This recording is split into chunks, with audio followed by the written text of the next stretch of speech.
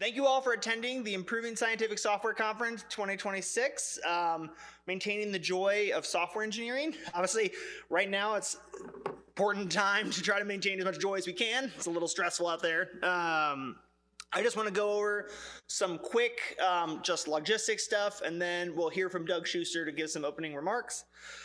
Just real quick, if you've never been here, bathrooms are in the back left over there. You'll see a little hallway, just go in there. We have to suddenly leave the building. The exits are on the side. There's emergency exits. Then also, if you have any questions, particularly related to logistics or getting badges or whatever, chat with the admins or Sam Scalisi. I just said right over back there. And then there's a couple other admins in the front desk. Or feel free to email at sizzle_events if you need anything. And then just in terms of questions during the talks, we'll be taking them as they come in. If you're in person, please try to come up to these microphones right here, so that way the questions can be recorded. If you're online, because I think this is how you online, we should have, I believe, Slido set up, so just enter your questions there and we will read them as they come in. Awesome. Okay, well that was it. So yeah, please give a warm welcome to Doug. Cool, thank you.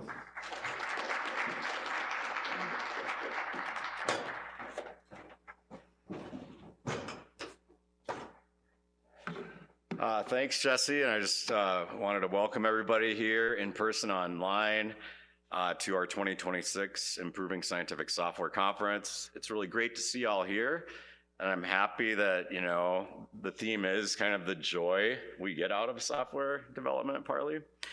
To introduce myself, I'm Doug Schuster. I'm the Interim Director for the Computational Information Systems Lab at NCAR, and, we've helped organize this meeting over the past several years, and it's become more of a community effort across the whole organization over time. And it's really great to see that.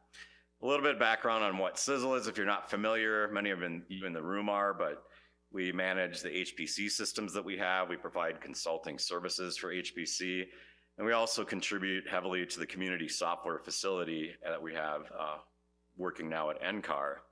And really our mission is to empower our scientists and researchers and really our university community with all the tools and capabilities they need to perform their research in the earth system sciences. I really appreciate some of the goals of this conference because it's so important that we promote the delivery of software development best practices as a focus of our community here at NCAR in general. I came up as a software engineer at NCAR, in the early 2000s, and I didn't have all the tools that are now provided through this community. So it was kind of the Wild West, do your own thing.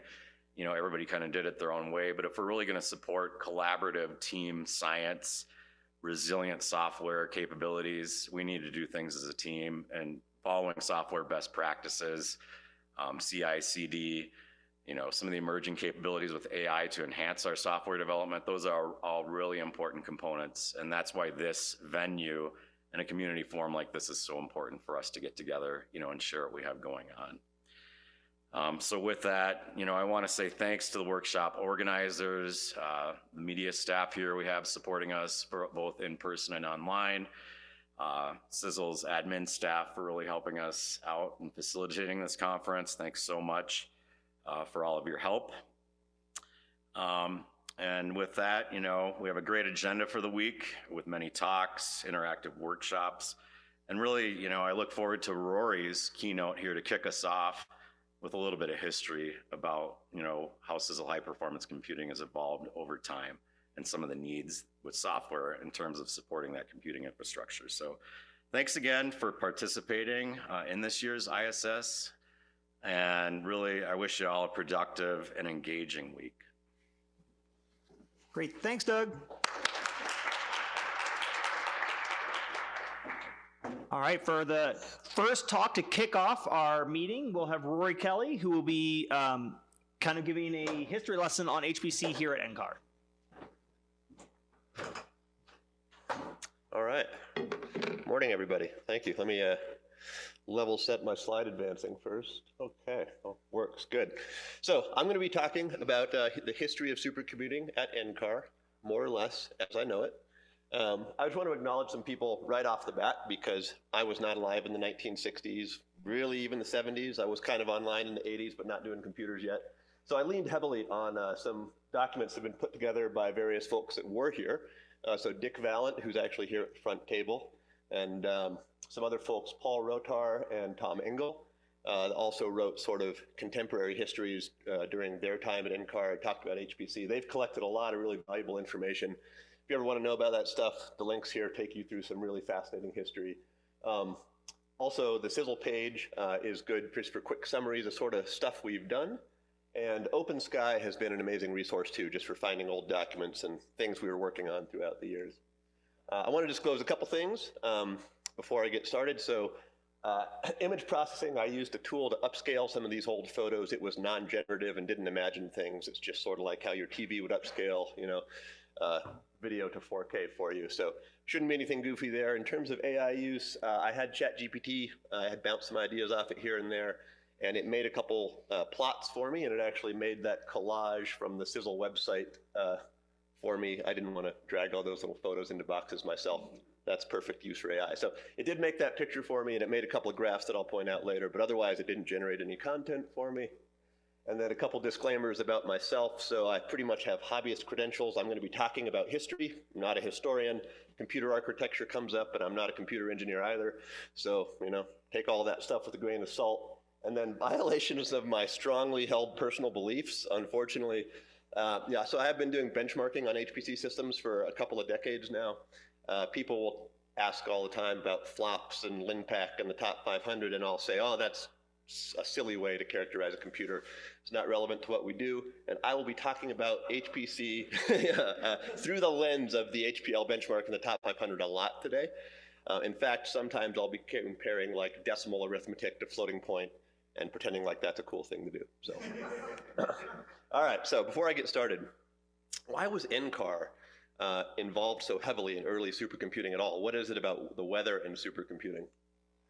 Well, a lot of it goes back to this crazy guy, and I mean crazy in a good way, but Lewis Fry Richardson. A lot of you have taken like probably numerical classes, weather classes, and have heard about this dude. But he was a mathematician who got it in his head that we could numerically predict the weather, right? And so he did some experiments by hand, where in a region over Western Europe, centered around Germany, he discretized the atmospheric equations. He did a sort of 200-kilometer grid spacing, finite difference methods, leapfrog time skipping, and said, I'm going to calculate the weather based off of, interesting, he picked basically, there was a date where a lot of universities and towns in Europe agreed to all collect atmospheric data on the same day at the same times. So he had an input data set. So he picked a particular day where he had input data. He came up with his equations and tried to time step forward by 6 hours. He did this by hand with a slide rule and log tables, and came up with a forecast, and it was totally wrong. It would have been wrong for a lot of reasons. You know, the CFL condition didn't exist yet, but if it did, he would have violated that wildly. Not actually an issue, because he only calculated one time step. You can't really give him much grief for doing that by hand. But he had particularly a bad pressure input data point that screwed up the rest of the forecast. And he sort of knew about that. And so in his conclusions, he writes that like the input data was a little bit suspect, so probably with better data, this would have worked better. But he still published his bad results. And he also went on to write this book, Weather Prediction by Numerical Process. Again, this is in 1922, so long before electronic computers, but he's like, it was really hard, you know, so I think it took him 6 weeks to calculate one time step by hand. He was like, that was really hard. But I think if we just had more people, we could do it. So he thought about how would you actually do this? How could you predict the weather numerically? And he imagined this whole machine. Let's see if I can get a pointer going here. So this thing that he kind of called like a forecast factory. What would it take? What would the architecture be if you actually wanted to try to numerically predict the weather? He thought you'd need about 64,000 people were doing the computation. And the architecture he imagines is actually pretty amazing. This is a little picture of what he thought it would look like down here. This was done by an artist, architectural drawing guy from University College Dublin in like the late 80s, based on Richardson's description. I'm going to zoom into that a little bit, because the way he imagined that you would do this if you wanted to, you would have this giant sphere, and these red and white boxes are essentially the grid boxes. you have these people over here. That's a zoom in of that quadrant. These are the actual computers. These are the people that are responsible for doing the math in their quadrants. You've got these folks down here. So all these little rooms full of computer people are connected by pneumatic tubes, and they send messages to each other with their various, grid cell updates. All flows down to these people these guys are these are kind of switches. They're also kind of MPI. They're a little bit like having processors in the network. They collect everybody's data and send it back out to other rooms where the results are going to be needed. This guy is the director. He's basically taking a global view of the computation and synchronizing people. So he's a little like a living MPI barrier. He does it with these two spotlights, which is kind of a fun concept. So if he's shining the red spotlight on you, like you're in a barrier, you need to stop.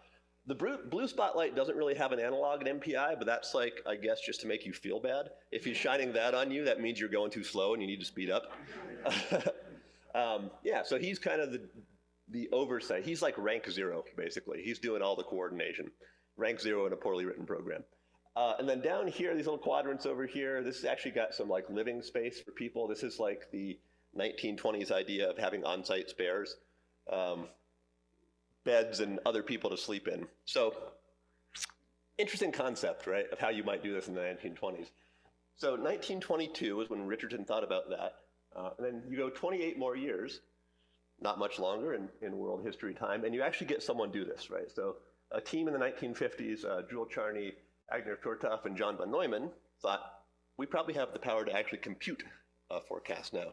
So it's a little bit of a, it's not the best, but they discretized the barotropic vorticity equation, so not really the full atmospheric equations that we would work with today, but they do a 24-hour forecast on ENIAC.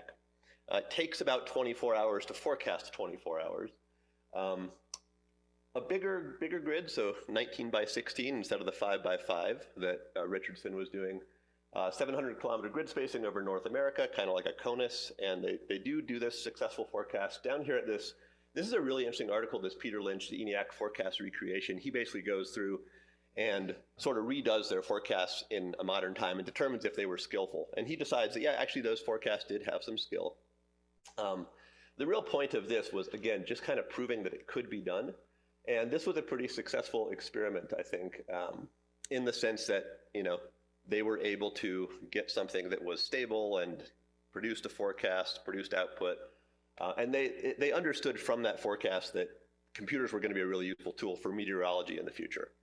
So thinking about these things, I just kind of wanted to compare Richardson's forecast factory, ENIAC, and a modern HPC node. It's kind of interesting when you do this. So the forecast factory, how many flops could that thing have done, right? Well, if you had 64,000 people, it turns out in the cognitive science literature, when you give people long numbers and ask them to add them together for hours and hours on end, humans are good for about 10 seconds per flop, right? So you might think that 64,000 people, that's probably about 6,000 flops. And interestingly, ENIAC is not much different. Again, it wasn't a floating point machine, it was fixed point, but they implemented floating point arithmetic. I mean, they basically just scaled their results in fixed point and made sure nothing blew up over the course of their 24-hour forecast. Chose their scaling well. So they were computing floating point effectively in fixed point, and ENIAC could do about 5,000 adds, 300 to 400 multiplies, 40 divisions per second. And it's not really, it's kind of a, could you use all that at once? I don't know, but that's what its peak would have been. So again, that's similar to about 6,000 flops. It's actually not far off the forecast factory. And what about like a node of derecho, right? So a node of derecho, a compute node, is about 5 teraflops in FP64. You could double that if you want to talk 32, which would probably be more appropriate. So on a really well-tuned weather model, that might sustain something like 600 gigaflops, so a little over 10% of peak. That'd actually be a really well-tuned one. But not outside the realm of what's possible. So 600 gigaflops, or about 6,000 times 10 to the 8 flops. So you can see we've got about a factor of 8 on a modern HPC node. And then, of course, like I said, you could do FP32 and double that, and then you could add 3 orders of magnitude and another factor of 2, because that's how many nodes we have. So obviously substantially faster. In terms of data movement, it's kind of interesting too. So this regime we operate in these days, we're usually pretty memory bandwidth limited. Like a derecho node needs in order to not be slowed down by memory, you need to do about 48 flops with each 32-bit word you bring in from memory. That's kind of the ratio of like its memory bandwidth to its compute power. So you need to be reusing data. It's really, really hard to keep modern CPUs fed. On ENIAC, that's a weird machine, different architecture, right? Where you don't have like main memory and you're pulling things in. Instead, it's like a data flow architecture. You're using patch cables and plugging things in and trying to make data flow through the machine. But the ratio of moving a number to computing a number was actually fairly balanced. It took like 10 seconds, 10 cycles, I should say, to move a number from one place to another. It took like 20 cycles to add them together. So it's reasonably balanced, actually, in ENIAC architecture. And then Richardson Forecast Factory, that was a weird one. So I went back to that sphere that Stephen Conlon drew, and you can estimate based on the number of boxes you count going around roughly how large you assume. It's like, well, you probably guess like an 8-foot ceiling, that's pretty standard, maybe a 4-foot subfloor to route all those pipes. You can figure out how big the sphere is, and a high-performance pneumatic tube can move a tube through its network at about 25 feet per second, a really good one. So you can figure out, it probably takes, you probably really wouldn't want all those people in a room off to the side. You'd maybe want like a ring at the top and a ring at the bottom and a bunch of pipes through the middle in case they needed to talk to each other. And that way everybody could send maybe a quarter of the sphere. So a round trip of one of those tubes would take maybe 20 to 30 seconds, depending on where you were. But the cost of sending one bit through a tube is the same as writing all 15 of the numbers you need to send. The bandwidth, as long as you can write it all on the same piece of paper and put it in a little pneumatic tube, it's actually sort of a high-performance network in a way. So I actually think that Richardson's Forecast Factory was probably going to be pretty compute-bound. It was going to take on the order of maybe 30 seconds to do a communication, but if you start thinking about like a 5-point stencil on a bunch of levels and taking you 10 seconds for every addition you're going to do, you're probably talking on the order of like 10 minutes for those people to compute and on the order of less than a minute for them to communicate. So yeah, I think the Forecast Factory was compute bound. Pretty wacky ideas, and it's kind of interesting to compare what they were like to modern technology. So anyway, 1950s, ENIAC does a forecast, and a few years later, NCAR starts existing, and this is the first computer we get. I'll get back to that in a second. I want to talk about what was NCAR briefly. So in the late 1950s, it was recognized that the universities couldn't provide all the atmospheric research that we needed. They were resource lacking, and a bunch of university department heads got together, recommended the creation of a national institution to help advance and provide resources for atmospheric science generally. So their recommendations were written up in what's called the Blue Book, which you can read. The full Blue Book is available online through the library in Open Sky. And they captured basically what NCAR should be doing. And I just highlighted some relevant points here, but they talk a lot about the computer facilities that are going to be needed. So they recognize that a modern computer is one of the most important tools that you could have for atmospheric research. So they specifically call out a high-speed, large storage electronic computer. They're going to be using large amounts of data, they know, and they're going to need a computational facility because the resources that the universities can provide are not viewed as enough, right? So they need kind of a national place to house this big machine. They also know it's going to take a little bit of time. So they identify that we'll have one eventually, but in this interim period, what we might do for the next few years is rent time on computers, other people's computers. And I was actually shocked by this number. So they put $1.1 million annually in the late 1950s as the budget for renting time on other people's computers. That's about $12.5 million today. So that's essentially just saying that even back in the 50s, running in the cloud was a really expensive thing to do. But that was the plan. The first computers that actually went into NCAR, so this is not a high-performance computer. It is a fancy calculator. But this was the first computer at NCAR, and that went into HAO, which was on the CU campus at the time because we didn't have a building yet. It could do about 1,000 adds per second. It actually didn't have arithmetic logic units at all, so it used lookup tables to add. And that earned it the nickname Cadet, which I love. Can't add, doesn't even try. That's really, without that acronym, it wouldn't have made my slide, but that was too cute. So that was our first computer, that guy. And then in that interim period, we had agreements with CU and NIST to use the computers that existed there while we were waiting to own our own. So early HPC staff. So this group was put together, led by Glenn Lewis. This is what is now Sizzle, but at the time this was called the Computing Facility Group. They were part of the Atmospheric Technology Group. And it was about 10 people by the end of 1962, which is when our first computer was going in. And they basically did the first planning and procurement for an HPC machine at NCAR. And this is what they ended up with. So this is the first true HPC machine at NCAR, the CDC 3600.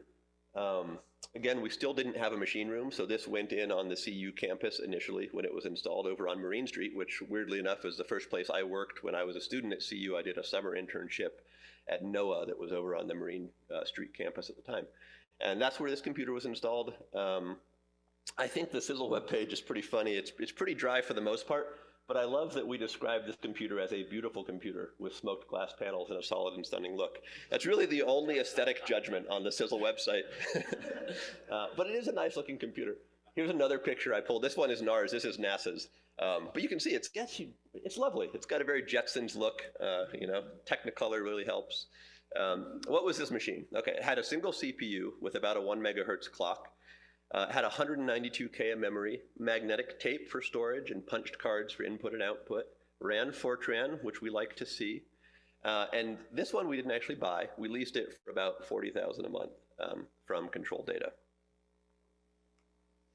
So what was this computer like? Like, this thing is so old. What would it do? How would we think of it, right? So if you were going to run HPL on the CDC 3600, how would it perform, right? So HPL basically, the time part, the important part, is just a dgem, so dense matrix multiplication. It looks like that.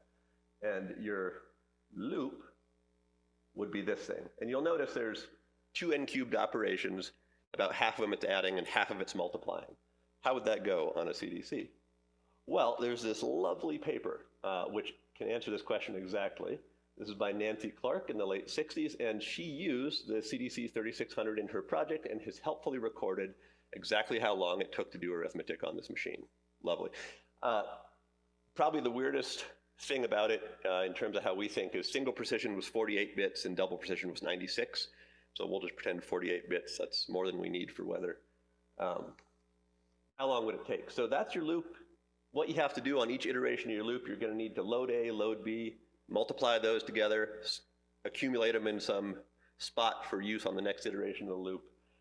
Overall, that's going to take about 15 microseconds. So you've done 2 flops in 15 microseconds. That's going to give you about 133,000 flops in a modern sense. So compared to Richardson's Forecast Factory, when I was making that up, it's about 22 times faster. So, you know, an improvement, but not huge. 175,000 in terms of bang for your buck, though.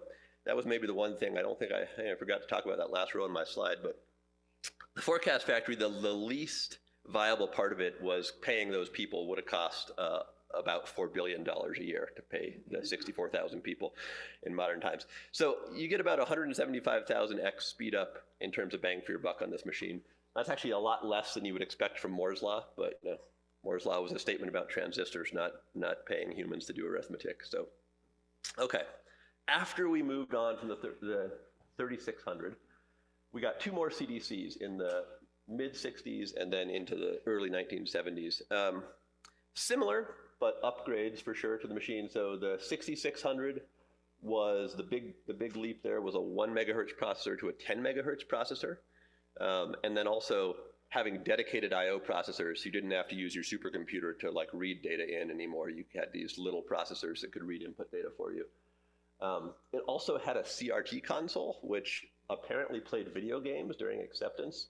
This was thought to be one of the earliest video games played on a CRT. It was actually Baseball, Lunar Lander, and Space Wars during the acceptance of the CDC 6600 at NCAR. It's also notable that when it was installed, we still didn't have the machine room totally ready, so it kicked the CDC 3600 out of its place on Marine Street. That got moved, I think, to like a Ball Aerospace building or something, some aerospace company, Martin Marietta Aerospace, maybe, I don't know, Dick, if you remember that, but it was relocated somewhere, and the 7600 went to Marine Street, and then later in 66, when the Mesa Lab Data Center was ready, it was eventually moved to the NCAR campus. And then there was another incremental upgrade of that. It was replaced by the 7600. This thing was thought to be about 5 times faster yet than the 6600. And this one actually started to get a slightly more modern architecture in a way. So it had sort of deeper pipelining and the ability to use these different functional units simultaneously more. It was less serial on the instruction level. And so you got about a 5x speed up out of a 3.7x increase in the clock. Again, ran Fortran, so we're still on the Fortran train. Okay, so what science was enabled by some of these early machines that we were using at NCAR? Some pretty important stuff, actually. So the first general circulation model that Warren Washington and his collaborators put together was actually done on the 6600 and the 3600. And as an acknowledgments over here, he pays a lot of, gives a lot of acknowledgement to both the machines and then also the CF staff that helped them write this circulation model and make it generally able to run on these computers. So that was pretty instrumental in the first GCM that was run at NCAR. Also, the research that led to the discovery of the Madden-Julian oscillation was done on the CDC 6600. And again, Roland Madden, so he wrote this article that I've got over here on the right. This is actually a recently written article talking about the era in which the MJO was discovered in 2 papers, basically. And he also says that the 6600 was, you know, this amazing computer that basically it made it possible to do those discoveries. So from the start, the earliest machines that went into NCAR for doing this type of work were really important in the field. Okay, so the CDC, the 7600, the one we had at 1971 is when that went in. You can kind of think of that like at the time, that was the pinnacle of scalar CPU performance. But even then, the increase in memory speed wasn't really keeping up with the increase in serial microprocessor speed. You know, it was hard to keep that CPU busy, and it was kind of setting the stage for a different type of computer that would come to dominate NCAR for the next couple of decades. And that, of course, is the Cray. So this is kind of our long love affair with the Cray architecture starting in 1975. This machine over here, this is serial number 3. It was the first Cray that was actually sold to a customer. So Cray had one, they loaned another one to Los Alamos for 6 months. But NCAR was the first customer to purchase one and actually use it in production. And it was continuously in operation from 1977 until 1989, making it the longest serving computer in our history. And you know, if you think about NCAR HPC and what we've done, and if there's something that stands for all of that, it's this machine here, the Cray 1. It's almost synonymous with with NCAR as an HPC leader. And yet we have no good pictures of it on our website. It's almost always like this photo of it rotting away in the basement. This is how I remember it. It's like a bucket of rust, totally neglected in the corner where no one ever saw it. You know, my apologies to you, serial number 3. We kind of did you dirty. It is now up in Wyoming at the NWSC where it gets displayed a little bit better. We have some glorious photos of the installation. So let's all just pause for a moment to appreciate this photograph, the lighting. Wow. I mean, the Mesa Lab is an incredible photographic spot. This one, I look at this, it's like part Close Encounters, you know, it's that Spielberg film. If you remember the poster, all the people staring in awe at the alien technology. These guys coming down on the crane, delivering part of serial number 3. There's shades of like Prometheus bringing stolen fire from the gods. This gentleman in particular has a lot in common with the Dos Equis man, the most interesting man in the world, casually smoking his cigarette as he lowers a supercomputer on a crane. I don't know. Fascinated by the whole scene.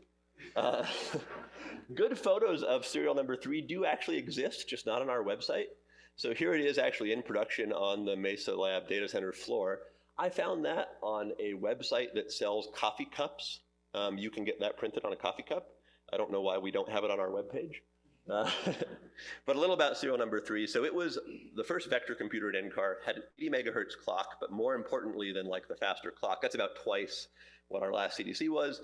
It had vector registers, and so this balance in this architecture between being able to load stuff from memory and compute data with it, it was generally much more balanced. It had about 160 megaflops peak potential, and it could actually use a lot of that, which is really what distinguished vector architectures for a long time, is it made the CPUs with these high flop rates actually quite usable. 8 megabytes of memory, 4,800 megabytes of disk. Those don't feel like big numbers. But compared to that CDC, it was about twice as fast, even on code that didn't vectorize well, just because of the clock speed. On codes that vectorized extremely well, you might expect an order of magnitude increase. And then on average for our workload, it was thought to be about 4.5 to 5 times faster. So it was a significant advancement in terms of what NCAR was able to field for doing research. And why was it so fast? So Cray, and in particular Seymour Cray, who was the designer, I should mention not only was he the designer of these Cray machines, obviously, he was also the designer of the CDCs. But he basically spun off and went out and did his own thing after working on the 6600 and the 7600. And the things that were being done here are pretty characteristic of the way he viewed supercomputing. He was performance at all costs, and I'll deal with the consequences later, were kind of his approach. So this machine, and the CDCs too, they were implemented in ECL logic, or emitter-coupled logic, and compared to like CMOS at the time, CMOS was quite slow. ECL was quite fast, but the way it works, it has actually got 2 active voltage states that are pretty close together, and they switch back and forth pretty quickly because it's a really small voltage swing. But the consequence of that is current is always being drawn in these machines, even if it's not computing anything. So they're really hot and they're really power hungry. So this required Freon-based liquid cooling, and if you ever saw a picture of this and wondered why the whole thing looks like a heat sink, the whole thing is a heat sink. It's got these giant metal plates, and modules are mounted in direct contact with those plates, and those plates have channels milled in them that refrigerated Freon is flowing through to keep the whole thing cool. And that was necessary mainly because this thing is really, really dense compared to the machines that preceded it, the packaging. So it's a lot of shades of what we think of as a modern supercomputer. Really isn't, derecho these days, you can go buy most of the parts at Best Buy. It's not a very fancy thing. The thing that makes it a supercomputer is the network, but then more than anything, the plumbing and the packaging and the density of it. And a lot of that's reflected in this early Cray too. Just the design of it generally would set the trend for how we think of supercomputers in the future. It also included an auto-vectorizing Fortran compiler, which was revolutionary, and it cost about $9 million back then, or about 48 today, and that would put it's not out of line with what we procure today. It's probably on the higher end of what we spend today, but it's kind of still in the same ballpark of what we spend on a supercomputer today. So it was so nice we bought it twice. When the CDC 7600 was retired, there was a debate about should we get something else that's more serial and is a little better for some of the data stuff we do in the post-processing. And then there was another camp that just wanted another vector computer, and we found a used one, probably through Cray. I'm not sure exactly where it had been before us, but serial number 14, it was basically an identical copy of serial number 3. And so we had 2 of them on the floor for quite a while. This is a picture of Walt McIntyre, who was the director of the computing facility. Actually, I guess SCD by this point, because it was early 80s. Standing in front of the second Cray, and the 2 were on the floor for a good while until the 86, when we retired this one and kept the original one working, and we replaced it with this thing. And this is the last Cray I'm going to talk about in detail, but this one is also interesting because it's the first multiprocessor we had. So it's still vector processors, but it has 4 of them, and this enabled an entirely new way of doing computation where you could have multiple parts of a code running on different processors simultaneously at the same time. So it kind of spawned the very early notion of doing parallel computation. So this thing, again, feeds and speeds aren't that important, but it was a 4-processor machine. It's 117 megahertz clock instead of 80, so it's a little bit faster. 64 megabytes of memory now, pretty impressive. It had SSD storage, which was pretty interesting for the time. So it was in the early 1980s or mid-1980s, had a gigabyte of SSD. So, you had some fast disk to work with in addition to the 20 gigabytes of conditional disk. And so the global ocean model and the community climate model, which were precursors to what we now call CESM, those were early codes that were able to run in parallel using all 4 processors of this machine. And in particular, that global ocean model reported like a 3.7x speed up on 4 processors versus 1. So, pretty reasonable parallel computation. All right, we can't talk about all the Crays. There were too many, so we're going to go fast. Here are the 3 I already talked about, serial number 3, 14, and then that multiprocessor 48. Then we get to the YMP, the YMP2, the Cray 3. This one's kind of cool, so I'll mention it just for a second. It looks like a fish tank a little bit, and this thing was pretty tiny. It is a fish tank, so it is actually you're looking down into a glass chamber, the electronics are inside there, and it's sitting in a refrigerated liquid flow inert bath to keep it cool. So what a neat idea. YMP8, that's one of the only things that my upscaling algorithm couldn't deal with. Our picture is so bad of this, there was nothing to be done. So, okay, the T3D. Couple quick stories about this. So all these computers on this chart have actual names. They're like Capital and Antero, and they're generally named after peaks. For whatever reason, the T3D was named T3D. And I don't know what it did to deserve such a slight, but it never got an official name. We call it T3D. It also, though, is a pretty important marker in the history of supercomputing at NCAR, because this thing had 4 gigabytes of memory, and that officially makes it the first machine that would have been able to run Chrome while I was preparing this talk, which required 3.3 gigabytes of Chrome tabs to do. So it takes a T3D to run Chrome. And then one more story about this. When I was first at NCAR in the early 2000s, and I was part of the computer science group, we had to move offices one summer. And we had to move from, we were in that area right outside the cafeteria, the little glass-walled thing. We had to move up into the towers for a summer. And when we were moving out, Rich Loft discovered the front panel of this behind one of those giant wooden bookcases we all have. And I don't know how long it had been sitting there, but I just remember them moving out of the office and pulling out that front panel and thinking, how long has this been here? What is it? Oh yeah, I think that's the front of the old T3D. And I think this sits now somewhere in the hallway on the 1B level. I feel like I've walked by it. So anyway, typical supercomputer story. It ended up scrapped and torn apart, and nobody quite remembers. Okay, we had more craze after that. J90s, C90s. T3D got upgraded right before the end of our Cray experience, so it basically doubled in size. And then the last machine here is a J90 SE. These last two, the upgrade of the T3D and this J90, were purchased under some duress that I'll get to here momentarily. But first I want to talk about the science that was done in sort of this vector and early multiprocessor era on the Crays. This was pretty important too. So it's a couple of papers I've pulled randomly here that acknowledge using our Cray systems. So 3-dimensional numerical simulation of severe storms done on the Cray 1 over here. This is the first coupled GCM experiment that also was done in the era of the Cray 1. We had a near miss with that parallel ocean model for a Gordon Bell Prize back in the late 80s. And then also, this is just a picture I pulled from the Cray marketing material at the time, talking about NCAR as the first supercomputing customer for Cray, and using kind of us to market their products and saying, look at these guys, even, Cray can even handle a big problem like weather. So during that era of Crays, the 1990s, there were a lot of things going on that were not vector computers. It was a pretty wild time. If you were doing computing back then, it's pretty notable like how many vendors there were and how many systems there were and how they were all actually different. It was a little overwhelming. So we had all those Crays and they were doing our production work. But we also had a bunch of other systems on the floor just to keep abreast of sort of what was happening with HPC, because it wasn't clear, there were parallel paradigms, there were these vector paradigms, there were large shared memory paradigms, distributed memory paradigms. It wasn't clear at all like what supercomputing was going to turn into. So we always had these systems on. I'm thankful that Dick Valent told me this was called the petting zoo. I didn't know that. But we had a bunch of random systems in this time. So basically, things from Compact, our first IBM SP, like a clustered supercomputer there, HP Exemplar. This is basically like a proto-Casper. This is an IBM workstation cluster.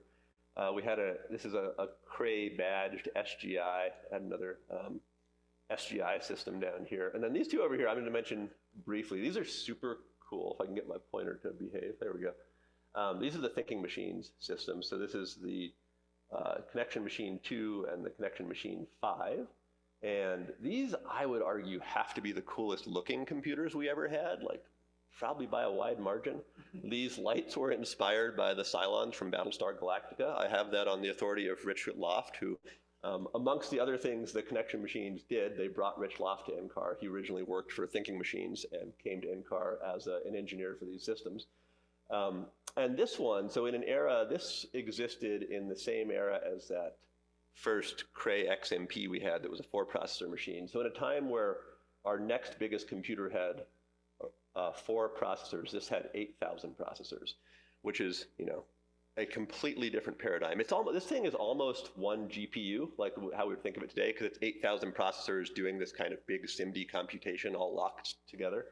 But that was a really revolutionary idea at the time.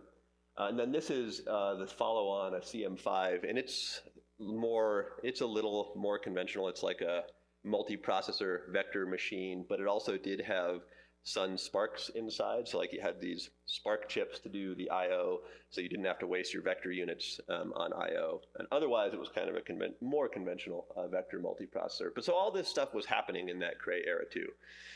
And then in 1995, we did a procurement called the ACE RFP, and I've stolen the title of the slide, Ace in the Hole, directly from Tom Engel, so apologies, Tom, but that was too good of a title. The reason it's Ace in the Hole is this era was also responsible for a big shift in NCAR's computing, but it wasn't necessarily for technical reasons. It was because we did this procurement. The clear winner on technical grounds was NEC with their vector machine, the SX4. And so the plan was to purchase a large SX4 system, but SGI, which had recently purchased Cray, filed a dumping complaint with the Commerce Department. That ended up in a 450% duty against NEC for selling computers in the US. That made it a lot less viable, obviously. NEC appealed this. Eventually it made it all the way to the Supreme Court, but while this was happening, it took 4 years for this to play out, and we needed a computer. Like, we couldn't just wait to see what was going to happen. So while that was going on, this kind of had the effect of moving us out of the large vector world, because we had to just buy something. So we were allowed to buy, like I mentioned earlier, those 2 last Cray systems. They were just sole sourced. The justification was, listen, our code's already run on Crays. We know how they work. We need to do something. So we got a couple of those Cray systems, and then we also purchased this. So this is Black Forest. This was viewed as really, if we're not allowed to buy what we want to buy from the contract, this is maybe the only other thing on the list that's technically feasible. So this was an IBM multiprocessor system that we procured kind of in the meantime. And then this got upgraded a couple times as part of the ARC's procurement. But this was the first big IBM machine that we had on the floor, and also kind of started the era of IBM as a computer at NCAR. So in '99, we purchased it shortly after it was upgraded from these Winterhawk 1 nodes to Winterhawk 2 nodes. That's basically twice as many processors. I think these were 2 processors per node, and these are 4. And then as part of our procurement that we readied while that lawsuit was happening, our next procurement, ARCs, this was actually upgraded again as the first phase of that procurement. And this is coincidentally the first machine that Rory ever worked on. So I came to NCAR in late 2001 and did some of the benchmarking and stuff on this machine. So I'm finally actually alive and at NCAR for this part of my talk. So just talking quickly about the final form of Black Forest, that last upgrade, it was 315 nodes, 4-way SMP Power 3s, 2 gigabytes of RAM, special proprietary vendor switch. Then we had 3 fat nodes too that were 16 ways instead of 4 ways, but didn't count much in the overall. There were only 3 of those. So it was about a 1.9 gigaflop system overall. So our first sort of teraflop scale computer. Again, we have a lot of IBM, so I'm going to fast forward through a lot of their history, but this is the Power 3s. This is a common theme for supercomputing at NCAR now, is we have systems and then small copies of them that are test systems. So these are Black Forest, and it's 3 upgrades, and then the test machines that went with it, baby blue. After that, we bought these P690s and their associated test machines. This is basically the Power 4, similar generation, similar technology, but just upgraded everything. So, you could almost summarize my entire talk by just saying things go up and to the right, which is what they're doing here. This was an interesting one, though, the E325. So this cluster thing was going pretty well, and we're like, okay, this cluster computing is working out pretty nice. What would happen if we bought a couple commodity Linux Opteron-based systems? And so we did. We bought these E325s from IBM. Mostly notable, this Lightning was the only system I know of that didn't work because it was full of sand. So it took considerable time with a shop vac to vacuum it out before it started functioning. Otherwise, I think it eventually started more or less working, but we didn't repeat that experiment for a while. Okay, the blue gene. Now we have to pause here on the list of IBMs because of everything I've talked about. If they were to say, Rory, you can only have one computer, which one would it be? Blue gene, every time. So if you interact with computers like you're trying to actually do something like predict the weather, I think this might have been a pain in the butt. It didn't have much memory and it was pretty finicky. There were like no libraries on the nodes. It was hard to compile, all that stuff. But if your job is to like benchmark and do performance tuning, I present to you the peak of human computing technology. So you could go in on this thing, you could run Wharf, and it would run to the millisecond the same every single time you ran it. If you went in and you made a little improvement that made something speed up by 0.75%, it would be 0.75% faster every single time you ran it. If you slowed something down by 0.5%, you could tell every single time. The most stable, most wonderful, most predictable machine I've ever seen. It was the best. We miss it. I miss it. I don't know if anyone else misses it, but that thing was great. Okay, so then continuing on, we got some Power 5s, Blue Vista, and Otis. Power 5 Pluses, Blue Ice and Ice Cube. Power 6s, Blue Fire and Firefly. Blue Fire, weirdly enough, this is just a comment on how detail-oriented Tom Engel was. There are 2 dots in our history for Blue Fire, different time frames, almost identical performance. It took me a while to figure out what was happening. This one, that dot, has 1 additional node than that dot. And I don't remember why. I was wondering, Dick, if you do. I kind of have this, I think something broke. We had to recable this for a while. And I think maybe we were mad at them and forced them to give us an extra node. Maybe. Is that what happened? It feels right to me. Something like that happened. That's why there are technically 2 performance numbers for Blue Fire. And then finally, as we all know, we did upgrade Frost one time. We bought 3 additional cabinets from SDSC when they were done with their Blue Gene. One more thing about Frost, it's fascinating. If you look at the performance, it's actually right up there with like our flagship supercomputer of the time. I think it was 2/3 of the performance or something, but it was 2/3 of the performance and it was about 4% of the power and 6% of the floor space that it was doing that with. So what a great computer. Okay, so NCAR's gone through this vector era. We're into the microprocessor era, the cluster era. If you were gonna say, what was the big change for people doing computer stuff in that era? You would say this. You would say going from vectors to these microprocessor, distributed memory, SMP cluster things were memory bandwidth limited. Like coming out of the gate, all of our codes were feeling the effect of having lots and lots of flops that you can't use because the memory systems can't keep up. So these are some slides that Rich Loft put together just after I got to NCAR in the early 2000s, which is why they look like they're 25 years old, because they are 25 years old, but I just dropped them in unchanged. Talking about our P690 versus the Earth simulator at the time. And you can see, if you look at like the estimated performance, so first of all, calling out that we get about 4 to 4.5% of peak on this early microprocessor cluster architecture, right? And if you look at peak performance, you would say we spend about $2.6 per megaflop in terms of peak performance. Earth simulator, $8 per megaflop, so it makes it feel expensive in terms of peak performance. But if you look at what we're actually getting, we get about 30% of peak on the Earth simulator, right? And so in terms of actual sustained performance, it was about $28 per sustained megaflop versus almost $60 per sustained megaflop on our cluster. So in reality, although it looked like these things were much more expensive, performance on the floor, it was probably half the price in terms of like throughput of our codes. So a lot of the work in this era was making our codes work better in sort of this distributed memory cluster era. A lot of work was done to, improve cache reuse, blocking well for cache, all the things that are the tricks of using these cache-based microprocessors. This is a little picture too, just to show you what I'm talking about. So this is a picture of that Power 4. The red parts are the parts that do the adding, and the green parts are cache, right? So that's the big difference, is most of the area on that chip, both of these chips were about the same size, the Earth simulator chips and the P690 chips, but one of them was basically trying to hide memory latency, and the other one is doing computation. Okay, but we did learn to program these a little bit better. A lot of important model development was done over this time, so this decade of having these IBMs are when we had the initial release of CCSM. I think it was just CSM before that. We added an extra C. That's the what we now call CESM. So it went from its 1.x release all the way through CCSM4 during this era. WRF also was replacing what I think the weather model of the time was MM5, and WRF was developed during this era to replace MM5.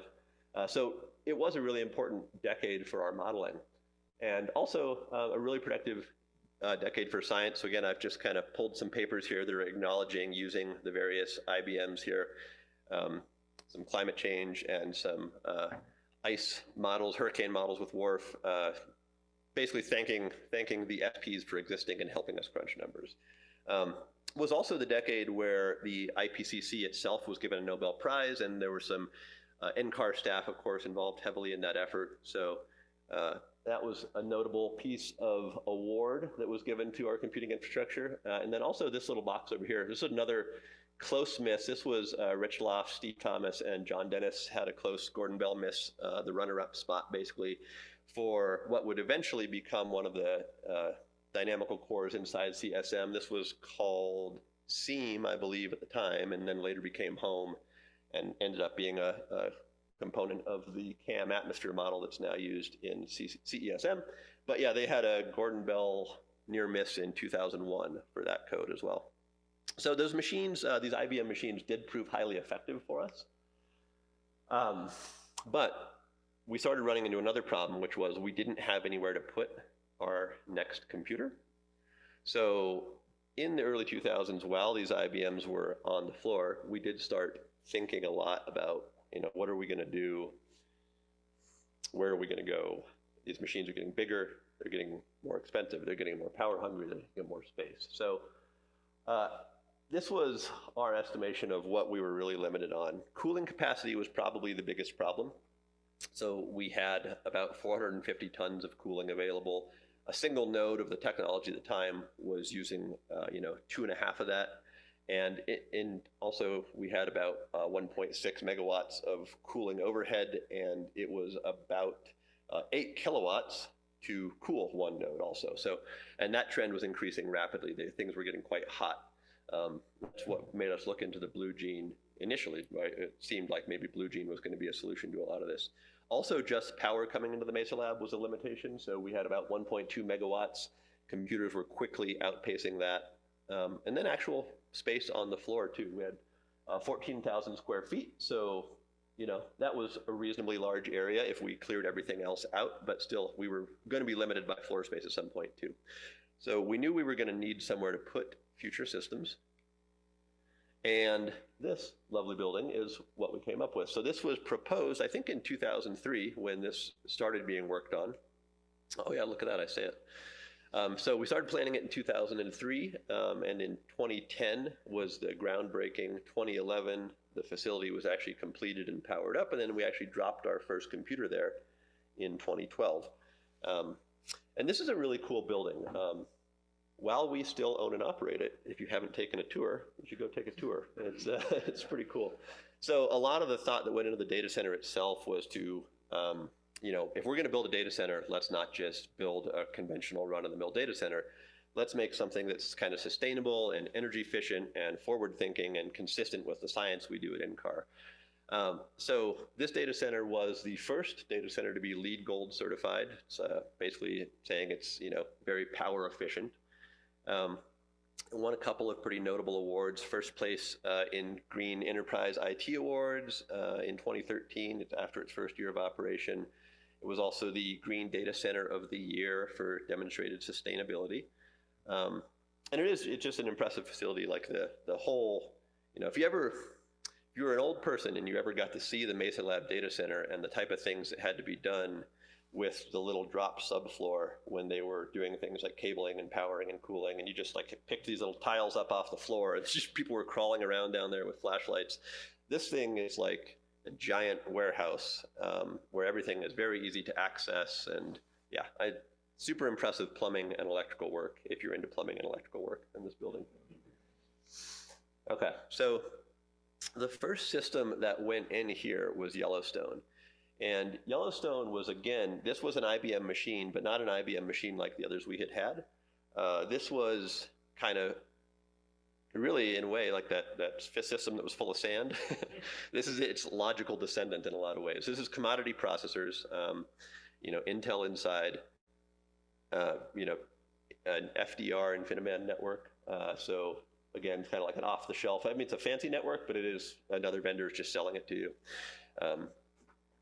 So the thing that made it is just the sheer size of it. And we were completely correct that this would not have been able to fit in the Mesa Lab data center.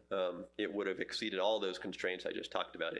Too much power, too much space, too much cooling. So it was a good thing we built the NWSC 10 years before this was installed. Were thinking about this problem because this computer absolutely needed it. It did provide about a 30x performance increase over our last power-based system, and that was the biggest delta in performance we've ever had. In fact, I remember at the time, so this was about a 1.5 petaflop system, and I was preparing a talk for supercomputing on this procurement in the fall after we got it in. And I remember going through different people's slides that they had talking about this computer, and some people were saying it was a 1.5 petaflop system, and some people were saying it was a 1.55 petaflop system, like using additional significant digits. Some people were rounding up, and I didn't know what number to use. But then I realized it's funny because that rounding error was actually larger than our previous computer. So I thought, well, it's quite notable that between the rounding errors on our slides, our entire previous HPC system could fit in that difference. So this was a big machine for us, but otherwise fairly conventional. It was, Intel processors, 32 gigabytes of memory, InfiniBand, and a full fat tree. And I would say if we learned a lesson from it on the computer side, it would be that fat tree. So, like I said earlier, the thing that makes supercomputers super these days, they're pretty commodity parts, but the networks are still special. The plumbing and the packaging is still really special. And this network at the time, we were pretty convinced we needed a full fat tree. So a fat tree, basically, if you have a tree of switches, like you have 3 levels of switch, fat tree means that as you go up to higher levels of switch, you're increasing the number of cables from the lower level to the top level, so that all the guys from the bottom, if they need to go up a few switches and back down, they're not feeling a lot of contention at the top of the network. So full fat tree just means that as you go up the tree, you're not losing any bandwidth. You're maintaining that full amount of bandwidth as you go up. And we thought that was important at the time for our applications. And partway through its life, we actually turned off half the ports to see what sort of performance impact that would have. And it actually has almost no impact for our codes. They ran exactly the same. And it's really expensive to build a full fat tree network. It's a lot of cost in switches and cables. And it turns out our applications and the sizes we typically run at, that's not necessary. So if we learned a lesson from Yellowstone, it's probably that. And then I'll just quickly talk about our 2 follow-on systems. I'm not going to talk about these much because they're so recent. A lot of you probably just remember them. But Cheyenne and Derecho, a couple notable things about each. So Cheyenne was about a 3.5x versus its predecessor Yellowstone. It was its fancy version of the network was a 90 hypercube, EDR InfiniBand, so the actual fabric is twice as fast. The 90 hypercube BART sounds like super impressive until you realize that it's still cabled up in the regular 3-dimensional spacetime we inhabit. It's just a logical idea, but it's trying to accomplish something that I've said was a problem with that fat tree. It's basically trying to make islands where you have really good bandwidth, where jobs can fit, but then you're not too worried about the connections between these islands if those are degraded in bandwidth versus the islands a little bit. That's a trade-off you're generally willing to make for somewhere like NCAR, where most of our production work fits in a fairly small region of the computer. So that's what the hypercube is accomplishing, is keeping the overall network cost kind of low, giving you good local connectivity, sacrificing some global connectivity. And I think the other notable thing about Cheyenne, also, man, what a good computer. I was pretty impressed with it overall because it ended up running 7 years, largely because of COVID and supply constraints. But it was a pretty solid machine. The last 5 of those 7 years, it had some trouble initially. The whole thing had to be recabled. We definitely had some Cheyenne headaches, but it was a well-oiled, dialed machine that we knew how to deal with extremely well by the end. So yeah, 7 years makes it, I think, our second longest running computer ever after the serial number 3 Cray that we had. And then of course, Derecho, you guys know about because we're running on it now. So it's again about a 3.7x increase over Cheyenne. That number is inflated by the GPUs. A lot of that speed up comes from the GPU portion. The actual CPU speed up is not particularly impressive, but Derecho has a bunch of GPUs. Again, its magical network part is the Dragonfly, and it's essentially trying to do the same thing. It's saying, we'll give you really good bandwidth on the local level where your jobs are going to run, but the third dimension of the Dragonfly is a little thinned out in terms of bandwidth. And again, I think that's a great fit for our actual architectures, or our actual codes. And then this was also the first GPU-enabled resource at NCAR that was really targeted for high-performance computing and not like one-off experiments. So it actually has a substantial GPU portion, although not as substantial as some would like. Okay, so NWSC4. Yeah, we hope so. We don't quite know, but a lot of us in the room are working under the assumption that there will be an NWSC4. It's really early in the planning stages, so we can't actually say much about it. But what we think we will probably need from our next generation of supercomputer is, one, we still have a lot of just vanilla CPU code that gets a ton of cycles on our system, and it's important for research. So we have to keep supporting that. The GPU community has responded to having a resource like the GPU partition of Derecho, and so that is a growing need. So we'll probably need a more substantial GPU modeling portion of the machine as well. And then also, obviously, with all the work in machine learning and AI that's going on right now, we're anticipating needing to procure GPU resources for that as well, but those will probably look different in terms of the number of GPUs, the type of GPUs, maybe the type of storage that's on that portion. We'll have different needs than GPU modeling. So we're almost looking at being able to procure, or hoping to be able to procure, a couple different types of computer for NWSC4, because we're seeing this increasing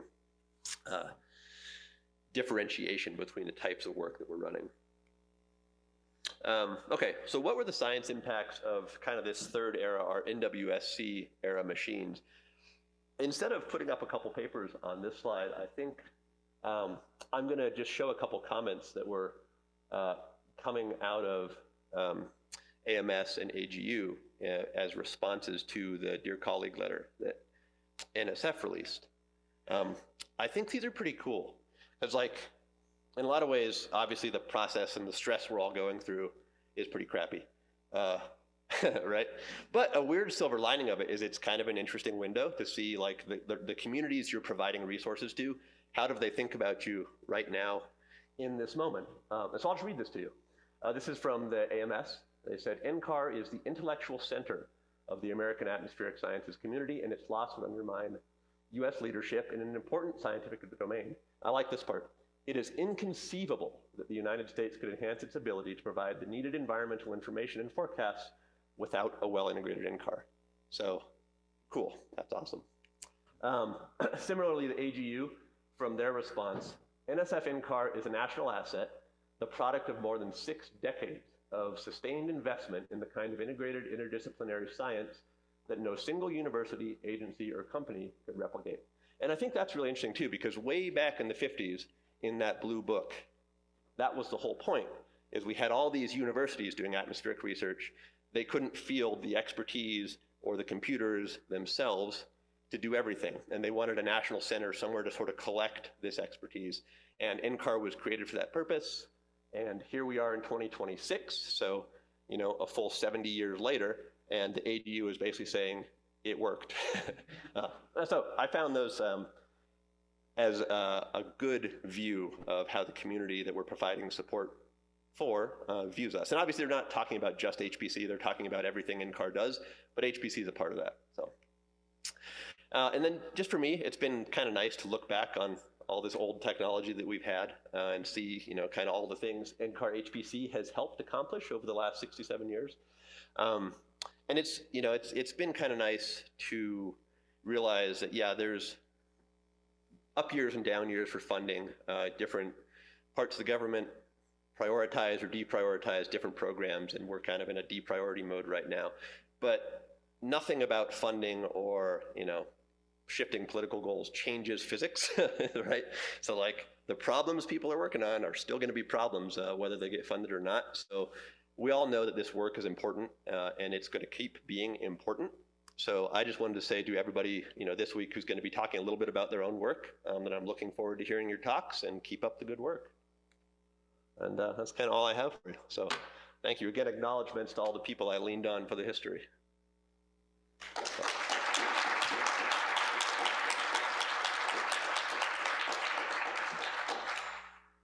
Great, thanks, Rory. Any questions, comments? If you have questions about old stuff, Dick was alive for a lot of it, and he's here, so.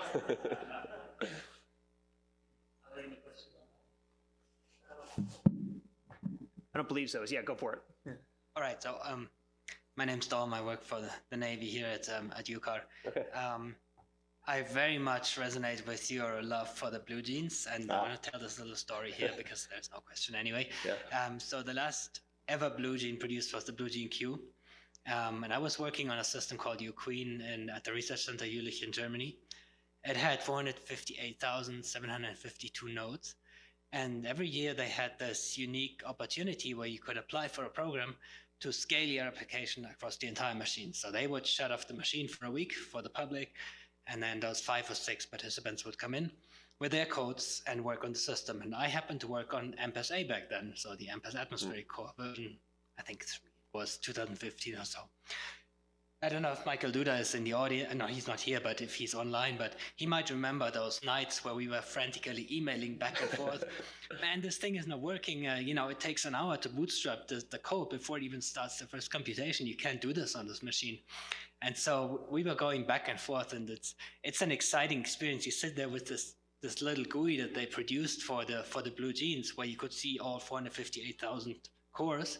The nodes are 28,000 nodes, and they would all go from green, from idle to red, and the power consumption will go up to 3.6 megawatt, and then it will crash. But at the end of the day, on the last day, we got it to run, and we got a factor of 5 or so speed up in the bootstrapping phase from this 1 week of intense experimentation on the system, and this tremendously helped, with looking forward, what do we do with this code when we go to larger machines, more cores, GPUs, things like that. So just a pitch for the joy of the software development. If you get to do this kind of stuff, it's awesome, it's a lot of fun, but it's also usually beneficial. And yes, the blue jeans were great. Yes, thank you. Thank you for the story. Yeah, absolutely some of my favorite computers. I wanted to point out too, during this talk, I forgot in a few instances, but one other thing that the Blue Jean gave us was Nancy Collins, I believe, if people remember Nancy. I think she was a software engineer at IBM on the Blue Jean software project, is how Nancy came to NCAR. So that was another thing we got out of Blue Jean. And then I guess while I'm chatting about it, we got Tom Engel from Cray, Rich Loft from Thinking Machines, Pam Gilman from SGI. So we had a number of some notable high-level NCAR staff that kind of came back and forth from industry and supercomputing. So, I had one question. 30x.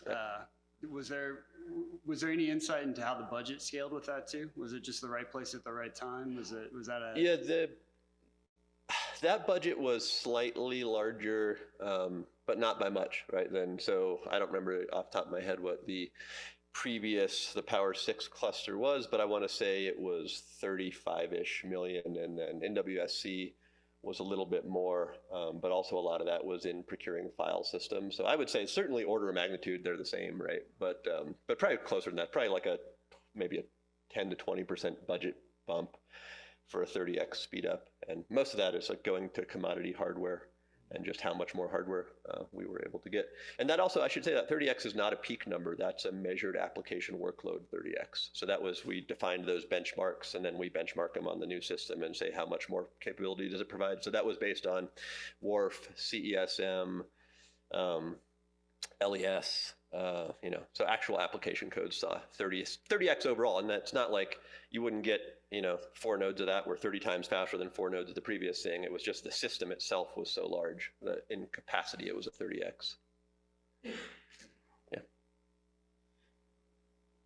Any other questions? Any online? Good. If not, I'm going to ask one. So I kind of get the sense that in general, the software kind of lags the hardware a little bit, in the sense that like we get a new supercomputer, it has a new architecture, and then it takes a while for the software to kind of take advantage of that. Is there any sense, maybe this is a question for Dick too, like kind of how long does that take? Is it kind of, in the order of years? I'm mostly just thinking because even now, we're kind of in this new GPU era, and a lot of our software, we're working really hard to get a GPU enabled, but obviously it's taking us a little bit of time. So I'm just trying to get a historical sense of how long did it take for the software to really use the new hardware? I would say there's a couple of different ways to look at that. I'll let you chime in too, Dick. But like for me, there's kind of two phases. There's like we put a new machine on the floor, like even derecho, which is not that different from Cheyenne before it.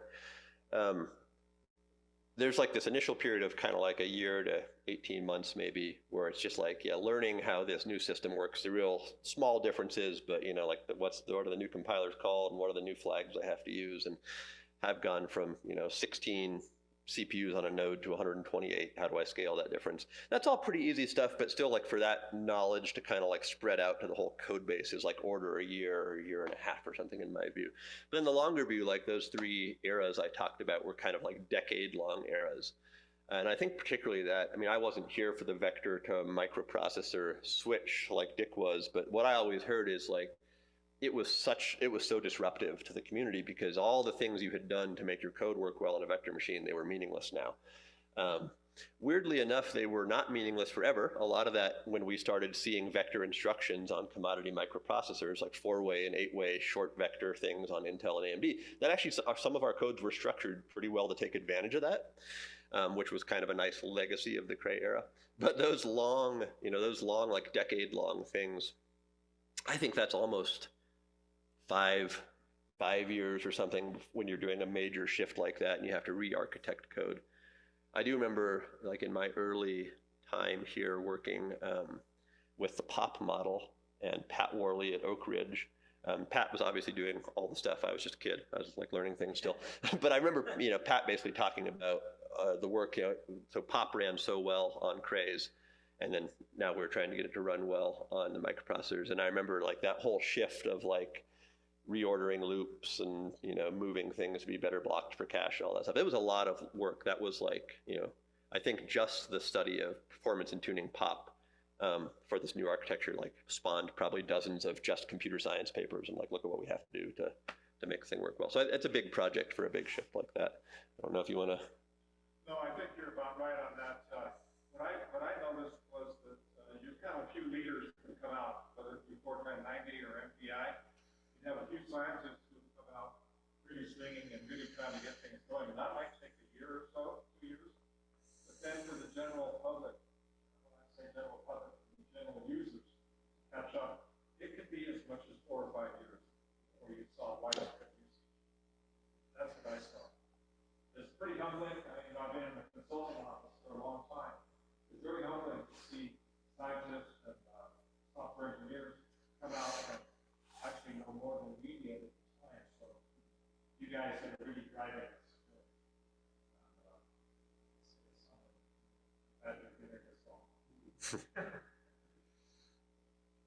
Awesome. Any other questions? Nothing online? Oop. There is actually one online question. For the early Cray computers, why are there black seats at the bottom? Black feet? Black seats. The bench seat, yeah. I'm trying to think if I had a picture. I don't think I had a picture. That one where it's falling apart in the basement, that photograph, one of those black seats is up. It's not just a seat. There's things that are full of wires and transistors and actual plumbing and power. So that's just a cool way of, underneath those, the brown serial number 14 had the brown seats. But that's all not wasted space. There's computer inside that, lots of pipes, for the freon and pumps and all that. There's lots of cooling in there. So I think I like it. So I know certainly from the one where the serial number 3 where the seat was opened up, you could look inside, and the pump for the cooling is inside there, and all the pipes, and so it looks a lot cooler than not having seats. Otherwise, it would just be plastic.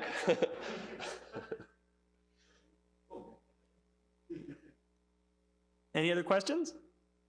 All right. Well, let's thank Rory one last time.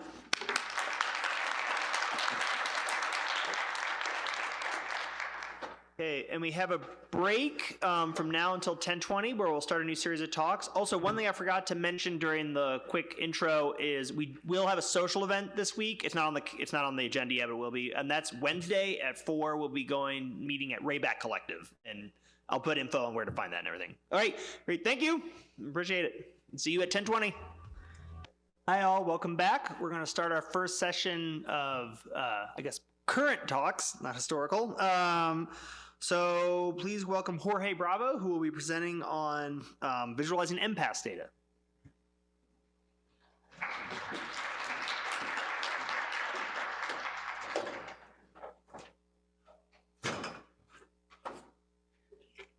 Hello everyone, thank you so much for this opportunity to see here to show what I'm doing as PhD.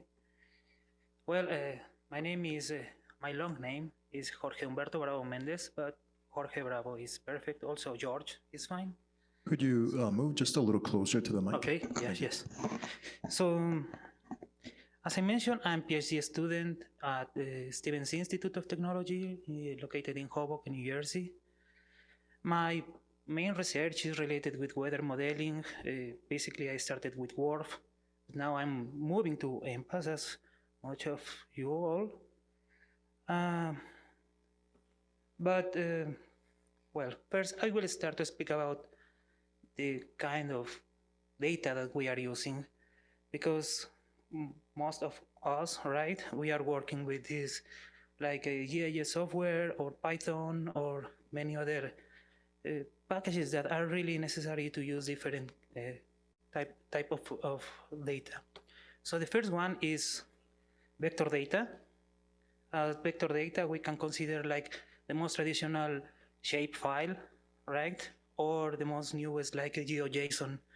This data is very useful for represent like polygons. In another case, the raster data like GeoTIFFs or HDF, also NetCDF. So that data is really useful for display or images or output data like models, WRF, for instance, right? But what happened when we have this unstructured data? So some of my colleagues are working with hydrological models, and in all these models, this is not new, right? For the hydrological point of view, what is this image? This image tried to show this kind of unstructured mesh on these hydrological models. This image is taken from this HEC HMS or HEC family weather hydrological models. So just to keep in mind, some softwares are available to read and display this kind of data. Now, what happened with our purposes as weather modelers? We are using traditionally WRF, right? Most of us, we are very common working with these models, and you can get this NetCDF, lat long data, or projected with Lambert or any others. But now, with this transition from WRF to MPAS, the play is changing, right? Why? Because this new model, or this model, not new, is using this unstructured mesh, same as we can see for the hydrological models, but it's not only the unstructured mesh. You need also to understand how you can display this data, not only considering you also need to considering different sorry for this. Yes, so you need to consider how to display this data in this very specific software like UES. So here, I like to work with UES, and my first talk was, okay, let's try to work with this MPAS data on QGIS. And of course, you can read directly, but here you can see that this data is not accurate, right? It's not accurate displayed. So it is showing as QGIS tried to display as raster format. But what happened?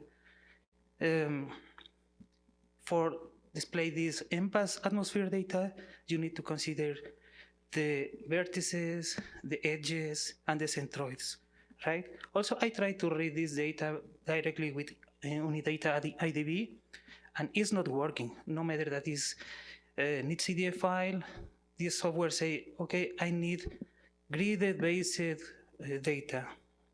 But as I mentioned before, you need to consider vertices, edges, and centroids to display this data. So this is more complex than we are thinking. And I know exist different softwares. In this case, particularly ParaView. I tried at the beginning when I started to understand how MPAS data is working, but I wasn't able to plot the data because you need time to understand, to read the data. So another case, also I tried to use NCL. NCL it's working well, but as many of you know, NCL is not more under development, so this is all, you cannot continue. And also NCAR say, for us, we are using only Python as a scripting language, right? So Python provide also a lot of different libraries that are really interesting and powerful. So based on that, I know, in this case, two different very good libraries. One of them is when you are going to this MPAS atmosphere website, they say in the visualization part, okay, we can, if you want to show or display your data, we are showing here this MPAS plotting, this GitHub repository. You can go, use, and test it. And for a first test, you can work, and it works well, really. On the other hand, UXArray. Also, it has very powerful functions to manipulate the data, not only MPAS, also in this UXArray, you can use another unstructured data, and also for visualization part. But for me, during my research, as I mentioned, my focus is the weather modeling. So one part of my problematic was how to display faster. So first, I need to say, I started to work with MPAS on 2018, even when I was not here in US. I was working in Mexico, and from Mexico, I started to work with this. First, with Wharf, I tried to run this model as operational for the Veracruz state. And during the transition in 2018, also I started to run kind of operational for Veracruz, as you can see here, this map. I remember on that time I used basically matplotlib triplot for plot the data, but the problem for me is MPAS is not triangular data, right? So that's not the good way. So it shows good maps, but are not the best. Another thing, I tried to use marker-based. It works well, but the problem is it works well for quasi-uniform meshes. What happens if your mesh is changing over the size? So you need to readjust, and when you are doing some zooming, like you can see here, also you need to readjust the size of the marker. Another way is to create polygons one by one and create like GeoJSON files, like here. Like here, this is a GeoJSON, and I create this for displaying a QGIS, and it works well, but it's really slow. And finally, another way is try to regrid in lat long mesh or traditional GeoTIFF.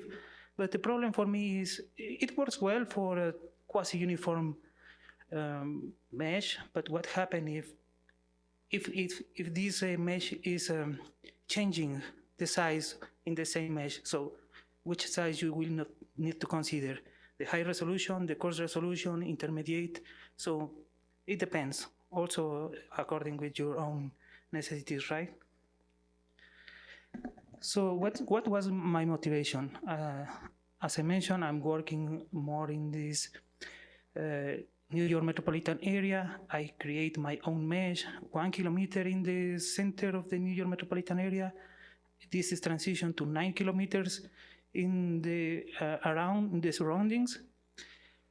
And well, for me at that time was not enough what already was able to display the data, and that's why I started to create my own code, based also with my history working with MPAS.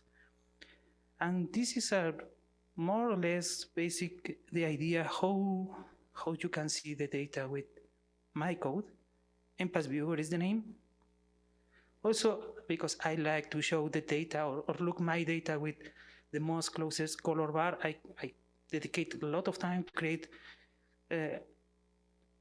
color bars according with the kind of variable. So I tested my code with different MPAS meshes. I downloaded these A, B, C, D, E, and F from MPAS-Atmosphere website. Also, I download this G from this MAG. Data is also from NCAR, is Mesoamerican Affinity Group. And this H is from the graph, is this the weather company weather model, is variable resolution. Also, I tested my data changing the projections according with these car2py functions, and it's working really well. I tested with the two previous data libraries, MPAS plotting, UXArray, and MPAS-Viewer. But I need to clarify, this graph is used when I send I press enter when I will plot, and to display the data. It's used for the display the data, this graph. It's not comparing the functions itself, it's used to display the data. And I use basically this machine with the Linux, Debian, it's basically one workstation. Now this is the idea how you can display the data, static files or invariant files, and the output variables. As I mentioned before, even I like to show my data with the most closest color bar, so I adapt these color bars according with the variable. When you are using this tool, you can get directly this kind of color bars. Here, the idea is to show how it looks like when you are zooming in a specific areas. Here, in the top, this is precipitation, and this is how is the transition from coarse resolution to high resolution, and also here is in the middle of the precipitation is the high resolution. And as you can see, there is no distortion, and you can see how the grid cells are showing very well. And the next one, the bottom is reflectivity. Also, because I show this library to different people, I ask for data from some people from NSSL. I ask this Auth data, and as you can see here, also works really well. Also, I download from MAG data, as I mentioned, is Mesoamerican Affinity Group, and the data, the code is working really well. Also, I tested with another course from MPAS. Also, I tested with MPAS Ocean, and here I also adjust the temperature color bar and works well. Also, I request for this chem data from ChemPass, and I adjust also this color bar. And as you can see, the code is working well. Here I will show a basic example how it works.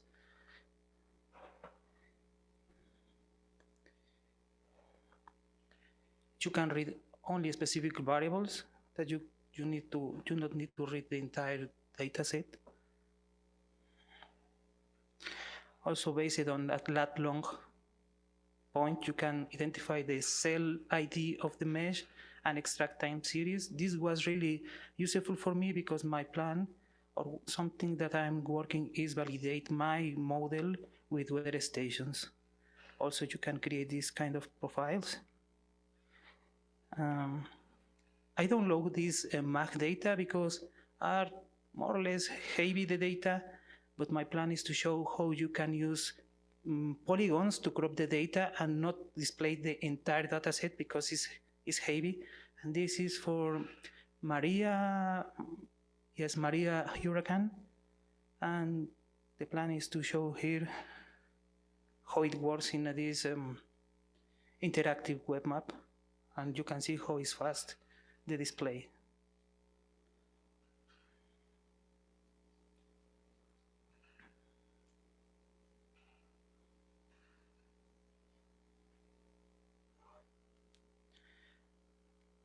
Another case was using this graph model. This is global high resolution atmospheric forecast. Is the weather company model. This is hosted in AWS, is SAR data, and my plan was to compare exactly with this the previous Maria hurricane, but now with this graph model, SAR data. So every time when I'm moving this scroll, is going and take the SAR data directly from the buckets and displaying directly. And as you can see also is relatively fast, the display, and also I'm cropping the data, I'm not using the global.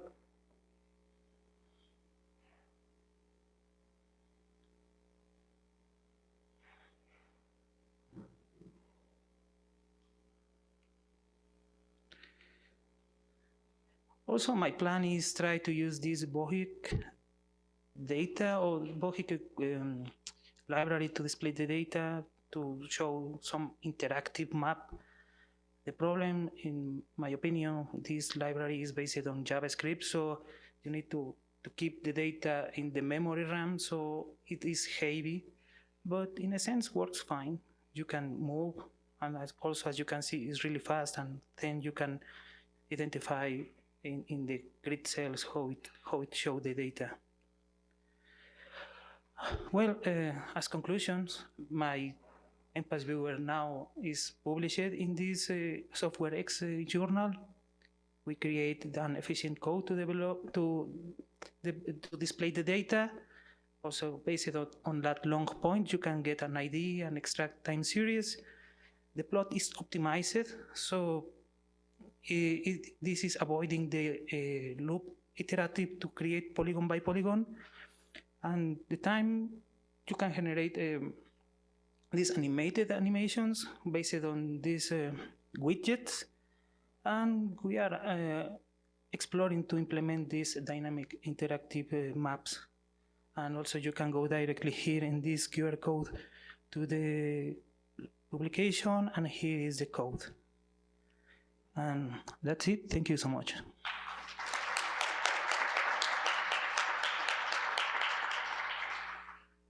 Great, thanks, Jorge. We have time for maybe one question.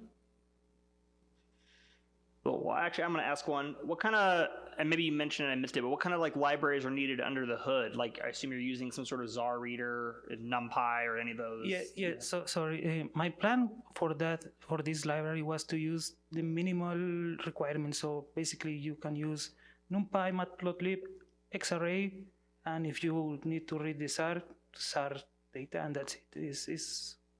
The idea is to use as minimum libraries. Yep. Cool, great. Thanks, Jorge. Any other questions? Awesome. If not, let's thanks Jorge, and then... Thank you.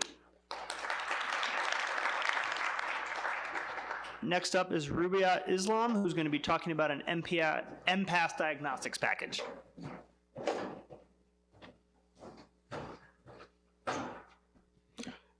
Thank you, Jesse, and good morning, everyone.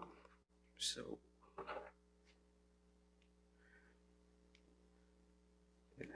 okay, cool. So, in 2024, fall of 2024, so I was working on a project with the Singapore colleagues So they were actually generating their MPAS forecast in their HPCs, and they were transferring that data over the internet, and we were using that data, and we were analyzing and doing forecast verification.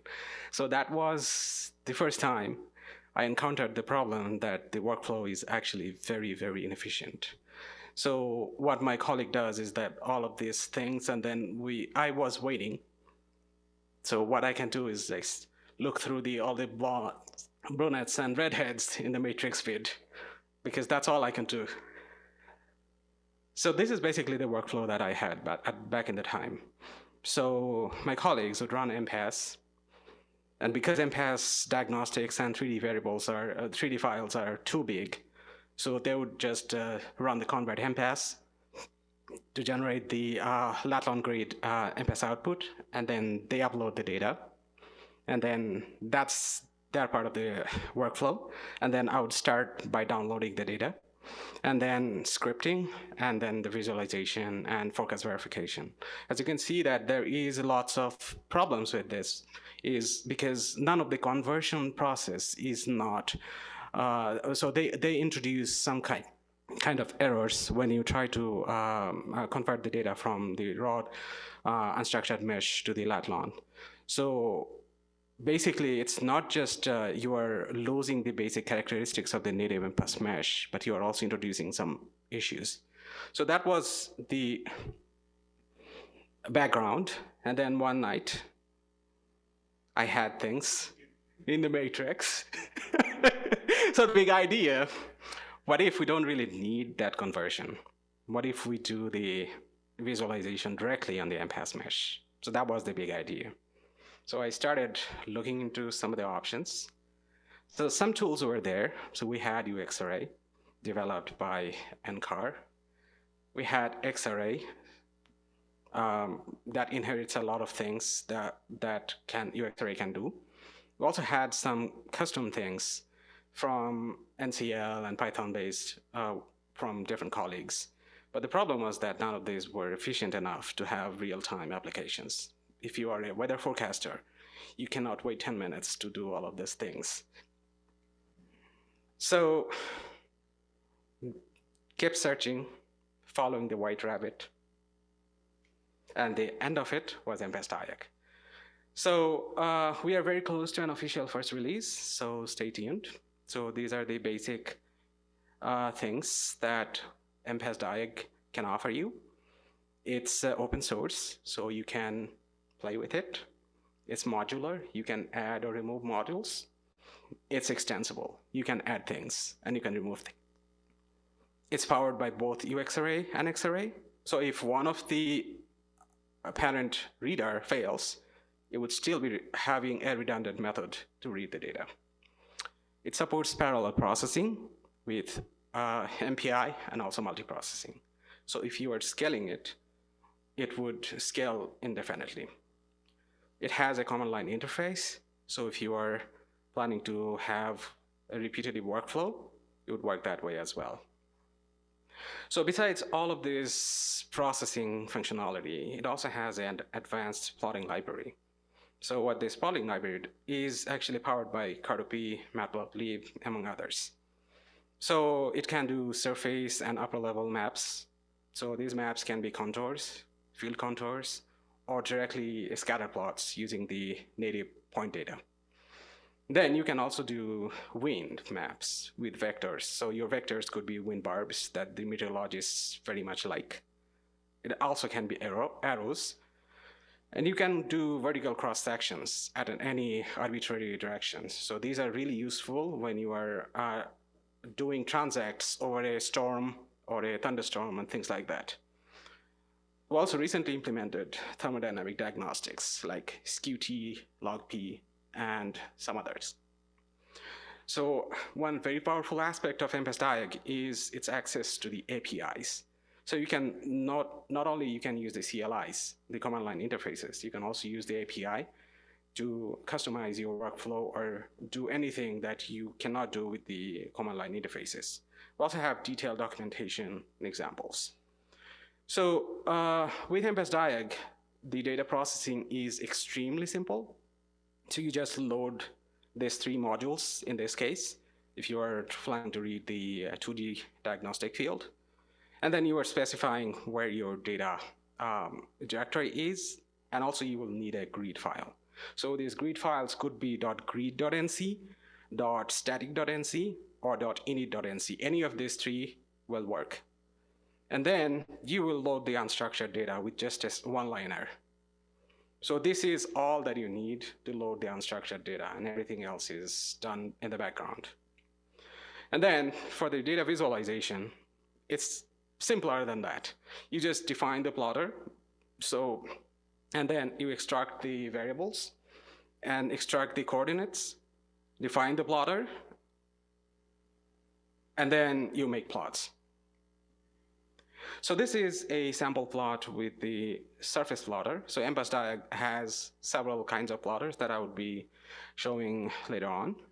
So these are for 2D maps of the surface or upper level variables. So you can have field contours, contour lines, or just a scatter plot. So in this one, I'm just using scatter plot as points on a matplotlib XRP map field. So to create this map, this is the command that you would need. So you see that the red line, the plot type scatter, if you just change the scatter with contour F, it will give you a field contour. If you want to have just a contour map, just change the scatter with contour. So it's that simple. And then this is a precipitation plotter. It's kind of similar to what we saw in the surface plotter, but this offers some specialized control over precipitation accumulation. So this is specialized 2D plotter for precipitation. Same as the previous one, you can do contour, field contour, you can do just contour, or you can also do scatter plot for the precipitation plotter. So to make the plot, as previously, you specify the plot type, but for the precipitation plotter, you additionally have one argument, which is accum period. So this is where you specify how much time you want accumulation for. So values could be 1 hour, 2 hour, 3 hour, 6 hour, 24 hour, whatever, based on your needs. So you have control over that. And then the third one is our wind plotter. So this is a specialized plotting class that generates a wind, U and V wind as a vector. So in this particular example, I am showing wind vector represented as a wind barb that the meteorologists very much like. But if you want arrows, just change one line and it would give you the similar result. And this one is a complex plotting. So the National Weather Service people, they like to have composite figures. They just don't want one variable. They will have multiple variables. So in this particular case, we have the 2 meter specific humidity in the shaded. And then we have the red control lines. This is the mean sea level pressure. And we have the vectors is the 10 meter wind speed. So having this kind of functionality, this is very empowering, especially for the operational forecasting community. That is exactly where I'm headed to. So the intended audience is operational forecasting and research. We also have another plotter. This is the cross-section plotter. So this is done on any arbitrary lat long line. So you can basically have Kansas to Texas, or Kansas to Oklahoma, or things like that. So you just specify the start lat, start longs, finish lat, finish long, and you will have like a profile of atmospheric variable. These are only applicable for the 3D variables, by the way, because you don't have the upper level information in the 2D variables. And then this is the recent implementation, this Qt log P. So the weather forecasting community also likes this one because it gives you a snapshot at a given point. So you have this dew point, temperature, and parcel that gives you the convection related stuff. So this is also implemented. So this brings us to the integration of other existing tools that we have. We know MedPy and SatPy. These are two very powerful and very useful Python libraries. So we currently have MPASdiag integration with both of these libraries. So if you need any of the analyses or plotting tools, from them, you can just integrate them very easily. So I'll stop here. So I'll have one more slide. Oh, maybe I think I updated. Maybe it's fine. So I just had like an updated slide in the morning, but anyways, that only has a benchmark, but that's it. So we had like a benchmark that is missing in this version. So anyways, so we have a companion website. So we have lots of tutorials and other related information. If anyone is interested, please feel free to take a look. And because it is still in development, we have a lot of areas that we can probably improve. One of the things is the MPI. So if anyone is interested, please let me know. We would be happy to have your contribution. Thank you so much.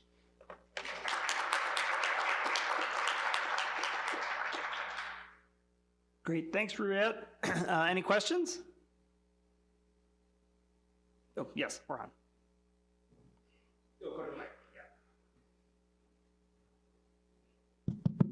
This is great. Yeah, thank you, Rubaiat.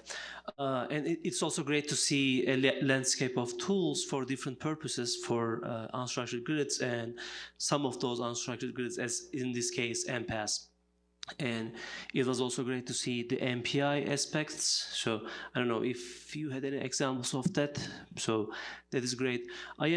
My name is Orhan, by the way. I am Orhan İroğlu. Yeah, I'm leading the software development efforts of UXRA. And really, these are all tools that people can use on different purposes, right? So, and I'm really glad to see for different purposes, all of these tools are coming out. And also, this applies to not only your study, but also Jorge's, the previous speeches study as well. One thing I would like to emphasize both on the UXRA functionality and also some homework on our end as well, because it really reminds me of maybe we could do things better. With UXRA, we have, I think Jorge has already emphasized, UXRA supports multiple grids, yes, not only MPAS, which is really from our I think perspective is great. Yes. MPASdiag is also great for MPAS only really fast visualizations. Another thing is I'd like to emphasize UXRA provides really, yes, 10-minute execution time visualizations, which might not be applicable for real-time things, but those are for like data fidelity, high data fidelity. Yeah. We have also some rasterization things that could take just a second, but I think this ISS conference in general is great because we software developers are seeing what should we improve. For example, in my case, I think we should be looking into our documentation, which is applying to all of other software development projects. I will definitely do this because maybe we might have done the things better in the documentation and improve them so that people could know, better about the functionality. And also, it reminds me some regret about why we didn't maybe have a conversation here and talk here. So, but yeah, I think it's a great reminder that not only putting together the functionality into the software tool is enough. Yes. You have to do documentation better. You have to communicate with people better so that people can know the functionality. But all in all, I think I really appreciate seeing this, and I just opened your website, the companion website, MPASdiag. The visualization is great there as well, and I will definitely check it out. Sure, thanks so much. Yeah, so it's like I'm currently the only one doing all of this. So like even though I wanted to, but I don't have like a lot of time to do all of the documentation. But surely I will have more. If anyone needs anything, just show me an email and I'll do my best. For a single person development process, I think all resources are great actually. And also I really apologize from the audience, this was not a question, but again, these are really great points that reminds us of a lot of different things on what we are doing. So thank you so much, Rubaiat. Thank you so much. All right. Well, wait, are there any other questions? Could we do a little just to check? Cool. All right, thanks, Rubaiat. All right, thank you. Appreciate it. Okay. Up next, we have Kyle Shores, who will be talking about using WebAssembly to do atmospheric chemistry.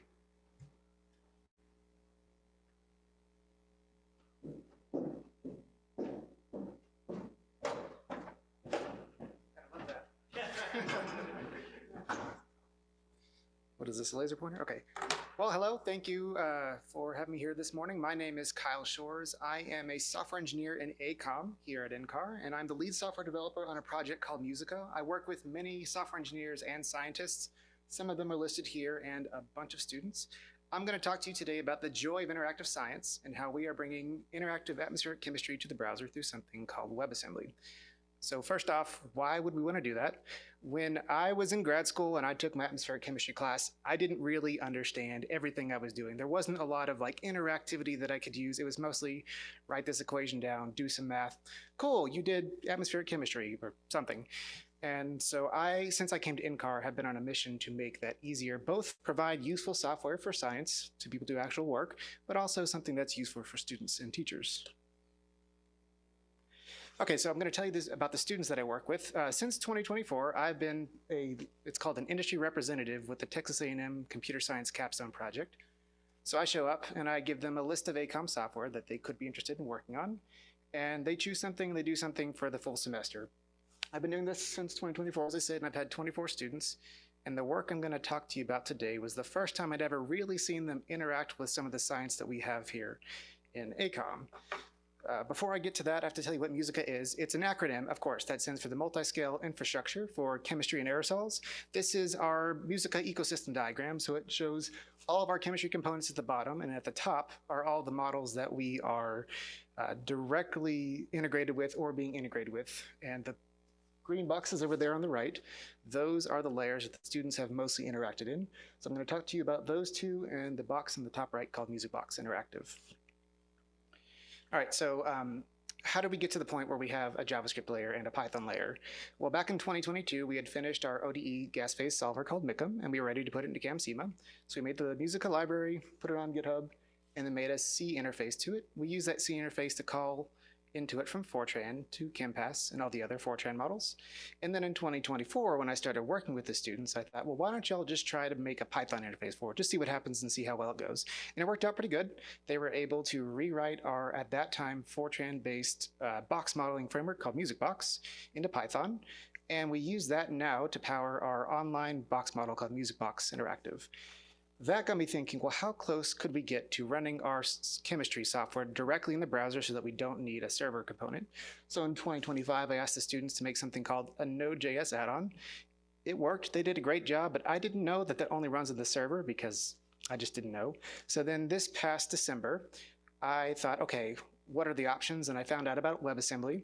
And I thought maybe I'll just prepare for the students for this coming semester. So I asked Copilot, GitHub Copilot, to just scaffold out what that might look like. Maybe just return the version number in WebAssembly.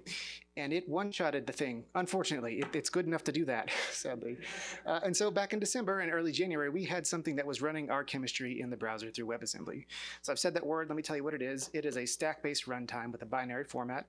It runs in the web browser. It was conceived of back in 2015, and the first implementation was in 2017 in Safari. Many languages can compile down to it: Ada, C, C++, COBOL, Python, Rust, Zig, not Fortran, unsurprisingly. And there have been many popular tools that now run in the web browser that didn't before. So AutoCAD, a very old C++ code base, been around for more than 30 years, that runs in the web browser. Figma, the user design tool that has a C++ backend, and all these other packages which you may have heard of or used, all have implementations in C or C++ and not in WebAssembly, but they do now. Okay, I'm going to show you the demo and why I think this is, whenever we're trying to deliver our science, you would hope that people see something that is eye-catching that they want to work with. So who doesn't like the Lorenz curve? I mean, I like dynamical systems.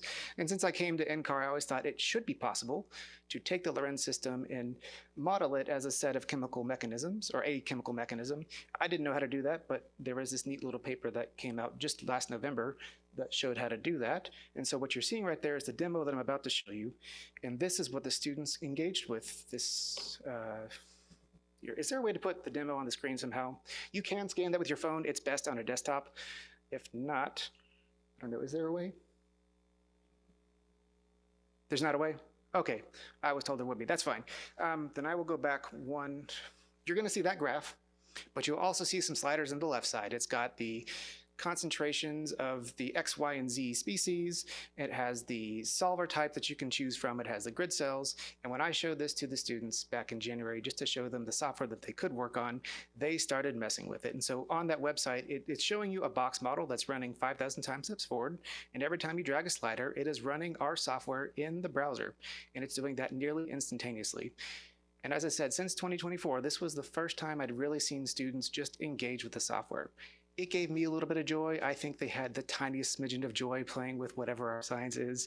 And that's the whole point, right? Like, we learn in relation to each other. And if we can engage people with something that is immediately usable, maybe they'll learn something about science, or maybe they'll remember that NCAR is an institution that exists. And it's cool. I wish I could have showed you more of the demo, but there's more than just interactive science that's actually useful for us. I have to bring you to the practicalities of this. So that box model we have called MusicBox Interactive, it runs on the internet, and we have a server somewhere in ACOM that it hits. And so if you go and you run a box model, you're using our resources. Well, with this WebAssembly thing, we can entirely remove the server cost. It's just a static web page now. The left, I'm not going to explain the diagram. It's more complicated. That's the point. The left diagram is way more complicated than the right, which is everything now runs in the browser. So you can have more interactivity, no server costs, and hopefully a more stable user experience, because the server often dies. And so I have to go up and restart it, update a version, whatever. Well, that's really all I had for you today. Thank you very much for your time, and I'll be happy to answer any questions if you have them.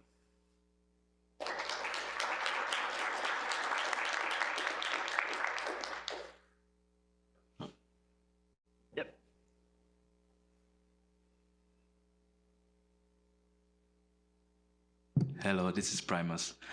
The question I have for you, does WebAssembly carry over all the functionalities that you have in the original application? Carry over all of the what? The functionalities you have in the original application. Yeah, so we specifically focused on our gas phase solver, and that's what we put up there. And that's the same solver that you would use in CAM-SEMA or now MPAS. It's the same thing. So it's all that same functionality. What didn't carry over is our photolysis rate calculator, which is written in Fortran. As I said, you can't compile easily the Fortran into WebAssembly, but it's the exact same interface for our Python and JavaScript and Fortran layers for our gas phase solver. Did that significantly improve the speed?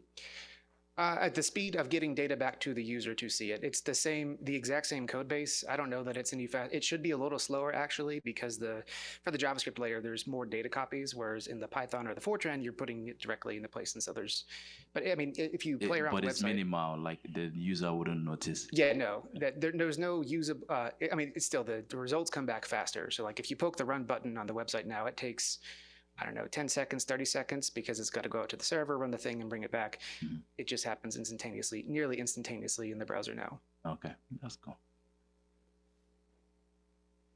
Yep, yes, Rubaiat. I am very intrigued by this idea of involving students for the capstone projects. Do you think other labs like MQ, for example, can tag along, like bringing MPAS with the playground? Yes. The short answer is yes. The longer answer is that it can be complicated. I was told when I started for the full 14-week semester, I would essentially have all of that development from the students. In reality, they saddle the students with so much extra busy work that for the first 6 weeks, you don't really get that much out of them. So if you can come up with a project within six-ish weeks that the students can work on, yes, they can. But these are computer science students. Only NCAR people really do a lot of Fortran stuff. If you give them Fortran, they're just not going to sign up to work on your model. That's just how it is.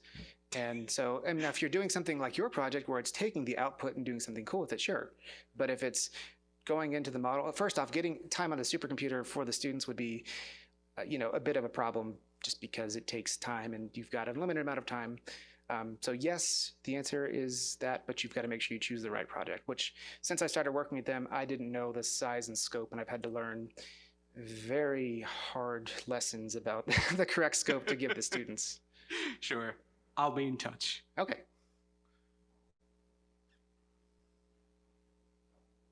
More of a comment than a question. If you have time to come to my talk at 3:30 today, I'll do my best to dispute the notion that only old people write Fortran. I didn't say only old people. I said only NCAR does. Only NCAR. I have people as young as high school students in my group who work on Fortran. But we teach them the latest versions of the language. The biggest problem is that there's so much old Fortran, and people are having to stare at code that's older than they are, and that's a harder sell. Yeah, I wish I could. I have other obligations I already agreed to this afternoon, but maybe I can find a recording of it, or we could talk some other time. That's good. Other questions? Oh, yeah.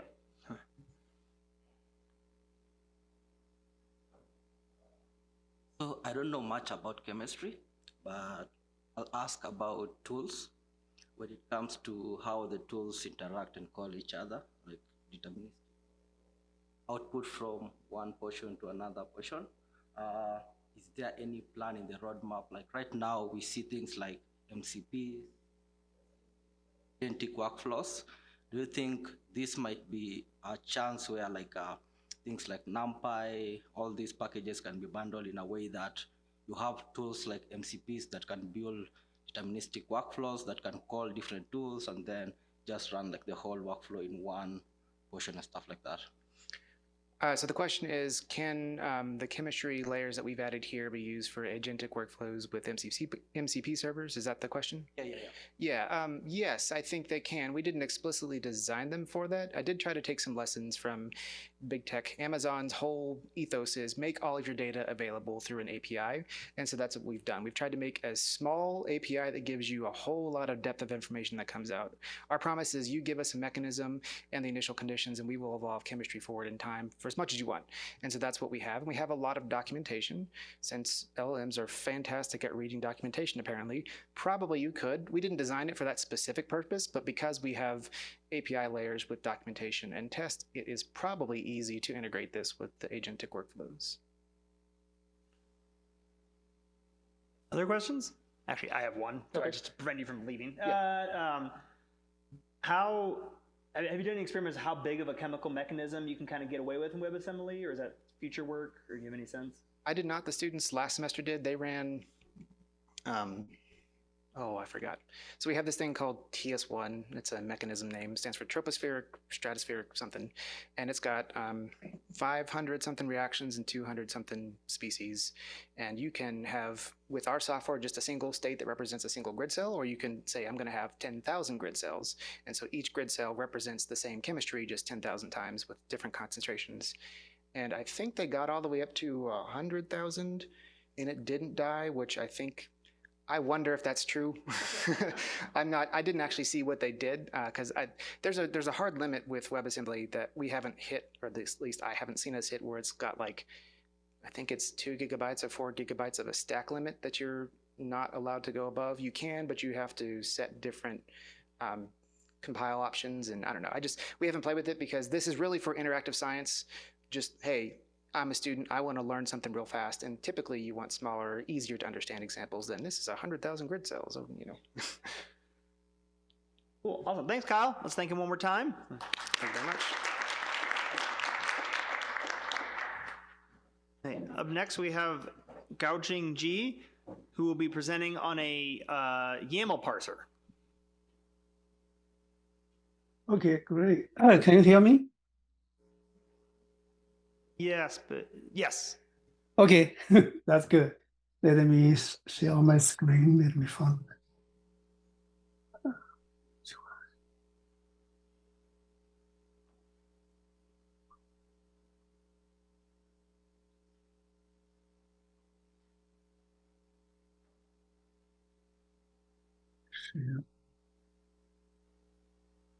Is that a correct screen? Oh, I didn't slide the show. Let me slide the show. So can you guys see my screen good now? Yep, looks good. Okay, great. Yes. Good morning, everyone. And my name is Guoqing from Civis at NOAA GSL. And today I will talk about HiFiYAML, or high-fidelity YAML parser that preserves formatting. And here's the outline of my talk. First, I will give some background of this work, and then I will briefly review the YAML format, and then we'll talk about right now it's a popular Python package to deal with YAML files that's called PyYAML, and then we'll talk about the HiFiYAML. So that's the focus of today. And then we'll talk about tool, build this HiFiYAML package, and finally summary and future plans. So first background. So I'm a research scientist at NOAA GSL. So my everyday work is to develop the data simulation and the forecast system. And then right now we are focused on the MPASdiag based data simulation and forecast system. And we are based on MPASdiag, we are now developing one system called the Rapid Refresh Forecast System version 2. And another one is the prototype atmospheric river prediction system, ARPS. And then for those who are not very familiar with MPASdiag, MPAS is a new model. It represents the model for prediction across scales. And JEDI is our new data simulation framework. It represents the joint effort for data simulation integration. And during this MPASdiag development process, so we developed some software tools to meet our research and operation needs. And I would like to take a few minutes to go through this list. I think the first one is the rules workflow. So this is an operation-oriented and community-flexible end-to-end scientific workflow based on MPASdiag. And then because for our development, like for MPASdiag, we have a lot of fixed files. So right now, I think we have about 700 gigabytes. So for those binary files, so that does not change rapidly as source code, but they still change with different model setup, different like vertical levels, domains. So we want to version control those binary files. So we develop a package called GitMega to version control those binary files. I presented this topic last year at this meeting. And then we have a rank run. So that's we can run series jobs in parallel on individual MPI ranks. So for example, we have like 84-hour forecast, and we want to do WGB2 for each hour. So with this tool, we can run that in parallel, so save us running time. And then for data simulation, so we spend a lot of effort in the data simulation. So we want to make sure it gives us positive impact. So we want to monitor the performance of data simulation. So we developed this PyDia monitor software. And then we also update several existing package to meet our research needs. For example, for Recorder, we added valid hours, exclude hours for cycle definition, so that greatly simplify our workflow logic. And then for NCAR libs, they have a production utility. So previously, we cannot use that on research or developer machine because the error exit does not work. So we updated that to make it work for the Slurm environment. And then recently for MPAS model, we add two capability.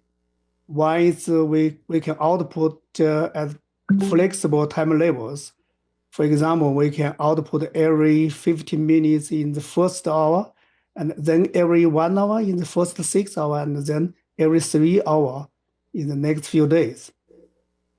And also, when MPAS out complete writing or string, we just write out a down mark file, so that will help us to identify whether a file, forecast file is written fully. And then for WPS, so right now for MPAS, we still need to use the WPS. We use ungrip to ungrip those grip 2 files to the intermediate files. So right now we know right now WPS cannot handle files larger than 2 gigabytes. So we just update that so that it can handle files larger than 2 gigabytes. And then for JEDI, so we added a geographic domain filter so we can reduce observation space. So previously we cannot do this in JEDI. We use offline tools to do that. And also for our rules workflow or JEDI, we have a lot of fixed files. We mentioned that 700 gigabytes. So we cannot run the CI/CD on GitHub. So we set up on-prem CI/CD, but we can still trigger that on the GitHub. And then finally, the topic of today is HiFiYAML. So it's a high-fidelity YAML parser that preserves formatting. And then we build a tool called YAML tool for JEDI based on HiFiYAML. So that makes it very easy to read and edit JEDI Serbo YAML files. Okay, now let's look at the YAML. I think a lot of people are familiar with this one. So just quick go through this one. I think the original meaning of YAML is yet another markup language. And I think right now there's other meanings. That's fine. Some people make a joke like YAML is yelling at my laptop. And YAML is widely used in a lot of applications for configuration files. The key advantage of YAML is highly readable, and it's very easy to add comments, so make it more readable.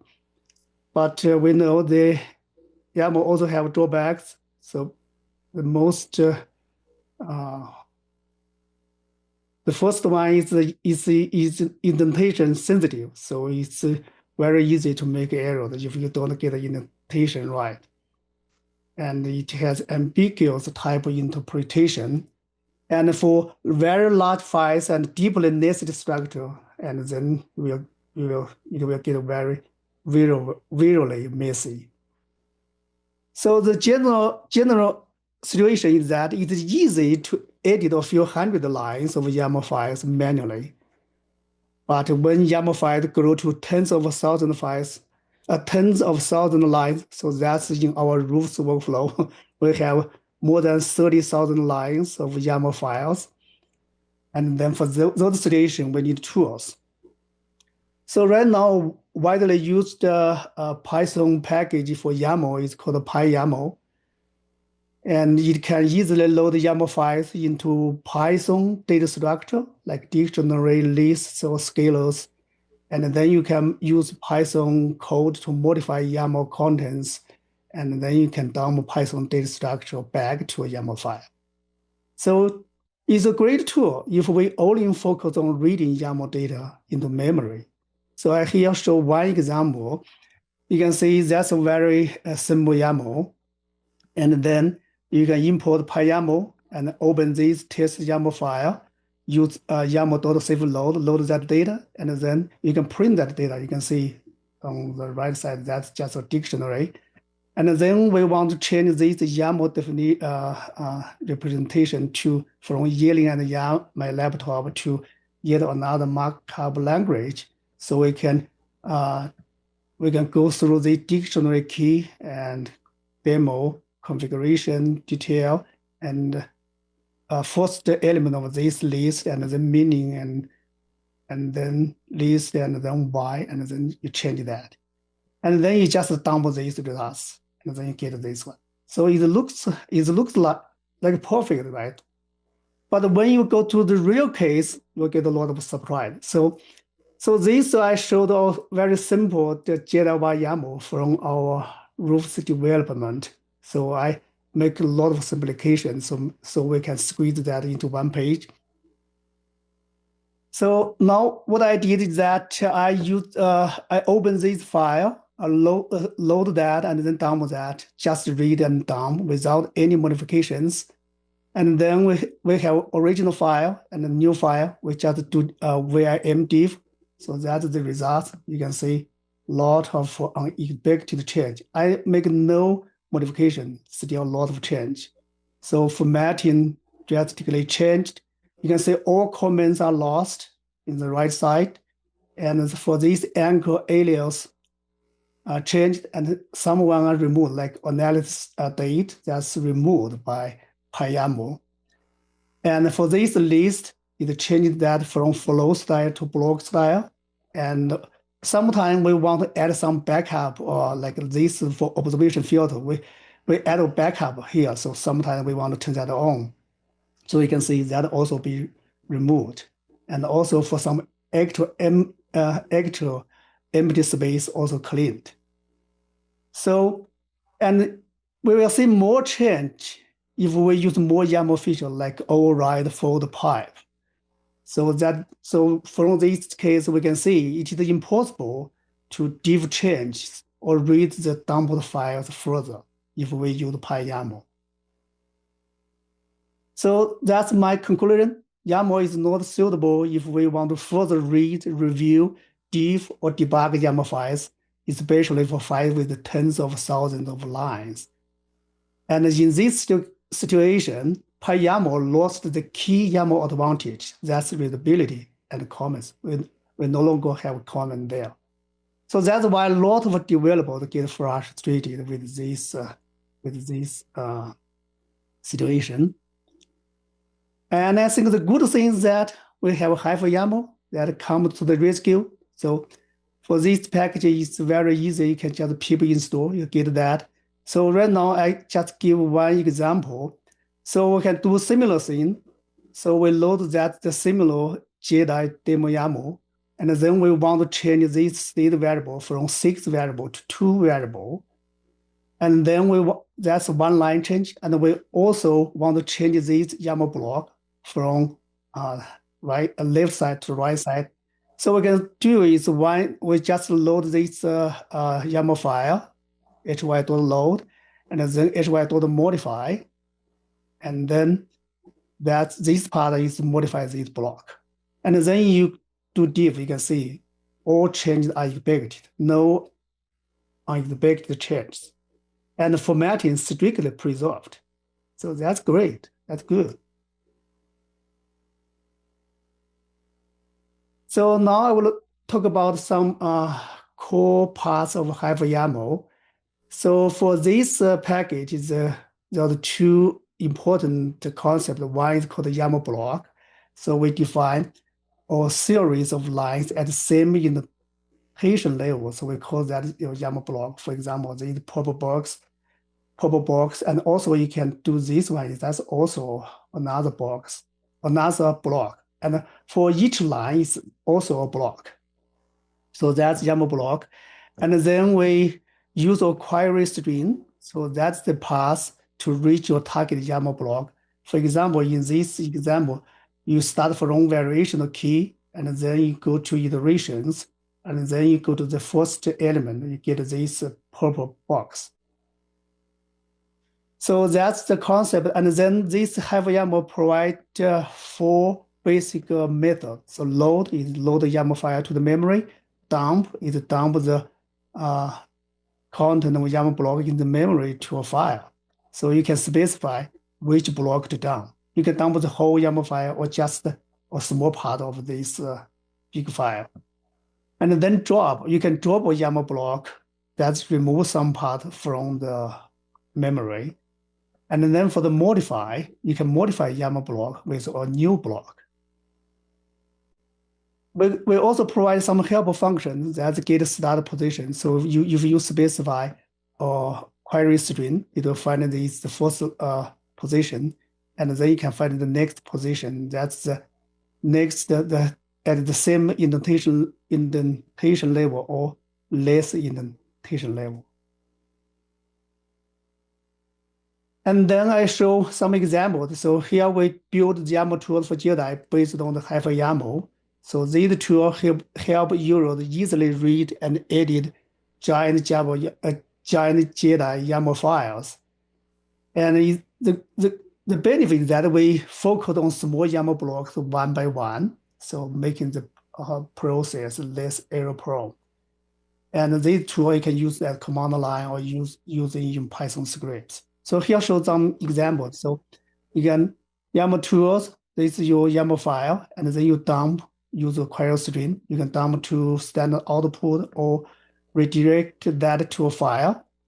And this one is to drop the observation part from the YAML file. So for the example, there's no observation inside this YAML file. And also you can modify a block. So this one is in JEDI data simulation, we have different background error covariance models. So this one is to change the GSI BEC to Bound BEC. So we can use this line. So that's just that is easy. And then we have two cool methods. One is split, one is pack.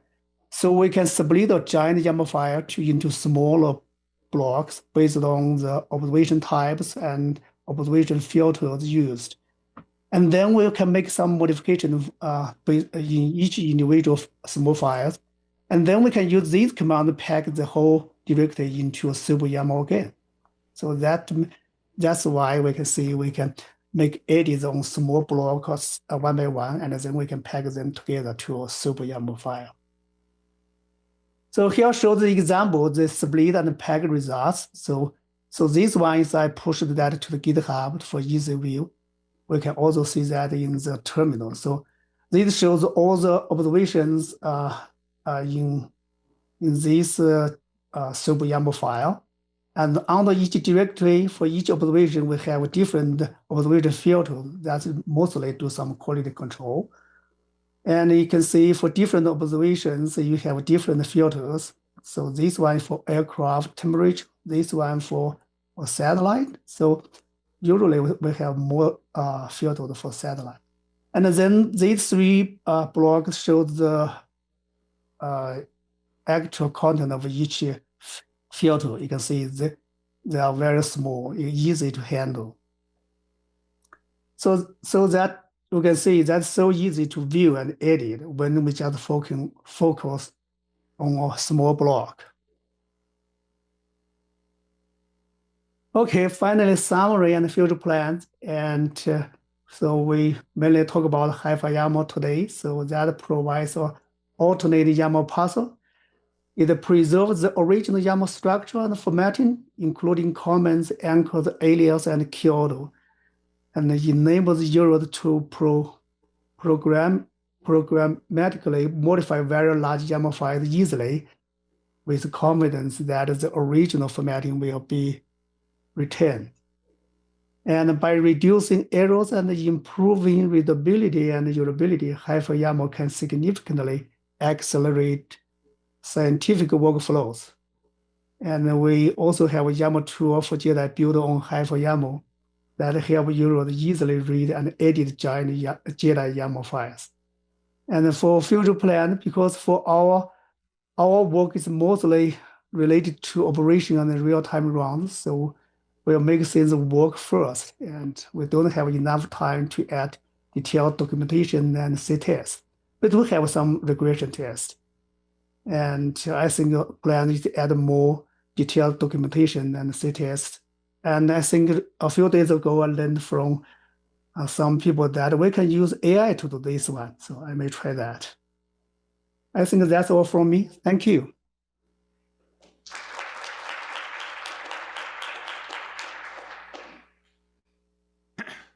Great, thanks, Guoqing. Any questions? Because if not, I have, you have one? I have a question for Git Mega. Oh, okay. Yeah. So, GitHub has a 10 gigabytes limit for personal account and 250 gigabytes for whatever. So that's the hard limit that we currently have. So if you are thinking about 500 to 1 terabyte gigabytes of file, would that still be applicable to any GitHub repository? No, so we use Git Mega, so we don't use Git LFS. So that's the major difference. So I don't know. If you can send an email, I can send my slide to you. So for Git Mega, I have a presentation last year. So generally, we store those binary files on our local machine or HPSS or other location. We don't use GitHub for those binary files, but we track that in GitHub. We track the change history of that. So generally, cool. Like that. Okay, thank you. Thank you. Well, any other questions? I guess I actually have one, which is basically how does your software package kind of handle bad YAML files? Because my experience has been that sometimes if you don't have a valid YAML file, some packages will be like bad YAML file, and now you're spending a while searching through 1,000 lines to find one white space that's off. So I guess what is the error handling like in your package, and will it try to check the validity of a YAML file and then let you know if it's, tell you like kind of the line that's bad or anything like that?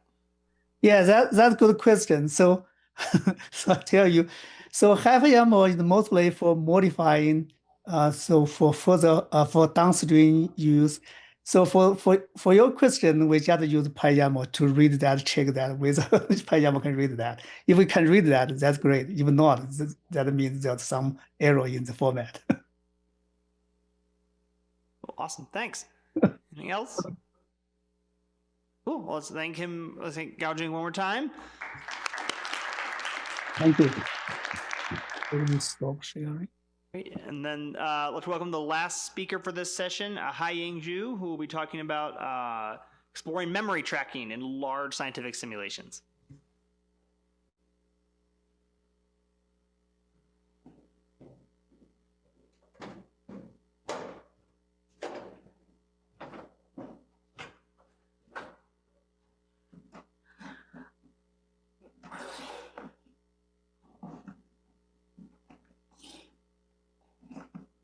Hi, I'm Haiying. Today I'm going to talk about exploring memory tracking and debugging for large scientific simulations.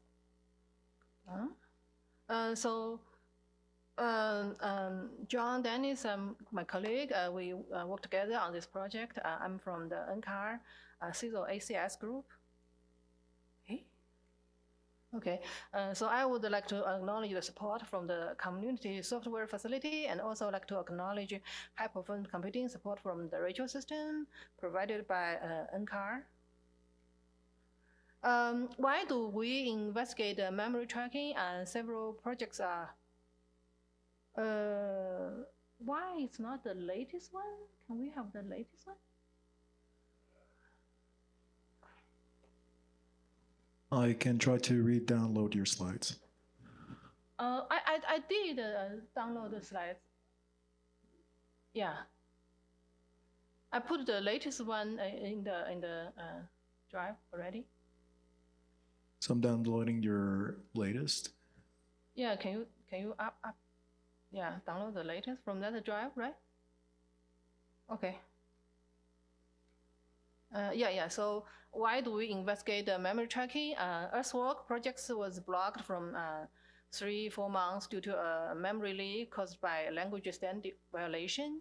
Large-scale simulations such as Diamond typically must be run unsubscribed, like 80 out of 128 cores per node, or even 36 out of 128 cores per node on higher resolution. Welcome X simulations with large vertical level counts must also run unsubscribed. Then the memory leaking tools like WireGrain consume additional memory, potentially causing job failure. I have a lot of experience with that. How do we locate and understand memory usage? Challenge is that we have like a WireGrain, which is heavy overhead, and but it's precise on locating error issues. And heap track is lightweight, and it's good at checking memory leak. Also, the Rachel provided peak memory usage, log memory usage, and Lilaro forge. Still, I have an issue with peak memory usage. When I run it, and never be able to complete. Yeah, I don't know why. So the challenge is that the memory tools need a large memory allocation, especially when you have a lot of layer of libraries. So it go down the heaps or stacks and create a lot of very large memory overhead. And also cause this MPI synchronization deadlock. So hence there. One of the tools that I find is pretty good to check auto memory is that if you can log on to the computing nodes, when you run that large scientific simulation, you run the top command, and there are RES, which is residential memory, virtual, which is virtual memory, it's total size of your memory. Program memory, and SHR is the shared memory. yeah, that's not very useful now. And also there is a free and used at the top. It's not on the column. That one you can find out total system with free memory. So if it's getting really small, that means you run out of memory. But another tool we use is read this proc self status file. It can, it's pretty quick and very cost, very cheap. It can run on just user code.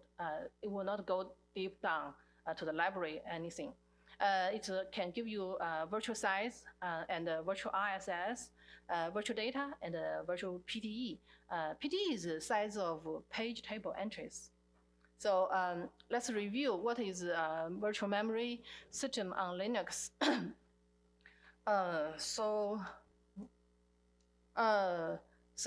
On the kernel, you have VM stack. This is the whole virtual size, I think. Yeah. So it's included your whole current program size. Then in the not virtual size.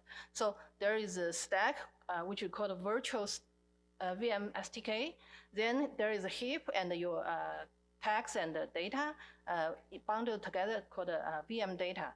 VM data itself still including like a file mapping and some shared memory, and then your private memory, like anonymous memory, like a heap or that kind of thing. Then VM size is sum of all the whole blocks minus this red and blue blocks. So get rid of the kernel and get rid of this blue block. Then what else? So yeah, that's pretty much it. So we just call this pre VM status at the point where you want to measure memory usage. It's including a label location. That location is label. Rank is you can run on all the ranks or just on specific ranks. So it's called like this. Where? Yeah, it just called like this. So if you get the results, you can see this VM VTE has if it's keep increasing, that means memory leak. But now it's stopped at one value, so it's not leaking.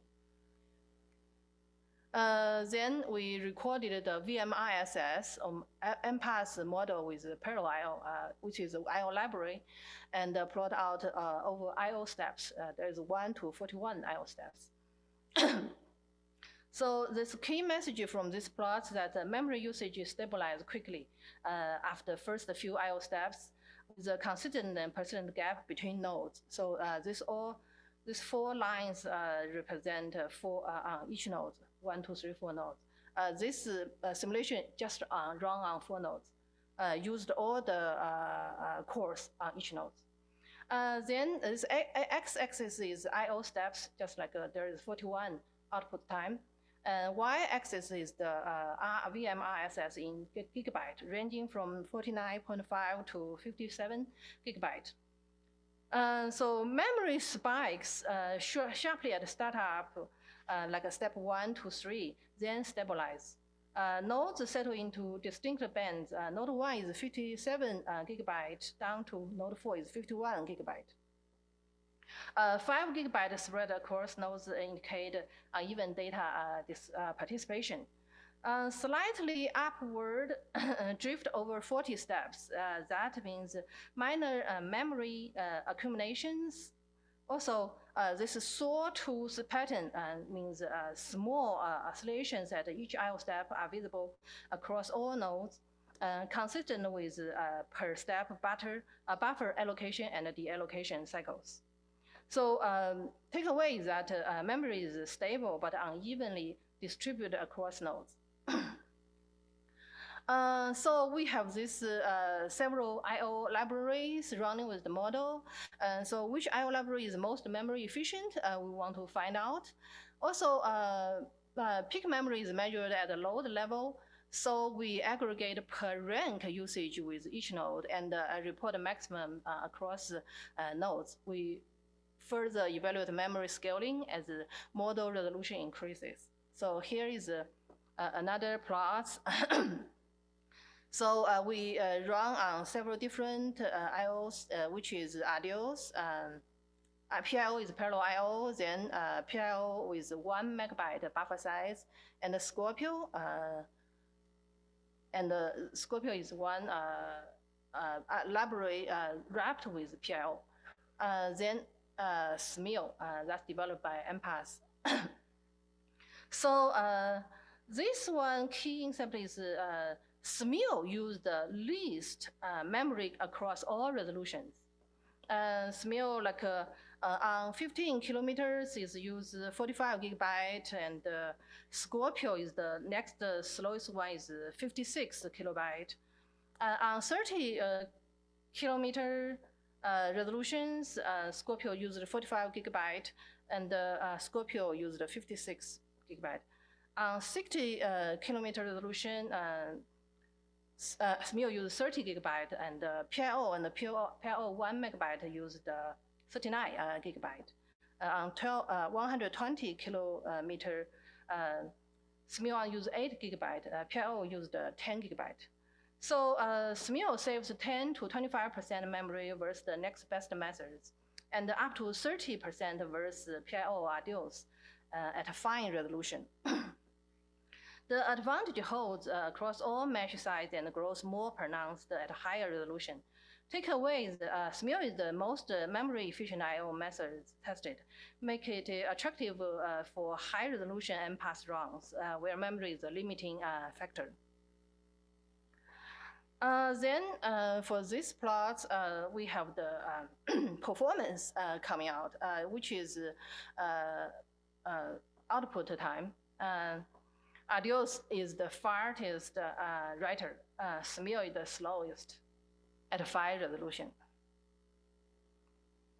So for 15 kilometer, IDEOs is only 85 seconds, but the SMIL is 229 seconds, 3.4 times slower. And at 30 kilometer, IDEOs is 75 seconds, SMIL is 1.5 slower. At 60 kilometer, IDEOs is 65 seconds, SMIL is 1.6 slower. 120 kilometer, they're almost same. So IDEOs, SMIL is dramatically slower than all other methods. PIO is okay compared to better than SMIL. Takeaway is SMIL's memory efficiency comes at a significant IO time cost at a fine resolution, especially 15 kilometer, where it's the slowest by a wide margin. So for segmentation fault, I find Cloud Code is the best to use.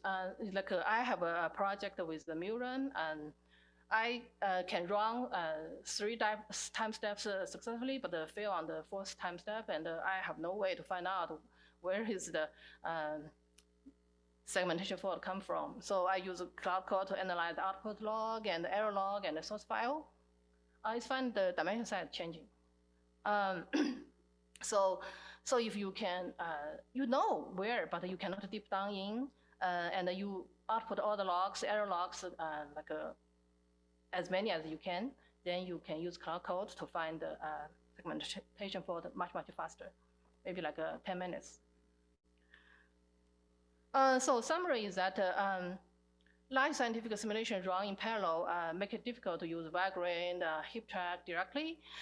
Can run a small scale with HipTrack, but that's have definitely not involved a lot of MPI synchronization. So you can use this print VM status for profiling and tracing with very minimum overhead and only on your user code. Claude can be used further debug thoroughly. So any questions?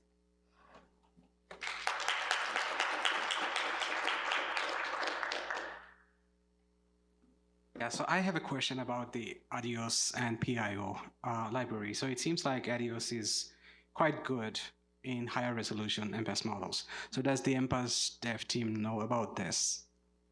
It's just a research, so not involved in the MPAS yet. because that's where like MPAS is heading to. And so we have this problem with the PIO and also other libraries, but it, as for your result shows, Adios 2 is much better. Yeah, I think but it's better. Adios use sorry for that, use a different I/O format. So maybe that's the case. Because since we don't discuss I/O here, we just discuss the memory here. So I didn't elaborate on that. Okay, cool.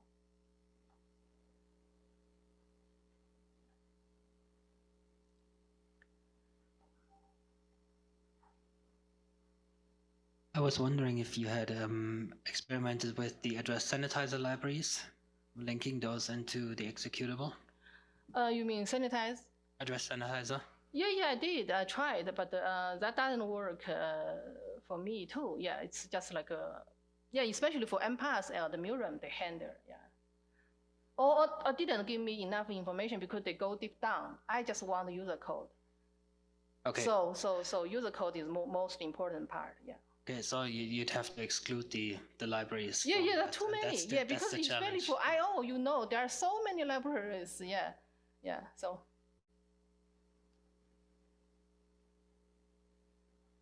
Any other questions?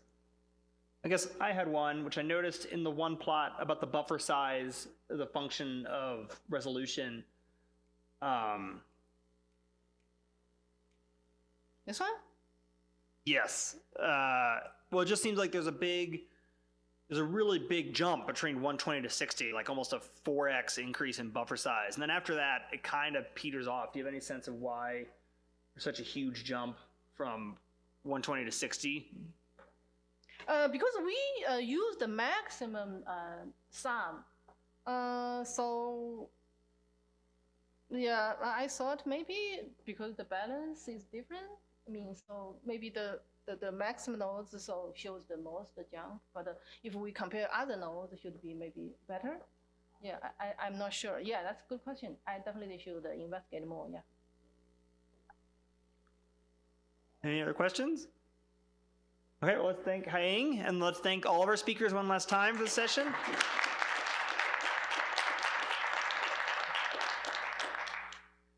So, and a first for me, we're actually like 13 minutes ahead. So is there any general discussion or question someone wants to bring up? Cool. Okay. Well, if we could just extend our break, note lunch should start at noon, and then we will come back here at 1:20 to start our next session, which will be mostly AI focused. So cool. All right. Thanks, everyone. Appreciate it. Okay. So hi. We start the afternoon session. Shawn Polson will give us first talk, creating AI agents for PyHC with Cloud Code and Codex. Yeah. Welcome you. All right. Hey, everyone. Thanks for having me. Hopefully this microphone can point at my mouth well enough. So, yep, as she said, I'm Shawn Polson. I'm here as PyHC's tech lead. That's the Python and heliophysics community. In like a sentence, we're a NASA-funded group to coordinate Python development for the tools that heliophysicists depend on every day, kind of acting as the umbrella under which we can coordinate software development for the different Python tools heliophysicists use, create development standards, that kind of stuff. And this talk is about the AI agents I've been creating for PyHC lately using Claude Code and Codex. I'm kind of gearing this as some kind of towards beginners who aren't already steeped in AI world but are interested in creating agents. Maybe you've played with them a little bit, but you're not sure how to customize them, or I think I've found the easiest out-of-the-box solutions and the lowest hanging fruit to tackle. So that's the direction I'm taking this from. I'll take just a second to talk about the AI tools background here, just to make sure we're all on the same page, and then I'll go through 3 agents I've made for PyHC, which I think are pretty nifty and kind of novel. And I'll be making the point along the way that, you can just use these coding agents out of the box to get 90% of the benefits with 10% of the effort. And I'll be showing some ways to do this. And I'm happy to answer questions about how I've done this or how to do them at the end. So, we're all living in the world of AI agents and chatbots.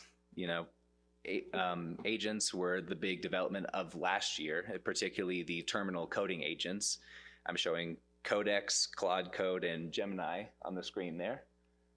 And out of the box, they can already do all sorts of good coding tasks for you, and they can work autonomously for a while, but we can customize them. And one of the first entry points for customization has been these agent instruction files. And all three of them work exactly the same, but these three tools expect them to be named differently. Codex wants agents.md, Claude Code wants Claude.md, Gemini wants Gemini.md, but they're all essentially just custom prompts that get preloaded into the context the moment you open up these tools inside of a repo, so you can have knowledge baked in or certain behaviors out of the box.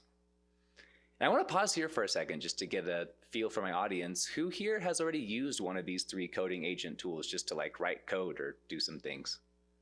So actually a lot of you, that's cool. And then of you who have done that, whoops, let me go back. Which of you have actually used one of these custom agent instruction files to make it do something a bit novel? So less of you, but more of you, cool. So that was the first entry point into customization, and now we have a few more options as this is maturing. We have skills, sub-agents, and MCP servers, to name a few. I'm happy to answer more questions about how they work if people have them, but just really briefly, skills, unlike agent instruction files, do not get loaded automatically into the context, but they can give pointers on how to do very specific tasks, and the model will intelligently read them when it needs to. So this is good for specifying how to do a task that a model won't do very often, but will do sometimes, or if you see it maybe behave badly in a certain task, you can write a skill to correct that bad behavior. Sub-agents operate outside the normal context window and get spawned by the original agent, which is useful for adversarial checking or for doing things in parallel. And then MCP servers are for connecting to external tools, and they have authentication and other things like that. So if you want to, say, deploy a website, or if you want to use one of your APIs as a tool call, you can set up an MCP server to connect to them. And I'll blow through the rest of this background because I don't think I need to go very deep into this, but there's a ton of agent development frameworks out there at this point. So many different tools and providers, everything from code-first frameworks to no-code frameworks or full evaluation and deployment suites. But this can be a headache, and this can be really intimidating for people that are just getting started with this stuff. So to get 90% of the benefit with 10% of the effort, the harnesses around these coding agent models are general enough that you can ask them to do just about any task, and they're almost about as good as anything you customize at this point. I've personally just been using Claude Code and Codex because that's the subscriptions I have, but Gemini CLI is functionally equivalent. And let's talk about what I've been making with these. So to finish the introduction for the Python and heliophysics community, this is a screenshot of our website. We promote and facilitate the use and development of Python for heliophysics. So things like making software more interoperable or coming up with development standards. We have all sorts of outreach activities. And the very first agent that I ever made for PyHC, and where I'm starting this, is the PyHC Standards Evaluator. This is a pretty simple thing to make. Here's the GitHub repo on the right. And really, it was basically just one agent instruction file with a few supporting markdown files. The basic idea was the realization that there's enough secret sauce inside of these things for code base understanding at this point that the agents know how to just walk through a piece of code and kind of understand a code base like a person would, but more efficient in a lot of ways. So we already had this document for our Python and heliophysics development standards, which was just kind of 11 points of how we think good software should be written. And then we had project review guidelines where every person had to do kind of a self-evaluation to submit their software to be a part of PyHC. And I just kind of had the idea, well, why don't I give an agent these two files and say, evaluate this software package using these standards following these instructions. And it did a pretty good job. But then I noticed some reports were better formatted than others. So I came up with this simple like report format specification saying, here's the information I want where. And then boom, with this one short Claude.md file now, which really does nothing more than point to the 3 files and say, given a Python package repository, evaluate this package using these guidelines against these standards. Follow this report format and save the report to the reports folder. And then boom, it looks like this when it's running. Here at the top, I'm saying evaluate SunPy, and I just gave it a link to its GitHub. And then it says, sure, I'll do that. And it looks like it spawned a few sub-agents in this case to check different standards in parallel. And after, 5 to 20 minutes, it comes back with a report looking like this, where it follows our little stoplight colored grading scale for the different points with an executive summary beneath it. Then it goes point by point for every substandard, yes or no, does it meet this and why? And then there's recommendations at the end for how to meet the things that it doesn't meet, separated against musts versus shoulds or just suggested improvements.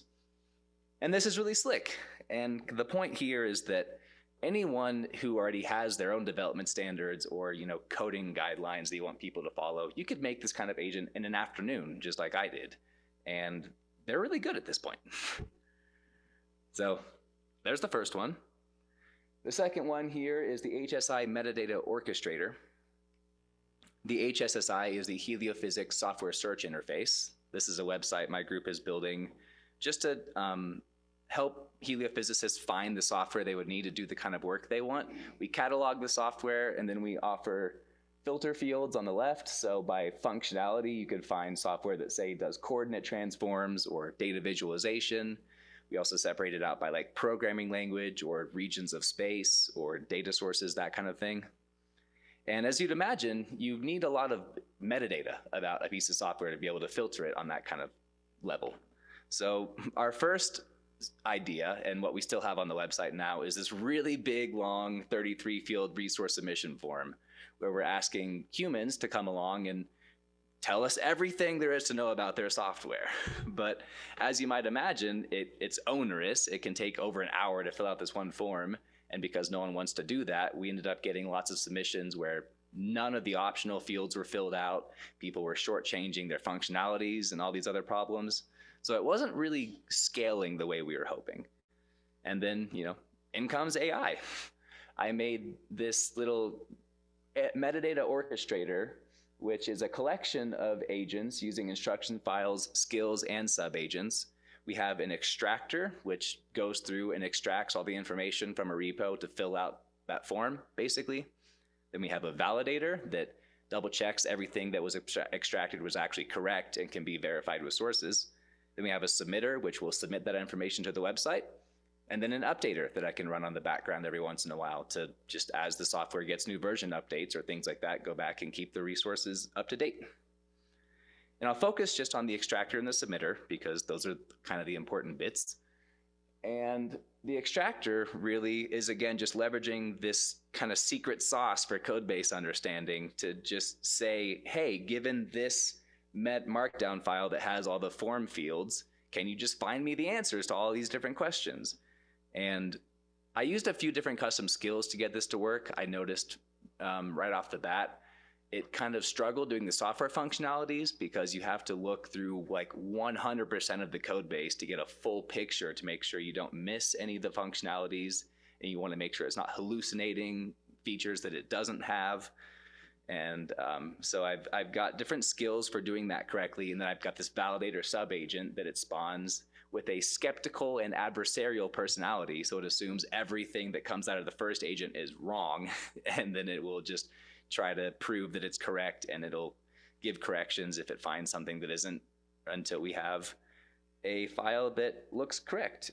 This HSSI metadata.md at the bottom is just what the output looks like. It's really just the forms with the information filled out. The submitter just takes that and essentially turns it into a JSON payload, and then it will submit it to the website. It will do a bit of a round trip verification, just kind of do like a get against the thing it just submits to prove to itself that the information it gave to the website is correct and what it submitted when it's live in the website. And boom, there it is.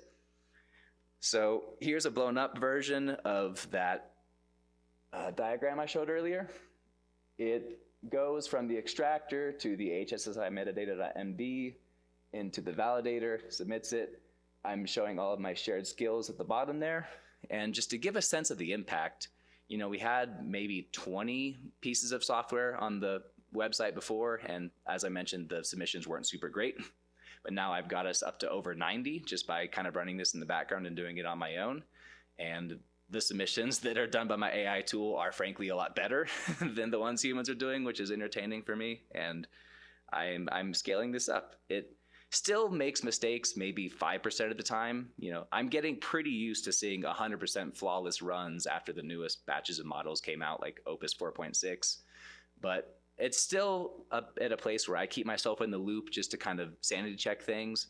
But I'm expecting in a model update or two from now, I won't need to do that anymore, which will be a real change for how we keep up software catalogs. And then with maybe my last like 3 minutes, I'll talk about what I'm calling the poor man's PyHC chat. So this was kind of my big idea for what I wanted to use AI for PyHC for, because as tech lead, I'm supposed to keep my head wrapped around over 100 software repositories, and I'm supposed to help them coordinate things and be more interoperable while answering basic questions like what's our telecom Zoom information. And it seemed like something that an AI could better manage than my human self. I was seeking funding to try to make a big fancy version of this, and I didn't get it. So I just started playing around with Claude Code and Codex out of the box to see how far I could get. And actually, they did better immediately than what I was custom building myself, which was kind of part of the motivation for giving this kind of talk. I can't really demo this or have people ask you questions because there's no time, but please find me afterwards if you want to, because I love showing this thing off. Putting it together was really straightforward. I essentially just grabbed every PyHC package along with the source code for our website and other the different resources we had, and I put them as Git submodules inside one GitHub, and then I just have one agent instruction file at the top that just kind of gives the lay of the land. Like, if you want telecom info, look in this part of the website. If you get asked questions for which PyHC packages do blah, please search through all of them to make sure you don't miss it, stuff like that. And out of the box, I have something that kind of understands everything I should understand as PyHC's tech lead, but I don't. I have some questions, examples of the things you can ask on the right here. This is just from the README. It's, you know, stuff like, remind me, what is the Zoom link? Or package-specific questions like, show me how to download a data set from Happy, or cross-cutting questions, which packages support magnetospheric coordinate transforms. It can also help with development, paper writing, all sorts of things, as you would imagine. And getting pretty close to time, so I'll kind of wrap up there and leave time for questions. I'm just trying to make the point that these harnesses are general enough to basically think of any task that you would want to automate or have done, and you can kind of just have an agent today that does it. Using out-of-the-box tools will get you essentially as far as deploying it for an audience. It's not really easy to just connect or securely pipe the outputs of these tools into like a web chat interface or something. So if you need that, you probably have to go a step further and start building your own custom stuff. But beyond there, I'm doing what I think are fairly profound things, and I'm having a good time with it. So here's some QR codes for my agents and the website, and I'm happy to take questions now. Thank you.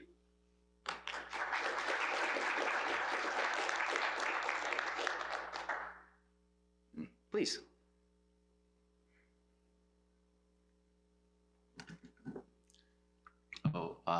Primus is the name. What role is MCP playing in all of this? Yep, I actually don't use an MCP server in any of these tools yet, but the first thing I would do is to connect that HSSI orchestrator to the actual production website.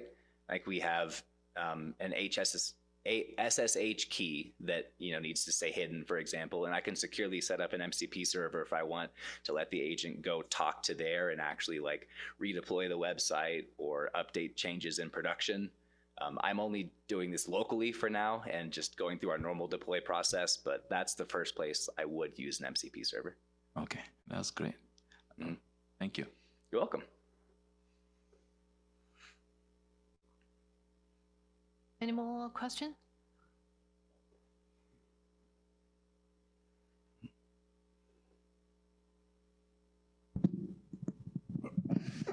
Shawn, great talk. They're really interesting for me, who's not done a lot of delving into AI. So this is great. I'm wondering about the standards evaluator part, because you must have some. The standards must be described in some manner. Just plain English text. Just plain things like English the code must have unit tests, and they should strive for over 80% code coverage. Things like that. Okay. And then the standards evaluator. It's just smart enough to just go look at a code repo and say, does this have unit tests? Let me find the code coverage. Let me run it and get the percent out. Is it high enough? Is it too low? And it can just do that for every single point in a loop for, upwards of 20 to 30 minutes on its own. That is really cool. Okay. Crazy, right? Yeah, exactly. Yeah. Thank you. Yeah.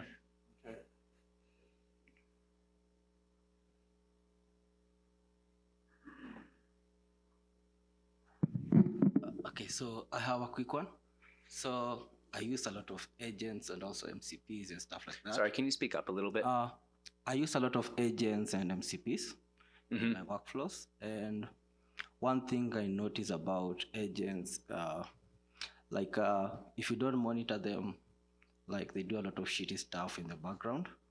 And also the reasoning behind some of the things that you expect it, even with the skills, with all those files, like they still build new context and try to answer questions that you didn't even ask them to answer.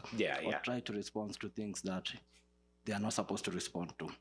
So in terms of evaluation, how do you ensure that agent-to-agent communication, the first agent doesn't corrupt the second agent? And do you have ways that you keep track of how the agents are literally performing in terms of if you're doing a confidence score, F1 from the model perspective and things like that?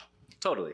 Right now that is part of the art of especially setting it up with tools just out of the box like this being simple, is that you try to guard against all the possible bad things it could do and just have robust enough prompts and skills to avoid all that stuff. But the actual answer to your question is you don't actually get agent evaluation for free out of the box using any of these tools. You have to go back and use something like I showed a screenshot of Google's agent development kit, or more. You have to switch to a more robust framework at that point pretty much. But there are evaluation suites where you can define things like, given this type of question, I would expect it to use these specific tools, and I would expect the workflow to go through kind of like this. And then they have grading agents that will monitor the output of one, and you can set up benchmarks like that. And you have to have a lot of tokens, honestly, and an expensive plan to run through that much automation to do the testing. But there are agent development kits that have evaluation suites exactly for that. I'm just not showing them off here. I'm seeing one question on the screen. Is there a way to validate the result from the AI agent that you implemented or used? For example, the unit test coverage. Yeah, I think I just answered that question. If you want more detail than that, I'm happy to give it.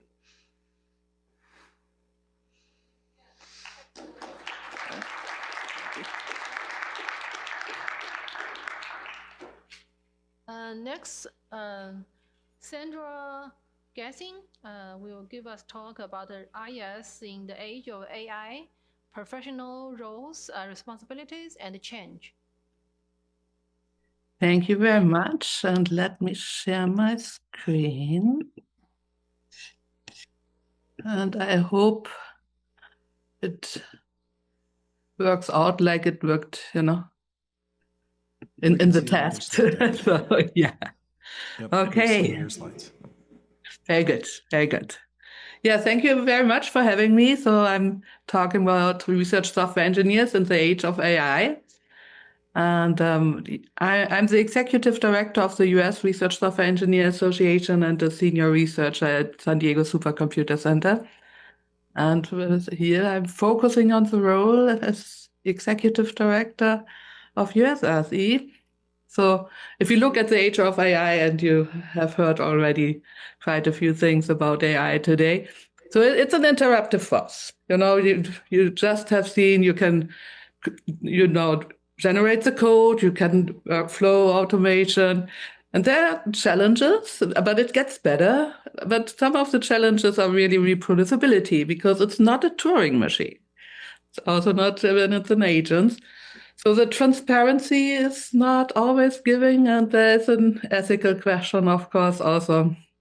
Where AI is not always, it's not the strong suit. And it has the potential to reshape roles, and I think it will reshape roles. So if you look really the next 4 or 5 years, so AI agents will be integrated in research platforms. I think that is a given. They will propose experiments, they will draft papers, and really this human-machine collaboration will be the norm. If it's not already, as we have just seen, it's like, that we talk to each other, but we show direct in our talks after the other.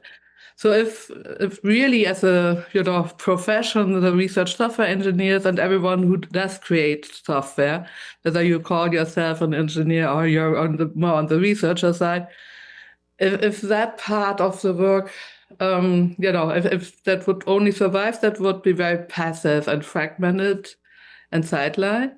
I think if RSEs want a role, then we have to be intentional and redefined and globally connected. So there is a risk of, that we survive in this part with software, research software only. And that would be really because there's a devaluation of expertise, that people think, oh, now everyone can program. And there is also, displacement of government AI priorities, which is not happening, luckily, at the moment. But there's also a fragile ecosystem without when research software engineers and the whole community, as I said, whether you're a researcher or more on the research software side, if we are not giving some leadership how to use AI, how to work with it, I think then there is a really fragile ecosystem, and therefore we have the opportunity of thriving in this. So we can shape infrastructures and policy. We can recognize that software and workflows is really scholarship. It is, like publications, and that we can really lead in global collaborative ecosystems. So if you look at some of the narratives we have heard especially in the last 2 years, so NVIDIA CEO, he said that AI means everyone can now be a programmer. That implies really that it's replacing conventional coding. And so nobody has to program anymore. The programming language is human. And I don't fully agree to this extent to it. I think a lot of things will be possible, but our role will be different. It's not that everyone can just be now a programmer. Or Zuckerberg, he was like, that AI system would soon reach mid-level engineer capability. And there's a large-scale automation of coding tasks. I think there is a large-scale automation, but I don't think that AI system will replace the mid-level engineer. I think our role is the mid-level engineer will just have a different role than compared to engineers nowadays. And so the Google CEO was a little bit more cautious. So he said, Google already generates by AI under human oversight, so 25% of the code, and that there will be a shift. And I can see that. So augmentation rather than substitution. And so the overall narrative we often hear at the moment in the press and from industry, and also, in national labs and academia is it's often emphasized that there is a substitution of human programmers by AI. And so that really professional software engineers and research software engineers may be displaced. And I think what they miss is really they overstate the substitution, understate the oversight. Because also, if you work with the agents, it is still important how to talk with them or how to design a system. And there is human expertise needed for validation and reproducibility. So for verification. I know that there are discussions that people say, oh, no, so the AI will check itself and it will validate itself. I think at the end there must be still some oversight. And that's really the socio-technical roles remain essential, because that is really the human interaction with AI, I think, will be a big thing to bring new things in. So if you want to thrive as a community, I think it requires action. And also sometimes some, researchers see research software engineers more like support staff, but it needs to be a recognized career path. And that it's really, there are skills that are needed from really understanding the domain, because the difference also is that research software engineers must understand part of the science, part of what they're achieving, what they're looking for in the software, and computing, engineering practices. The engineering practices will develop with AI, so nobody will get around AI anymore. So I think that is one of the messages. I'm sorry, it will, you don't get around AI if you will create research software. And I think with international coordination and worldwide RSE associations, we can really also improve the situation around research software, and that there are incentives for openness and sustainability, really that there's support for workforce development, that RSE contributions are really recognized. So examples for advocacy here, I was, for example, at the first International Research Software Conference this year, or not I was there, I will go there. Funding bodies are mentioning research software now, and that they are research software engineers. So I did fly into senators and governors in Washington, D.C., talking about research software engineers. I know that's a long shot, but at least, a couple of them have heard now about that this job exists. So we want to include RSEs in job titles, and there was an OECD workshop on research software last year, and this year another one.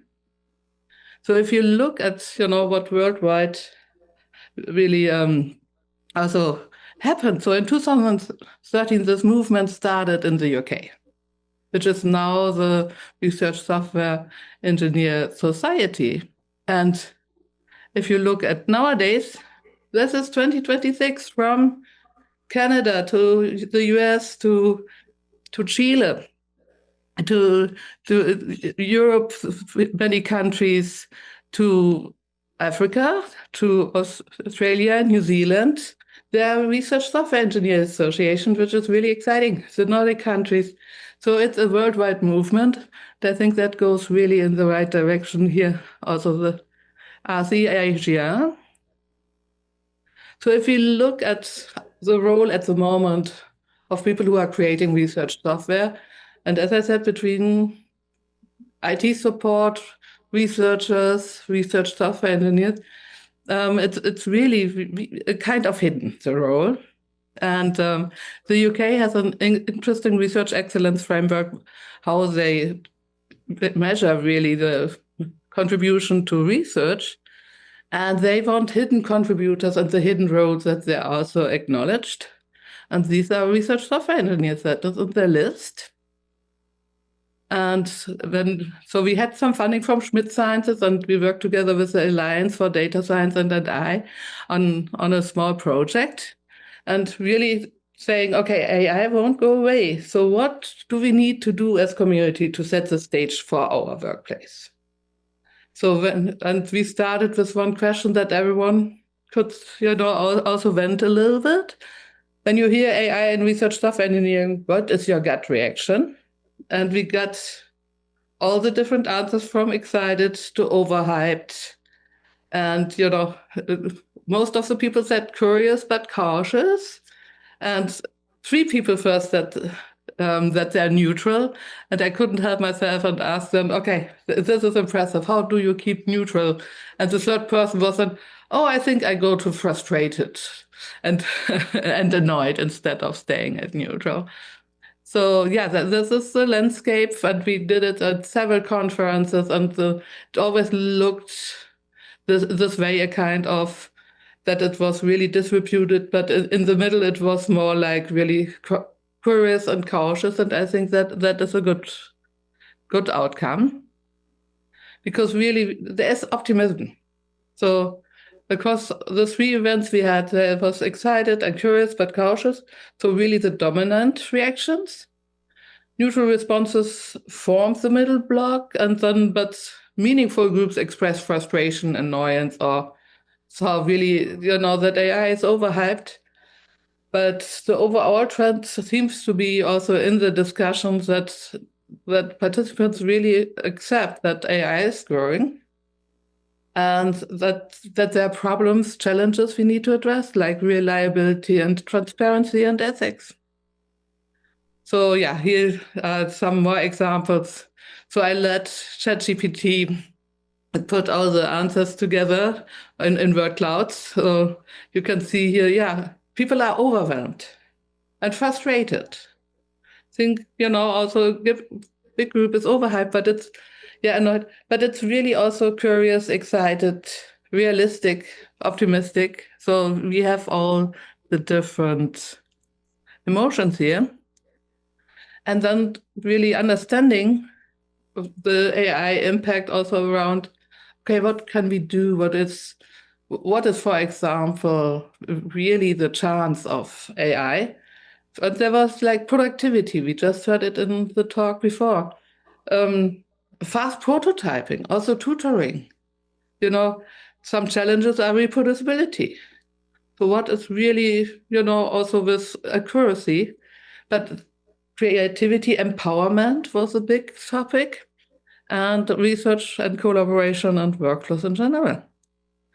So it was also really then, calls to embrace AI and become experts and educate others. And there is, of course, also resistance. I mean, it develops so fast. So to resist or panic, but really a strong desire for agency, ethics, and practical frameworks, and really to be community educators, integrators, power users.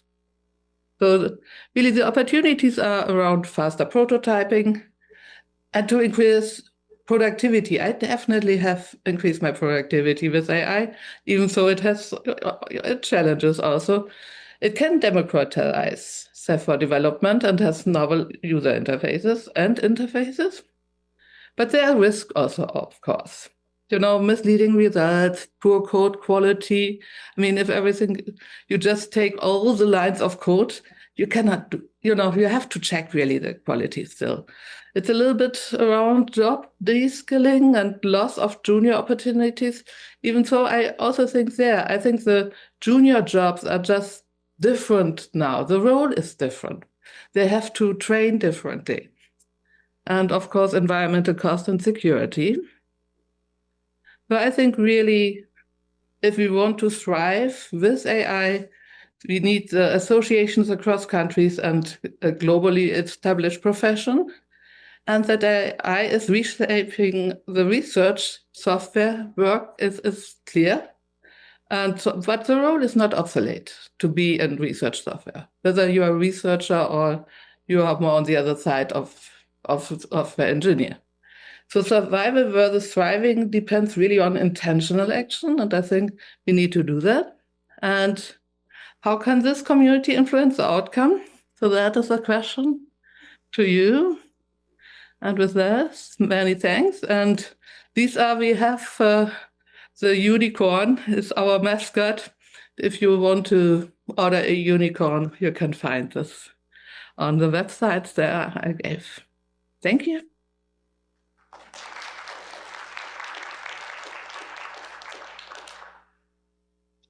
Any question?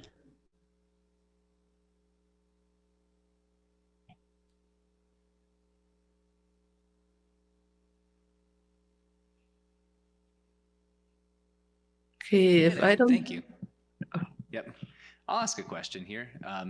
This is a bit of speculation, but I often hear people who aren't software engineers like us trying to describe what AI will be doing to software engineering, and they make analyses like AI will do to code what higher level languages did to punch cards and assembly language. Like, we all no longer deal with the bits and bytes in the CPUs anymore, but we write higher level code. Do you see us getting to a point to where code is completely obfuscated and research software engineers are just using English, or can you see a reason why this is different and we will always need coding as a skill? I think we still will need coding as a skill, or the thinking like a coder, like the design, the architecture. So because that will be still important, because it's hard for AI to learn really design of software for a certain problem. It will be never as good, I think, as a human being looking at the architecture for something. The other thing, I think, yes, there will be for web user interfaces, for example, and I do a lot with portals, and I'm very happy that, AI can help me now with some standard jobs for my portals and science gateways. There will be just, plain English is probably for some things totally fine there. But if you look then again what it creates, then a human being has to come in and say, oh, this is not usable how you created it. We need to, look at usability. So if we come really to bits and bytes, I think also these jobs will be still there. That is like nowadays, you still have the people who can do program in assembler. I don't think that will go away. It will be at different levels in the future. I don't think that we can totally. There will be people who are so near to coding for the machines and everything that they need to still know assembler and machine code. I think that won't change. And that also didn't change from the punch cards to Java. We still have people who exactly have to understand this. Well, I appreciate your thoughts. Thank you. Thank you.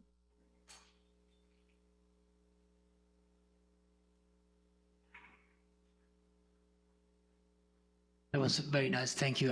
Just wanted to remind the audience we have a panel discussion tomorrow in the morning, first session on exactly that topic. So hopefully you can also join us and listen in and provide more of your expertise. Sounds good. And I'm giving, and I meant my question really also serious in my slide. What can we do? And please contact me if you have ideas how as an association we can support the community to go the next step with AI. Because I know there's some also panic about how fast AI is, and not only always excitement. So we are happy to help there and support there. We will go the ways through the age of AI together. Okay, thank you, Sandra. Yeah. Thank you.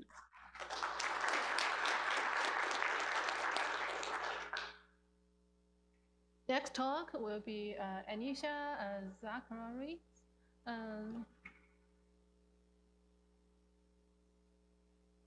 Hi, can everybody see that? Yes. Thank you. All right, good afternoon. My name is Anissa, and I'm here to give a talk called You Don't Need to Use AI to Be a Good Software Engineer. Right, so I'm going to start off with a very big picture look of kind of like the computation going on inside of LLMs. I do want to say that the absolute best explanation I've ever seen given of this is a series of videos by a creator called 3 Blue 1 Brown, which are at minimum, depending on how you watch them, an hour long. So super abridged here. But go watch their videos. It's amazing, visually, to see kind of the math behind some of these papers drawn out more explicitly. Also, there's a GitHub Pages site that's really useful called Transformer Explainer by the Polo Club of Data Science for Georgia Tech. It has a great interactive visual explainer that kind of shows like what matrix math is going on. It's the first link that comes up if you Google, at least for me, Transformer Explainer. And links to all of these are going to be included at the end of the presentation if you want to take a look now or after this or anyway, okay, disclaimer over. So what happens when you give a prompt to an LLM? I'm going to start with like kind of where we're all probably most familiar, something that resembles some sort of like chat or maybe terminal interface. You give it a prompt, say something like, tell me about the Python programming language, and then something happens, and then you get some text back. So I want to look at what's going on between those two messages briefly here, and what exactly is happening to get you from text to a text response. The first thing that happens is that your initial message is converted from a text to a vector representation, commonly known as like tokens. I'm showing them being broken apart into like words here. And technically tokens aren't necessarily entire words. They could be like punctuations or like the latter half of a word or something, but let's just pretend for now that like it gets broken apart into words. Each of these tokens is then translated into a huge vector. This isn't like specific to LLMs. You can download text embedding models like Word2Vect and play around with that yourself. There's also like word games, like daily word games kind of that use like word embeddings to see how close different words are together. I think it's called like Termal. It's very nice. And so these word vectors, right, they don't just have exactly like a 1 and then the rest are zeros that indicate which word they correspond to. They're full of all sorts of different values in kind of this multidimensional vector space that measures the closeness and the relationship between these words. I think GPT-3 had like 12,000 something parameters in their word embeddings. So very high dimensional vector space. So take this like example that you see in a lot of like word vector explanations. Say that we could like downcast, I guess, these 12-dimensional vectors into like a 3D visualization. There's a vector on there for cat and another one for cats. And like, as you would expect, they would be pretty close together. They have very similar meaning. And then if you look at the difference, cats minus cat might encode something like plurality. So it's not just like word vectors in here that each have distinct meanings, but kind of like the different 12-dimensional directionalities can encode concepts and very specific ideas. So if we take another example, like goose, and add that plural vector, we would expect to get something like geese. And indeed, this is the case. You can verify this yourself. You can download a bunch of word. It's kind of a neat little explainer of like how to like navigate these word and vectors. So then what if we take another sentence like help my Python escaped? If you've ever used a chatbot, you know that like LLMs can clearly distinguish between a pet Python and a Python programming language. So how exactly are they doing that? Here, like the original embedding of Python, you would expect to be, from my previous example, similar, and indeed they are, with a little asterisk of like it also encodes like positionality, but for the purpose of the super brief high-level explanation, these start off as roughly the same thing. So this leads nicely into transformer blocks, which is the main part of what's happening inside of LLMs. Transformer blocks are made of attention layers and multi-layer perceptron layers. In an attention layer, which we're looking at here, an LLM sorts out how tokens and an input relate to each other. So in our example, we could say that programming and language modify or attend to the Python token. And then in our second example, that pet attends to Python in a similar fashion. So they provide a more specific meaning or context to what the original Python token should represent. It modifies our original Python encoding by adding certain values to point it in a more direction that's specific to the actual meaning implied by all of its surrounding context. And this goes for the entirety of an LLM input. So context tokens can attend to each other from the entire range of input that you're giving it. This is all done by like training weights and like the relationships to other vectors and like query vectors. Again, I super recommend you go watch the above videos for a like very lower, like much finer grained detail of what's going on here. But it's 100% matrix and vector math that's doing this. Yeah, so that's the attention layers to refine the meaning of each token based on the other tokens in the input. The other layers are multi-layer perceptrons. If you've ever seen like diagrams of neural network, like neurons, that's kind of what's happening here. These layers also refine the specific meanings of the vector representations in the tokens as they pass through the weighted matrices learned from training data and like on-off like softmax functions. If you've ever like heard like LLM storing facts, this is kind of the area where that happens. So the tokens pass through our multi-layer perceptron layer, and then another attention layer, and then another MLP layer, and so on, further and further refining the original input tokens to get a really like impressively specific encoding of how each token relates to each other and what each one means in context. Both of these layers, the attention and the MLP layers, are again 100% matrix multiplication and like vector operations, 100% like linear algebra. Right. And all of this is parallelizable in operations that GPUs are very good at. None of this is magic or like consciousness or even like thought. It's like 100% linear algebra. So finally, to put it all together, at the end of our transformer block, what we get is a list of probabilities for the next token, which is used to then build the response for the LLM. And yeah, that's honestly the fastest possible explanation of the inner workings of an LLM that I could manage in this format. A text input to tokens encoded as word vectors pass through an honestly astonishing amount of matrix math that at the end output is statistically likely next part. And that's the bit I really want you to take in from this explanation, that LLM outputs are whatever would look statistically likely given the input.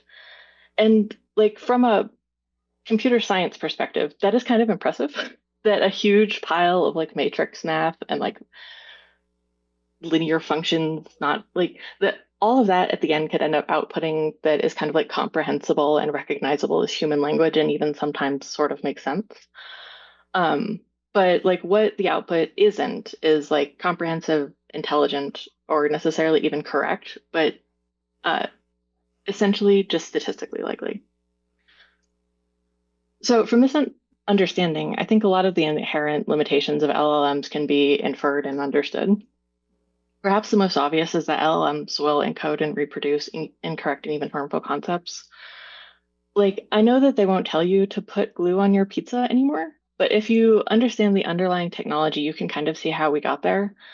You can definitely find conversations about like eating glue on the internet.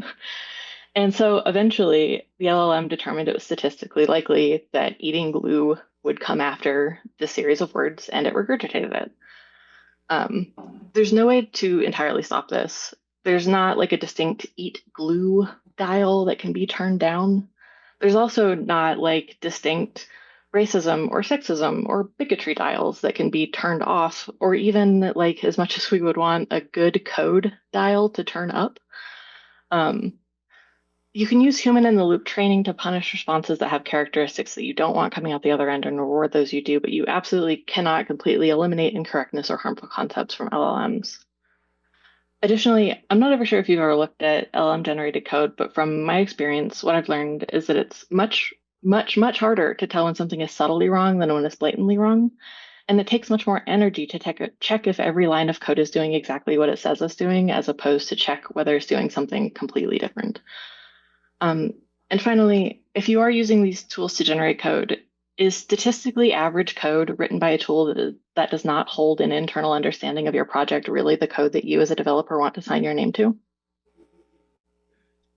Another obvious limitation of LLMs is they will reproduce training data. I would argue that this is like less of a limitation of LLMs and kind of more of a direct consequence of how they work. But anyway. I can't tell you exactly what's in the training data because these companies scraping the data don't exactly reveal it publicly. But this, of course, leads to licensing and copyright issues. This is a figure from the New York Times OpenAI lawsuit. Yeah, everything in red represents like a word-for-word match to the New York Times article that was reproduced exactly by ChatGPT. If you're having trouble like seeing the difference between the red and the black there, it's most of the passage with just like a word here or there added and roughly like just one paragraph that was omitted from the LLM that was present in the original article. I'm aware that that courts might still be deciding whether or not this counts as fair use, but from a non-legal perspective, I don't think that anybody could make the argument that this isn't professionally troublesome. And imagine if this is some code that you've written. Do you check every function that you've used a chatbot to help write? Do you check every single line to make sure that it wasn't pulled from another major package? This isn't something that's just like a remote possibility. Using chatbots to generate code will eventually straight up lift code from another published package, which at minimum should be embarrassing for whoever generated it. And I think from this, there are some incredibly obvious and foreseeable consequences of integrating LLMs into our work that we will get. Decreased trust between software developers, decreased trust in open source communities, and decreased trust in our institutions. Right, like I like to think about like failure cases here. For an example, like if a README page, if I write a README page, the README page that I write will never say anything I didn't put on it. A database query tool that I write will never invent a data set, and documentation pages that I write won't actively misrepresent how to use the tool.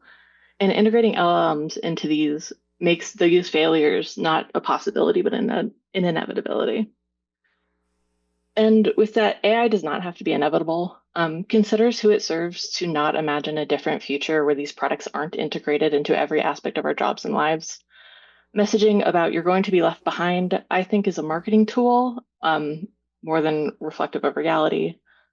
There obviously isn't time to get into other AI techniques in this talk. And while the exact math going on behind like generative image generation or model upscaling is different, a lot of these limitations still apply. AI and machine learning are interpretative. They will always reproduce what's been fed into them. There isn't a way to never have them make things up. And finally, I want to finish with a call to action. Claims from our institutions like ours that things are moving too fast when they decide not to make a coherent AI policy is inadequate at this point. Chatbots and image generation have been widely available for years. We need clear messaging and guidelines about their usage now. Trust in public institutions is at an alarming low, and it's irresponsible to allow autonomous or agentic chatbots the access we've already given them. Who am I to suggest guidelines? Nobody, a software engineer. I shouldn't be the one suggesting guidelines, but in the silence that we have left, we have to start with something. So since I'm already here at the stage making suggestions, this would be my moonshot ask for AI policies. First, heavily restrict or disallow the use of LLMs in professional work, especially on shared systems like HPCs. Next, no public LLM interfaces and documentations, databases, nothing. Also, no generated images in presentations, websites, newsletters, public-facing anything, etc. And in professional or student training, any AI educational content should prioritize the underlying principles of AI/ML, not be focused on how to use these tools. Finally, I want to ask that whenever faced with the question of how do we integrate AI safely and responsibly, that the option for refusal and rejection is always an option. Less, how should we do this? And more, should we? And right, there's the collected resources at the end that I promised. Yeah, thank you.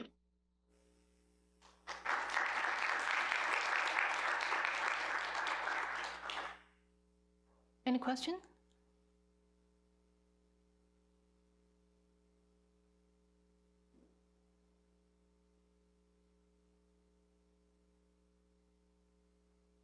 Thanks for the presentation. I'm going to address the elephant in the room. I am currently involved in projects that have essentially eliminated all guardrails against LLMs to the degree that, project documentation, architectural specs are all being generated using AI tools. There are some cases where there are documents for these projects that no human being has ever read because all they do is they feed it into their own model and then interrogate the model with their chat interface rather than actually reading the doc and seeing what it says. And as a human being who is kind of an old fogey, I've actually read some of these documents, and there are large tracts of them that are just gibberish. So I'm just going to be really naive and ask a very simple question. What should I do? Should I quit this job? I mean, this is. I mean, you know, these are the things that go through my head at night when I'm trying to be asleep. Are you know, this stuff is happening, and how much control do we have over it? And you know, what do you do when you find yourself in a situation where guardrails have been essentially steamrolled over? Yeah, that's a really good question and something that like I obviously don't have a perfect answer to. I think like calling for institutional policies is definitely a good place to start. I also just like don't super know on a personal level. It's harder when it's like funding proposals might be like kind of hinging on using AI or ML tools in a way that's like kind of not something you can get around. But for me personally, when I'm doing work that could involve the use of an AI, I choose not to wherever physically possible. If there's documentation, if there's a documentation chatbot, I don't use it. If there's like a little sparkle emoji, I don't click on it. I don't think that they're necessarily helpful. I also don't think I'm taking like a super moralistic stance by not doing these things. I think functionally, like AI summarization tools have been shown not to work very well. And I would rather read whatever documentation is written by a human that's available where possible. And also, if there is no documentation written by a human, I think it would be hopefully normal, or perhaps we could normalize it to then ask for that documentation that was written by a human instead of generated content. I do agree with you on professional and student education on AI and ML should prioritize underlying principles and ethics, which to Sandra Gesing's presentation, she was saying that AI won't be able to replace the software engineer completely. It will be like a mix of the two. But I think it will be more of a comment than a question. My thought is, if you say don't use it, is it not like what happened between the motor car and the horses? That is what I wanted to say. I don't think so. I think there's like two competing things here. One is which that like there is a pressure coming down on top of software engineers to use these tools as kind of like a cost saving or like a skill devaluation. Like if they can make research software engineering skills less economically valuable, they can pay less for them. And I think that is a separate conversation from whether or not we as software engineers should use these tools. Like I understand the pressures to use them here, and I don't think refusing to use them individually won't stop them being devalued as a whole. But I think it, as what we can control, is a good starting place, if that makes sense. Also, same thing, like in line with the question he asked, like, so if we are in a competitive world right now, people are building fast, deploying fast, and technology is also moving so fast. When you say do not use, your colleague is using the same different NLLM, you are like, oh, let me write software the normal way, use my brain and all those things, but he's doing 5 times the work we are doing. How are you going to compete in terms of when we're coming to like the review and all this, you're like 6 types behind everybody else who's using the same tool, who is using like AI in workplace and all those things. And right now we are in a situation where all these big companies that probably define how tech spread across the world, they are really pushing towards, let's use AI, let's use agents to replace software engineers. And if we don't get people to learn how these tools work and everything else, how are we going to, junior engineers coming into this field, how are they going to like think on which tool best works for me, or how are they going to understand the industry better if we don't teach them? And also I feel like it should be more of do not use the tools, but more of how can we build policies and governance and like frameworks that can allow better use of these tools within organizations and stuff like this, because there are people using these tools to write proposals. They are fighting the same grant probably you are writing, and the LLMs will give them better ideas, better concepts, and write better proposals, which probably your team will sit down a month, 2 months to write the same thing. So like that perspective, what do you think about all that? Yeah, I guess I would want to push back a little bit on the idea that the LLM could write a better proposal than a human could. I'm aware that like they can impressively mimic human language, but anything that comes out of an LLM is like by definition interpolative of ideas that already exist. I think that we're going to run into kind of a hard point where making new technology won't have anything to reference in the training set. And also, I think a really good way to train junior developers is to show that you don't have to use these tools in order to advance in your career. I think like you sitting next to a colleague who might be using an LLM chatbot to like generate 5 times the amount of code that you're personally writing. I do not believe that the code that LLMs can generate currently is as good as human written code. I've seen LLM generated code. I feel like in order to critique it, I do occasionally need to like see if I'm wrong yet. And in my experience, I have not been. Generating more code isn't necessarily the goal. And I think at some point it's going to become obvious. We're going to create like an enormous pile of technical debt that humans are going to have to fix. Yeah. Great, thank you, Anissa. Congratulations to your new jobs. Okay. Thanks.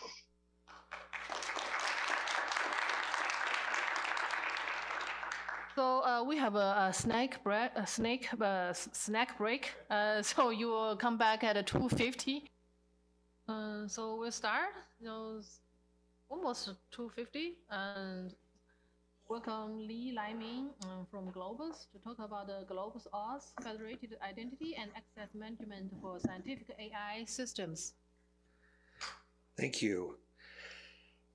During the break, I was speaking with someone and we made the observation that it's very common for people to talk about AI. It's very common for people to talk about security, but it's not very common for people to talk about security and AI in the same conversation. And I'm going to try to do that. And my approach to that is by talking about security services in a system that is being purposefully built to support agentic AI discovery. So before I do that, let me say a little bit about who I am. I'm part of the Globus organization at the University of Chicago. We're a nonprofit service of the University of Chicago that is provided to the research community. Our mission is to reimagine research IT, reimagine it, moving us forward from the days of command line systems and really bad user interfaces and really icky user experiences to something that's more modern, more like what you get when you're using things like Amazon and other nice web applications on the internet. We provide a number of different services. We consider ourselves to be a platform for research. And so, think about things like moving data around, publication and discovery, remote execution of code on other people's computers, in particular big computers that you might have an allocation to use at the national level. And automation and workflows. But I'm not going to talk about any of those things today. Instead, I want to focus on the cornerstone of the Globus platform, which is our Auth service or authentication service. So it's basically one of the things, I think it's got a lock and key. It's not even in the picture. It's so kind of fundamental to what we do. We don't even necessarily have a nice little glyph for it. The Globus system is used by researchers all over the world at more than 2,000 institutions, both research labs and universities. A lot of people use the Globus platform. We're almost up to 800,000 registered identities. We're more than, where's the right number here? More than 50,000 systems connected to the Globus ecosystem. So think, storage systems, compute systems that are available at various labs that you can access using Globus interfaces. So I think it's fair to say that we operate at scale and that we've been doing this for 15 years now. So we have a long track record of doing that. And I think, the very top of the orange things, identity management, is what I'm going to be talking about. All right, let's talk about our problem space. I've been working with a project called the American Science Cloud. It's a part of the Genesis mission, which is a really big deal in the Department of Energy today. It's been going for about 6 months now, and it has another 6 months to go before it reaches its first year, at which point we have no idea what the Department of Energy is going to do. As part of the Genesis mission, the American Science Cloud's job is to provide a platform, a software platform that AI and large language model driven discovery applications can be built on top of. So basically think of it as an ecosystem of services, largely API accessible. I'm going to be talking a lot about APIs in this talk, that allow large language model based applications to reach out to the DOE data collections, Department of Energy's compute systems where simulations can be run, all the different simulation codes that are available in the DOE complex, and also the experimental facilities that DOE provides. So think light sources and super powerful microscopes, and even in some cases, autonomous laboratories that do their own experiments based on recommendations from AI systems.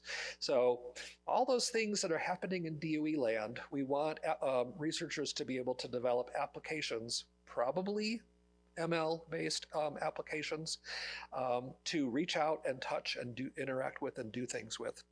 The idea is that this is a way of accelerating discovery in the areas that are mission critical for the Department of Energy. So again, I said that American Science Cloud is trying to provide a platform that provides access to things. What sorts of things are we talking about? Basically, think of the national laboratories, the Department of Energy's national laboratories, Argonne, Livermore, Oak Ridge, Pacific Northwest National Laboratory, Berkeley, et cetera.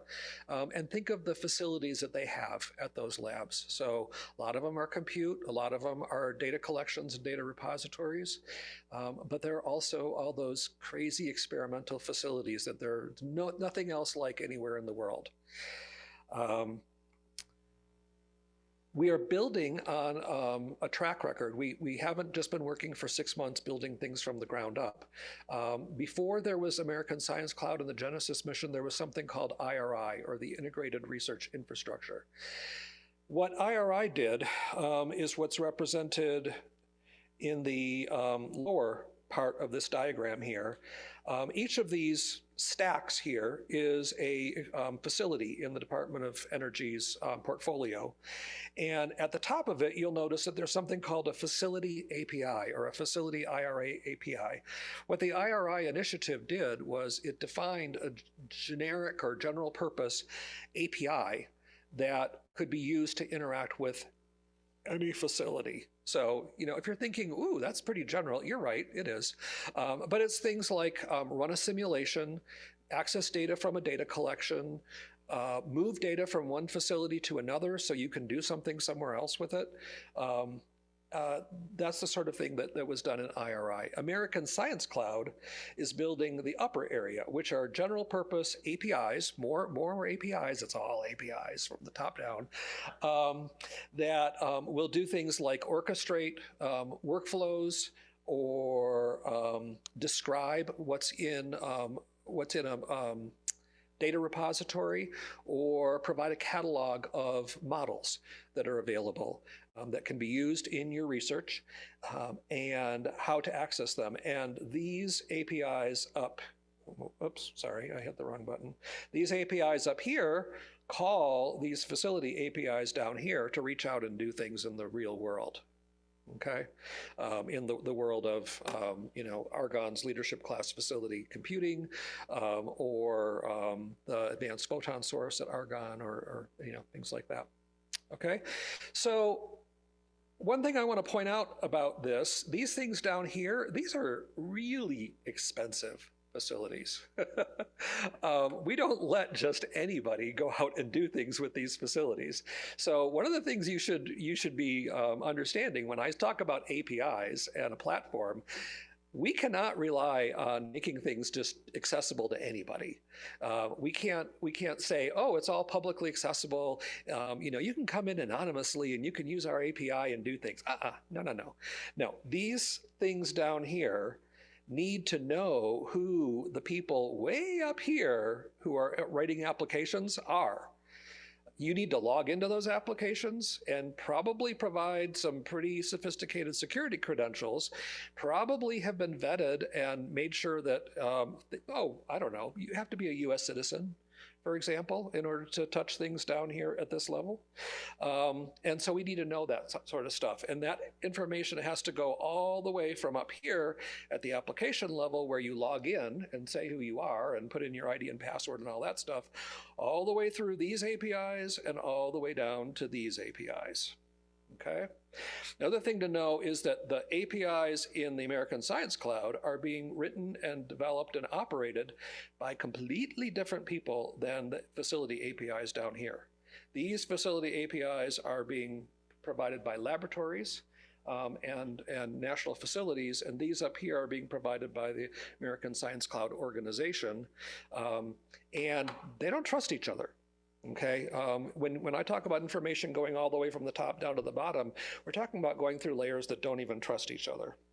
So that kind of gives you an idea of the challenges that we're up against in terms of providing us security services.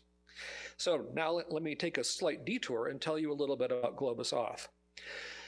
Globus Auth has been around for almost 15 years now, and we've been using it as the cornerstone of the Globus platform for allowing people to move data from one research facility to another, usually across organizational boundaries, systems that don't trust each other.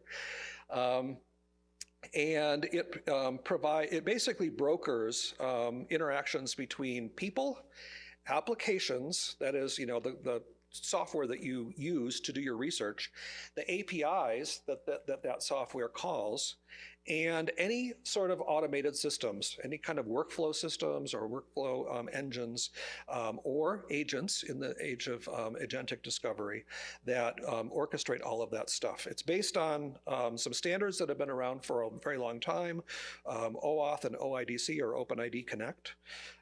And it's, in addition to being the cornerstone of our platform, it's also a standalone service that anybody can use. And American Science Cloud is using it to build their own services. In a really simple nutshell, that diagram on the right, I will walk you through it really quickly. The first step is when a researcher is using an application, they log in.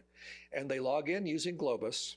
The application just directs them to Globus and says, tell me who this person is. And Globus then does that. In the case of Globus, we don't actually let people create accounts. You don't have a Globus account. Instead, we say, well, where do you already have an account? Do you have one at Oak Ridge? Do you have one at NCAR? Do you have one at the University of Chicago? And once you say that, it takes you right to their authentication service and you log in with an account you already have. And then Globus passes that information back to the application. The application may ask for permission to use remote APIs. Okay, and if it does, then the Globus also, in addition to telling it, oh, this is Lee Liming at University of Chicago, it also says, here are your API tokens that you can use to access all those APIs you wanted. The next thing that happens is the application calls an API by passing it a token that it got from that login, and the service goes to Globus and says, hey, is this token legit? Did it really come from you? Was it really meant for me? You know, who was the person who got it? And all of that, and gives it back to the service API, and hopefully everything will be okay. And the API will say, great, yeah, what you asked for is okay, and it'll give a response. And that's in a nutshell how Globus Auth works. Because we've been running for a long time now, we have a lot of people who've been registered. We have about 700,000 people and about 160,000 applications and APIs and other things. So basically services that have been registered. In the OAuth system, everything has to be registered, not just people, but also the code that uses the system. And you can see from this chart here that the number of times authentication events happen has been going up pretty steadily. We're approaching 1.8, 1.9 million authentications a year. That works out to, I think I did the math, came out to something like 200 an hour or something like that on a continuous basis. And obviously it's a little bit more uneven than that. Sometimes it's probably 1,000 an hour and sometimes it's none. But that gives you an idea of how much it's being used. Like I said, everything in the Globus system has to be registered. So how does that work? The great news is that it's totally self-service.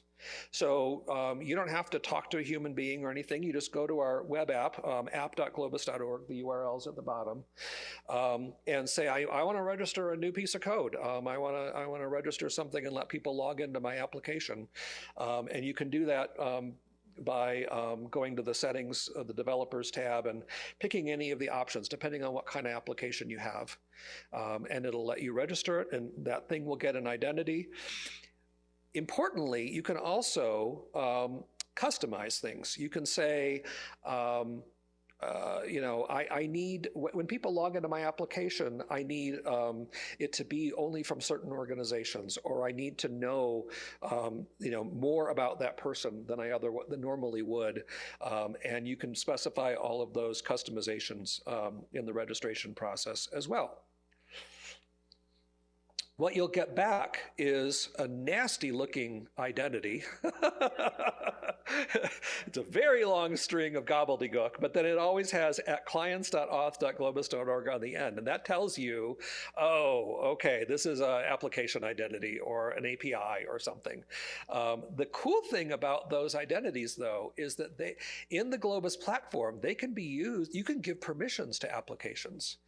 You can give roles to applications that let them manage things like other, you know, registrations or groups. You can give them permission to access, you know, your files on your laptop and all sorts of things. So the point I want to make is that these application identities that you get when you register things, you can use them for all sorts of things. You can make an identity for your shell script that you run on your laptop written in Python and give it permission to do things. And the great thing about that is it's separate from your personal identity.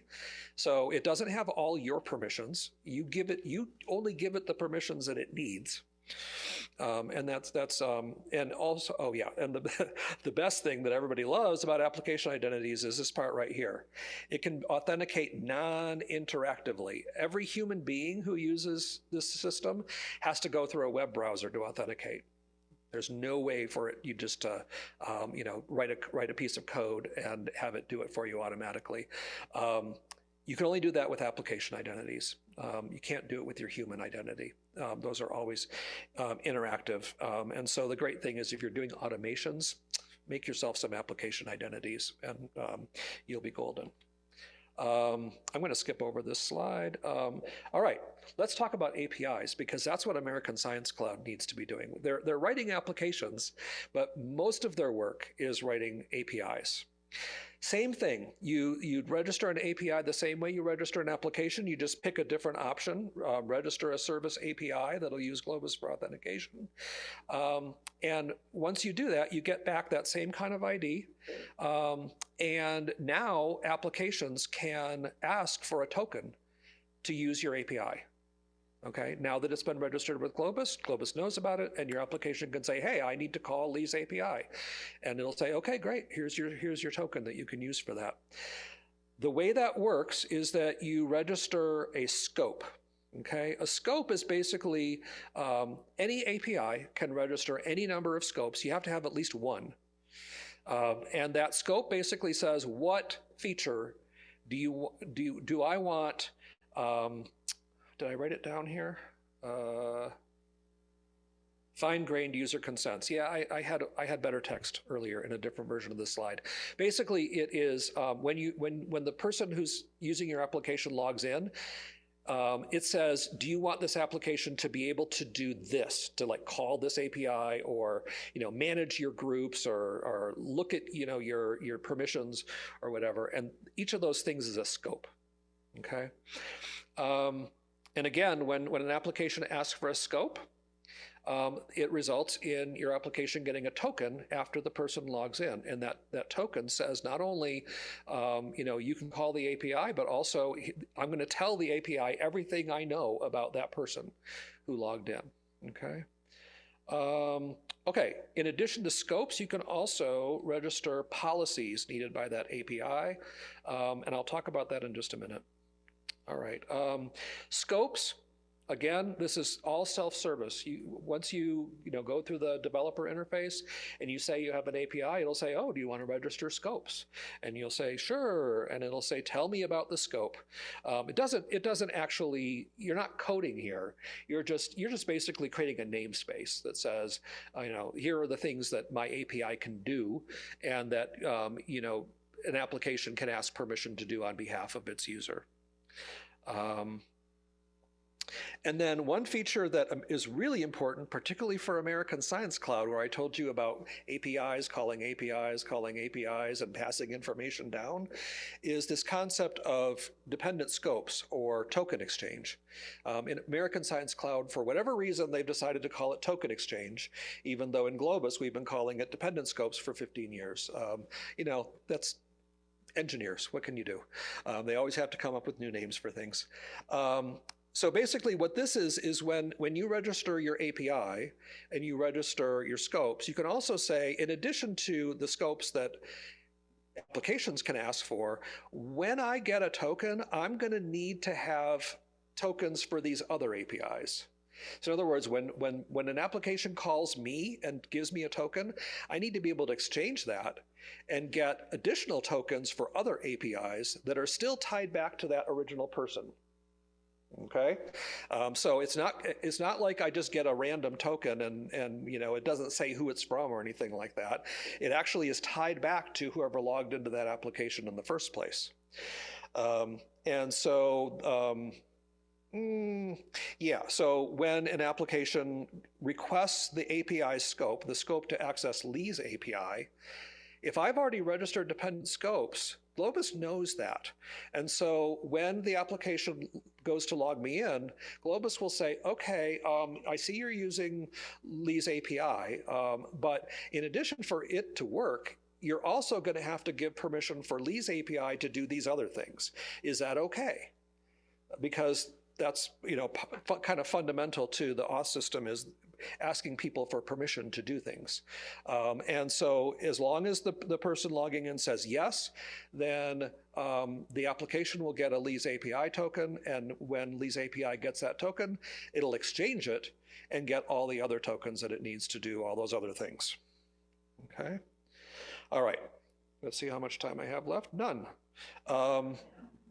I'm going to very quickly, sorry about this, very quickly talk a little bit about authentication context. No, I'm not. Auth policies. You can basically tell Globus, I only want people from certain organizations to be able to use my application, Globus will enforce that for your application. You don't have to write a single line of code to do that. Just say, you know, I only take people from University of Chicago and Argonne, nobody else. Globus will do that. Identity linking, I'm going to skip over that. Oh, and third-party attributes. If you, your application needs to know more than what Globus normally knows about a person, when you register your API or your application, you can say, I need to know who this person is in American Science Cloud. And Globus will not only log you in normally, using, I don't know, University of Chicago or Slack or something like that, but it will also reach out to American Science Cloud and say, tell me who this person is, and then it'll include all that extra information in those tokens, okay? So those are the things I wanted you to know about, and I think that's it, and I'm out of time. Thanks.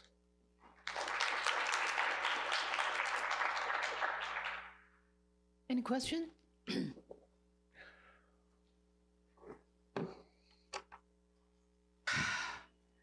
How about privacy? Sorry? How about privacy of the users? The privacy of the users?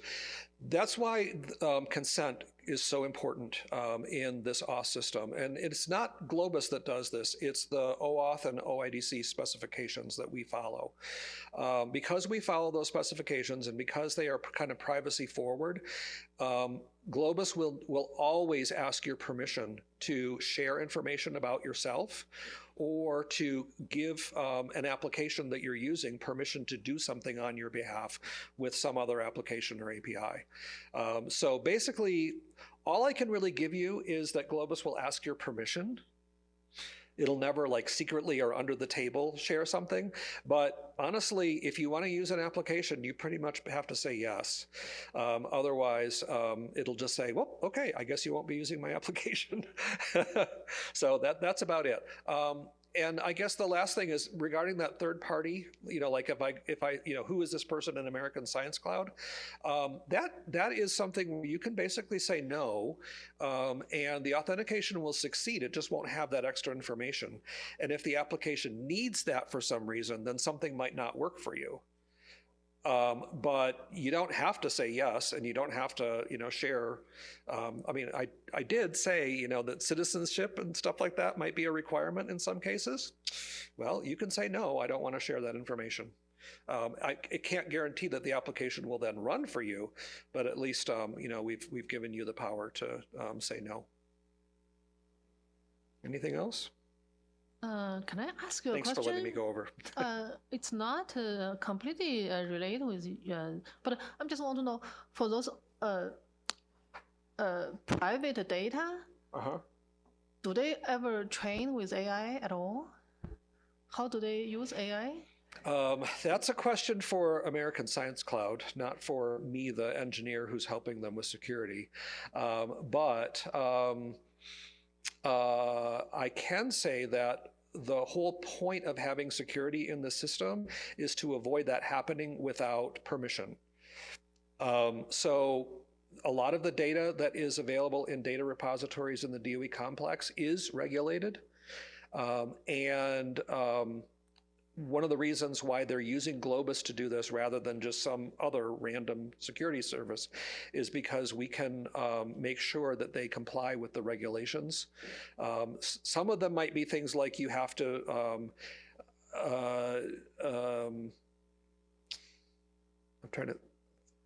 some of them may be that you need to know who you're giving the data to in order for you know, the policies to be legit, or they used to be legit, and we can make sure that we know, you know, who the person is, what organization they're from. In some cases, it'll be things like, you know, are they a U.S. citizen? Because this data can only be used by U.S. citizens. But once the data, you know, once the data has been shared, we don't have any control over what the researcher does with it. And that falls into acceptable use conditions. And so if you don't have acceptable use policies on things, you really should. It's very important to have those so that if something happens, you have recourse. Okay? You, any more questions? Thanks.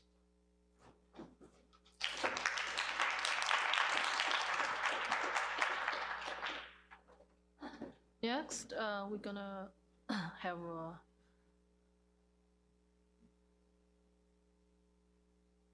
Damian Rouson talk about data reduction and surrogate-model for how the microphysics with the fiats. Thank you. Is that a mouthful?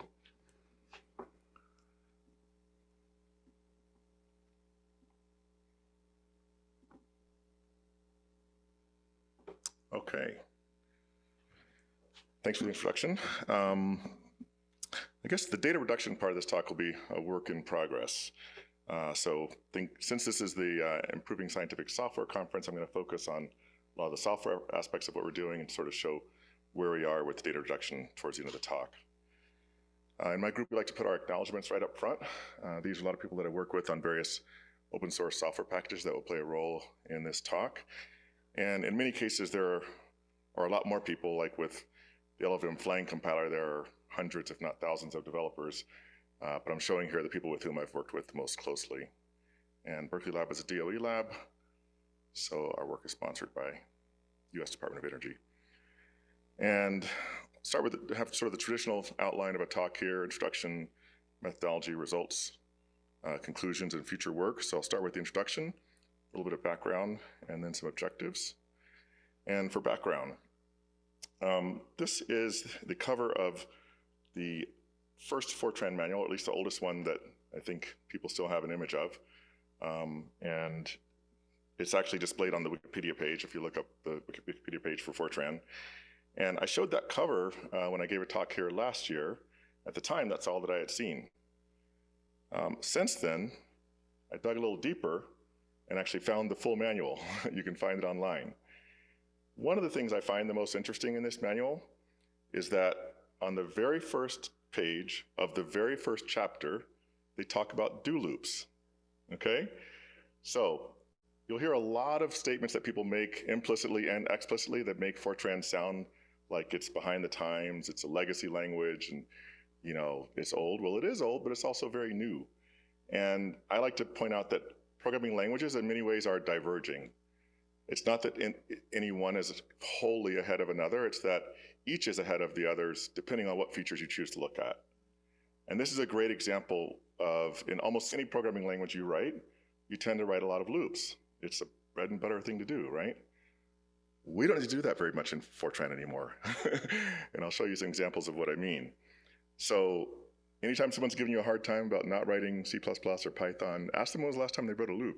If they were coding today, they probably wrote one today. Remind them that that programming feature they're using is 70 years old, 1956. That loop qualifies for Medicare, okay? All right, so our objectives then are to explore the benefits of expressing specifically deep learning, since that's a lot of what's happening these days, using modern language features, modern programming paradigms, modern design patterns, and more specifically even to really ensure that Fortran supports this emerging domain of AI, namely deep learning. And we do that through what I'm referring to as a co-design of compilers and the Fiat's deep learning library that we develop. So by co-design, I mean we work really closely with compiler developers. Pretty much daily, I'm in contact with compiler engineers who are working on LLVM Flang, or L-Fortran is another compiler that I mentioned, or G-Fortran. And changes happen on both sides. Changes happen in the code, changes happen in the compiler because of that interaction, so it's really beneficial. Methodology, let's talk about some of the open source software developed and these programming paradigms I mentioned. So we accomplish our objectives through collaborative development of open software. So Fiats is the one that'll be the focus of the talk today. That's our deep learning library. Julian is our correctness checking framework. My group member, Kate Rasmussen, will be teaching a tutorial on Wednesday on Julian. And those of you who might have seen her tutorial last year on Julian, a lot of big developments in the past year. So this won't be a rerun of what you saw. In fact, what I think are some really exciting things that have happened in Julian since then. And it also gives us a take on AI-assisted coding development. So come to the tutorial if you want to hear more about that. We actually work at a lot of different levels in the software stack. Sometimes we work on applications, sometimes libraries that applications use. Sometimes we're working on the compiler itself. Kate has fixed a number of bugs in Flang herself on the front end. And even in the runtime library, Caffeine is a parallel runtime library that supports the parallel features of Fortran. We refer to them as the multi-image features. You're launching multiple instances of your code or multiple images. And the older name for it is Corey Fortran. That was a domain-specific language, DSL, that spun off from Fortran and then got merged back in. So Caffeine supports those features for the LLVM Flang compiler. And then GasNet is networking middleware that we developed that supports Caffeine. You can think of GasNet as a competitor to MPI, but the big difference is that you will never see a call to GasNet in any application because it's always under the hood. So it stayed true to its original purpose. Actually, that was originally supposed to be true for MPI as well. We weren't supposed to have MPI in applications. Talk to the people who were working on it 30 years ago. We also work on standards. The Fortran 2023 standard is the latest one. Kate and I are both on the committee, and as well as Dan Bonachea, our colleague at Berkeley Lab in our group. And we're working on the next standard, which is Fortran 2028, which has some really exciting features coming along that I don't have time to talk about, but the biggest one is templates. When Fortran sometimes does fall behind, we don't just catch up, we leapfrog. The template features that are coming in Fortran 2028 will be more powerful than what C++ has in templates. You'll be able to get better error messages inside your template because you'll be able to specify the types, properties of types abstractly without knowing the types, so the compiler can now do type checking in your template algorithm before it actually even sees the types. A couple things I wanted to mention here, since I said, you know, we're not writing loops so much anymore. I did a check, and in Julian, our testing framework, that you could think of the test suite for Julian as maybe the first user of Julian. We have 1,800 lines of code, not one single loop anywhere in it, okay? Our collaboration with AMD has led to automatic multi-threading of do concurrent is a parallel construct in Fortran that you can use to replace loops. Unlike a loop, instead of saying do these things in this order, you're just saying all these iterations can happen in any order, including possibly in parallel. When I say close collaborations, for example, with Fortran, I just got a text message from the lead developer today, and he said that Fiats was responsible for 160 tests that they've added to their test suite, specifically because they're trying to support GPU offloading of do concurrent in Fiats. And he's only been working on this for about a month. We've contributed to the Fortran Package Manager, and we use the Fortran Package Manager since this is a software conference. You know, not many conferences where I talk about our build system. But how many of you use CMake at all?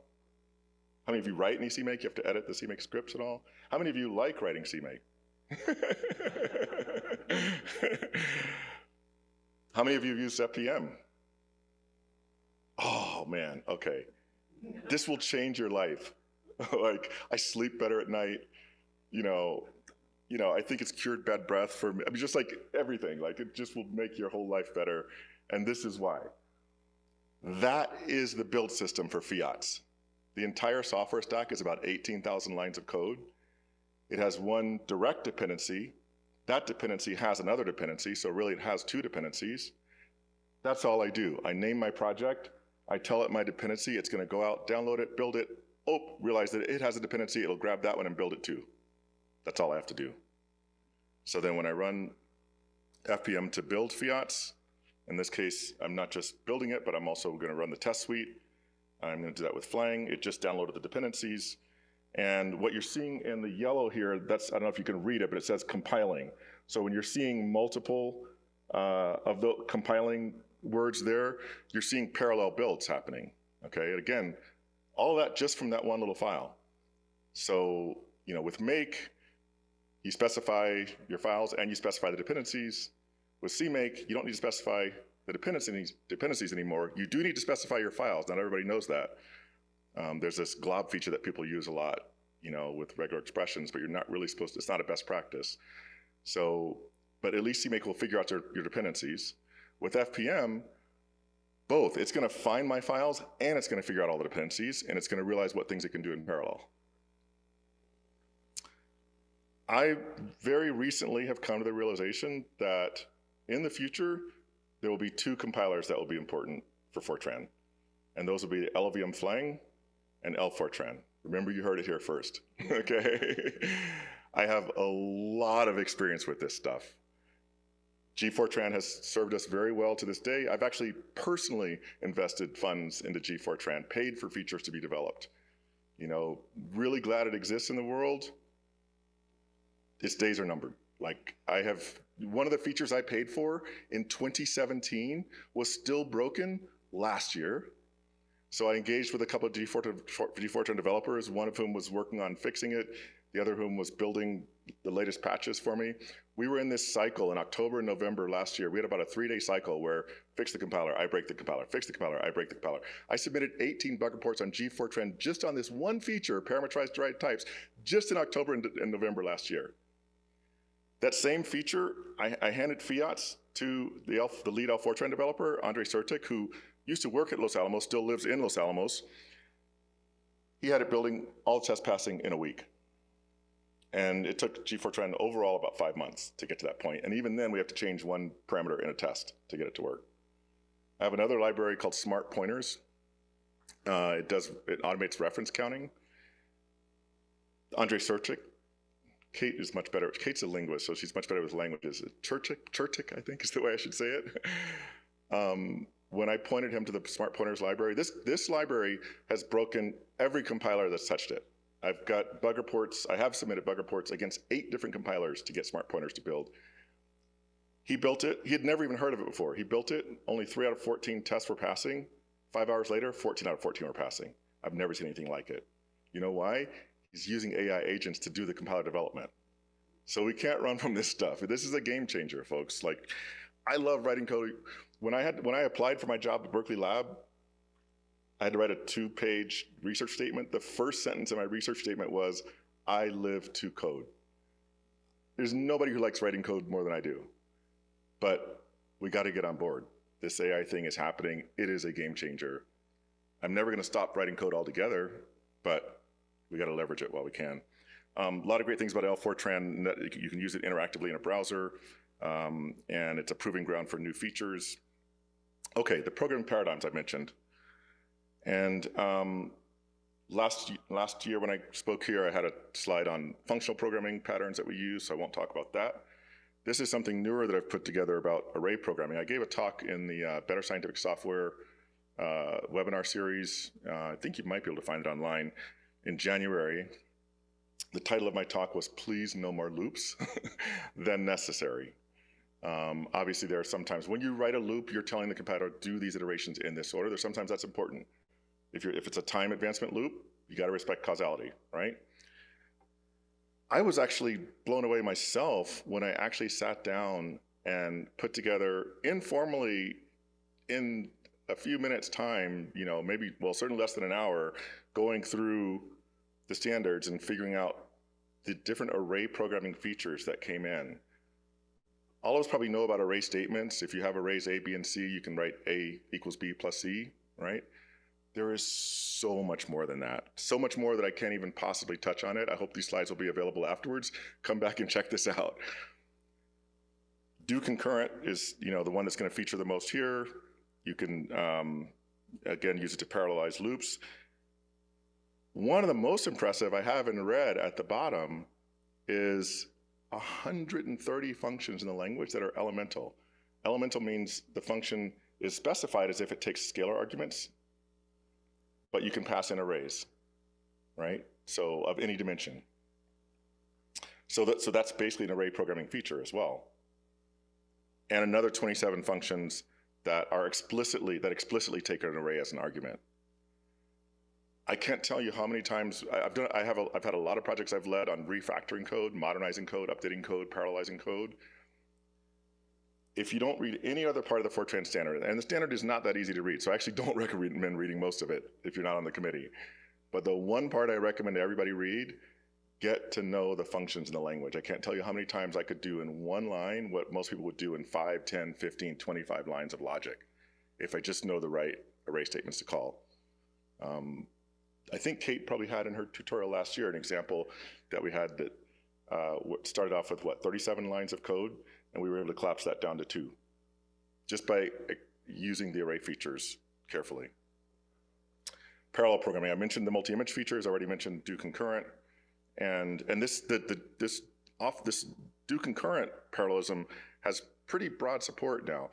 The Fortran community has a certain amount of PTSD from the Fortran 2003 standard. It took a lot of compilers about a decade to catch up with that standard. Those days are behind us. Everything I'm talking to you about today works with LLVM flying. In fact, it's my primary development compiler because it has so few bugs. I can just do whatever I want. I can move fast and get things done. And then I switch to other compilers and file bug report after bug report after bug report. Everything I'm going to show you today works with L-Fortran as well. That wasn't true 2 months ago. 2 months ago, L-Fortran could build one of my projects. Now it can build, I think, 6 and pass all the tests. This is, again, what the agentic AI compiler development is doing. But you don't have to worry anymore that this feature you want isn't supported by enough compilers. The compilers that have really kept up the best have been Intel, Cray, Numerical Algorithms Group, NAG, LLVM, L-Fortran. Sadly, you can see G-Fortran isn't on this list. We're going to have to move on at some point. Which makes me, so the Department of Energy spent a lot of money on taking Fortran codes and translating them to C++, specifically because the GPU support wasn't good a decade ago. So I was at a big meeting, the Exascale Computing Project meeting. So it's a project meeting that's so big it feels like a conference. There's about 500 people there. And I just come out of this talk where someone from Berkeley Lab was talking about this successful effort to translate all these codes from Fortran to C++ with the main motivation being GPUs. One of our colleagues, Brad Richardson, said, I wonder if DOE could have saved a lot of money by paying compiler vendors to offload do concurrent. And I can tell you now the answer is yes. There's a report that came out of Los Alamos 4 years ago where they're talking about the risks of continuing to support Fortran. Many of you might have heard of it. I actually didn't read it for the longest time until the night before I gave a talk at Los Alamos last month. And I finally thought, okay, I should finally read this thing. It's not a risk analysis. This report is filled with a bunch of qualitative statements that are couched in a seemingly quantitative way. Okay, and one of the things they say in this report is it would be prohibitively costly to pay for getting compilers up to date. And 2 different places in the report it says numbers such as $10 million have been discussed. Who's discussing them? There's no citation in the report. Where did that number come from? How did they come up with it? I can tell you that L-Fortran, throughout its entire roughly 8-year history, has received less than $1 million. And it's up to date in the ways that I just told you, right? Okay, let's talk about training. Fiats, this is just showing sort of the directory structure of Fiats, the git clone command if you want to download it. And the Fiats library itself is in the source directory. A lot of things here I'm using the default name that FPM expects. That's why I was able to have that 3-line FPM manifest, which is our build system. And a lot of the stuff that relates to this talk is in the demo folder. So that's where we have demonstration apps, basically, like one that trains on cloud microphysics data from NCAR's Intermediate Complexity Atmospheric Research Model, ICAR. And also an application in there that works with an aerosol surrogate model, does inference for an aerosol surrogate model. So what are these great features doing for us? The core algorithms that are driving the training of neural networks are stochastic gradient descent. So gradient descent, at least for engineers and scientists, probably is what it sounds like, right? Find the gradient, go down gradient.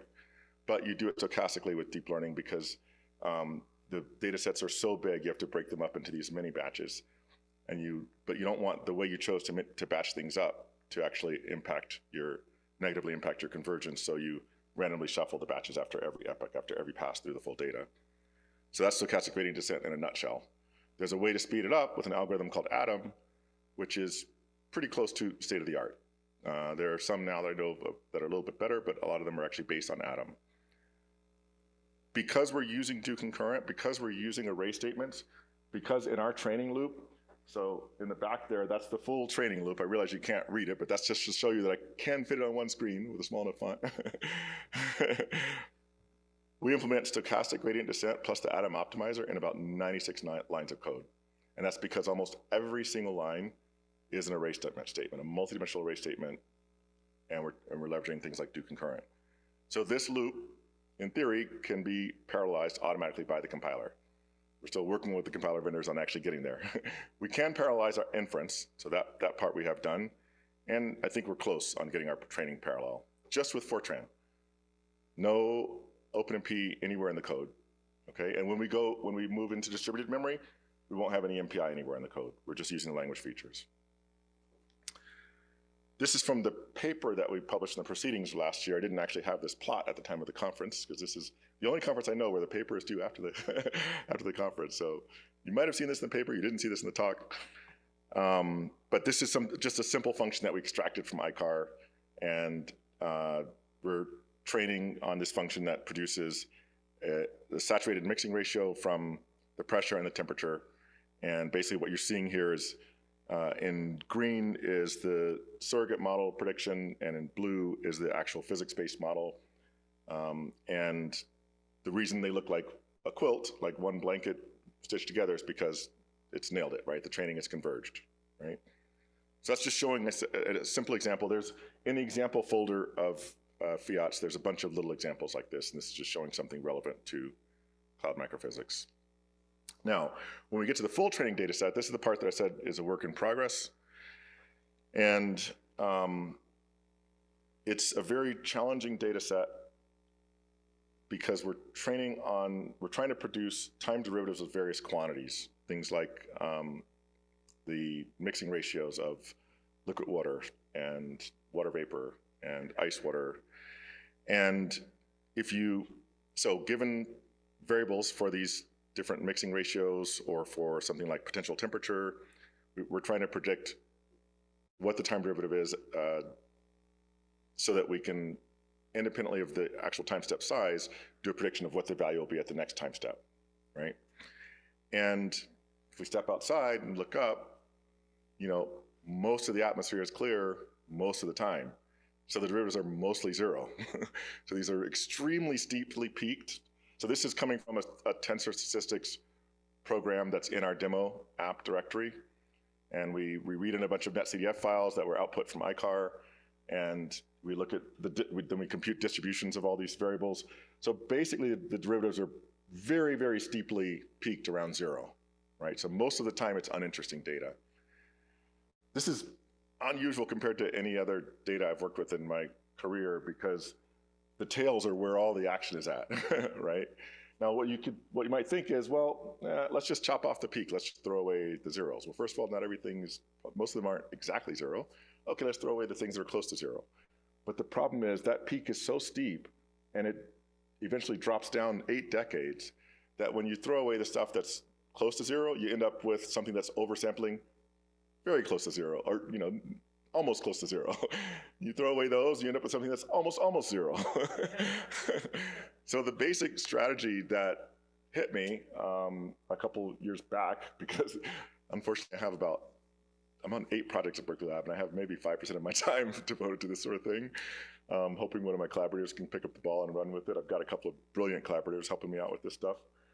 And the idea was to sample in such a way that we flatten these distributions. So in this case, I'm showing 4 or 5 variables.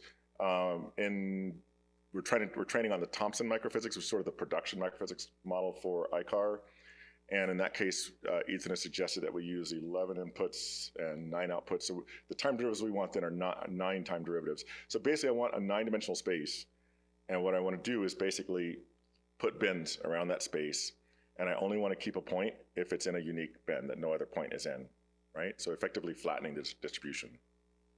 So if you know anything about information theory, and I only know very little, but it dawned on me at some point that when you have a flat probability distribution, that's maximizing the information entropy.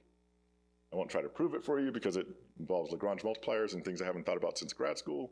But the point is, at some point I realized that this thing that came to me intuitively actually has a theoretical basis. So effectively, and so what we do is we start with a coarse set of bins, and then we refine those to get more and more points. And we do have some preliminary experience from a while back that this does work. It actually speeds up the convergence. So what happens is we train for a while, then we expand to more points, but still keeping with this maximal entropy condition. And there's initially a big jump because the training is seeing like really different data, but then it comes down, and we can show that we actually get to a trained result faster.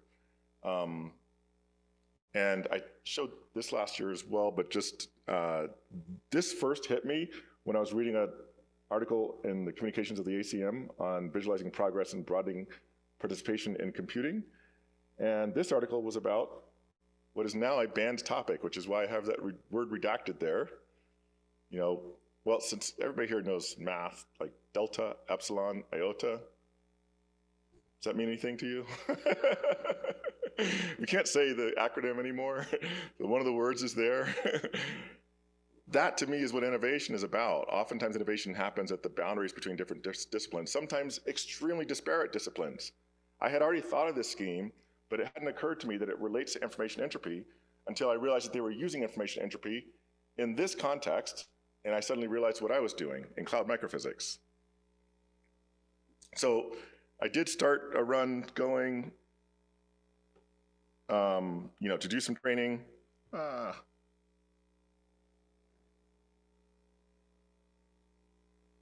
So this is just showing we have this training script basically, and you know, as I say here, it progressively expands the data set. So we start off, let's go back. I want to stop it. So basically it starts off with 3 bins in each direction. Now remember, it's a 9-dimensional phase space, so that's still a lot of bins. And it's going to read all these various data sets from a couple of netcdf files, just from, I think in this case, like 100 time steps of this simulation. And, you know, it's calculating the time derivatives, and then it's defining the input tensors for the neural network that's going to train. And, you know, ultimately, once it's, I guess, got both the inputs and outputs, and it can calculate the derivatives, and it can do the conditional sampling to get that flat distribution. And then we get a cost function that's 10 to the 14th. That doesn't look good. And it's not really going down. In fact, it went up. So I have found in writing fiats that basically every time I come to a new problem, I have to invent a new trick to get it to converge. And I have some ideas about how to get this to converge. We'll probably use something like transfer learning, where we'll train on a simpler data set and then try to use that model to train on the Thompson microphysics. And I think I'm probably, well, originally I was scheduled to go to 350, but we're trying to speed things up. So I think I should probably stop there. I'll put up my conclusion slide and take questions if there's time.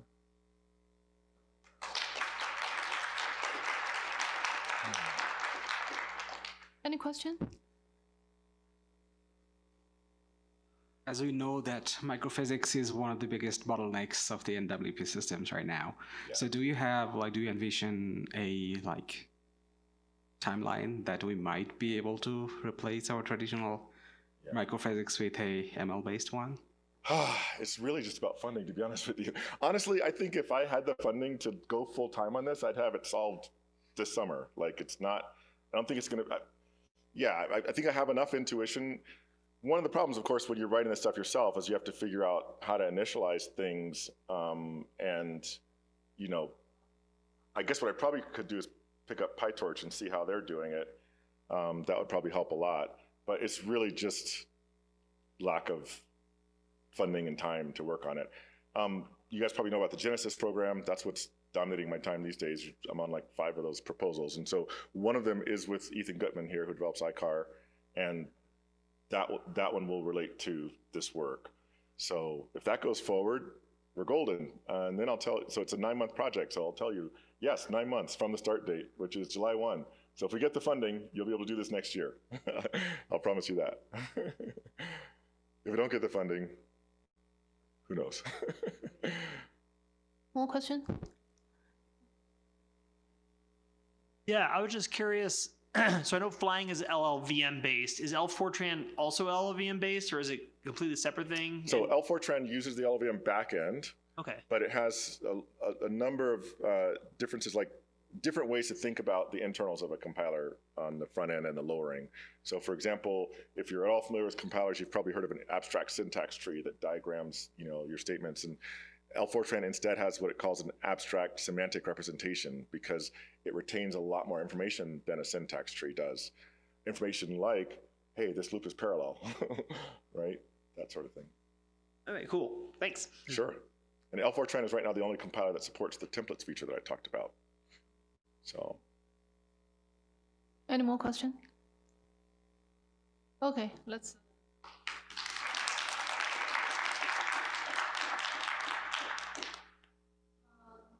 So today, yeah, it's almost done. Then just we have a preceding hours, office hour with Kathleen from now to.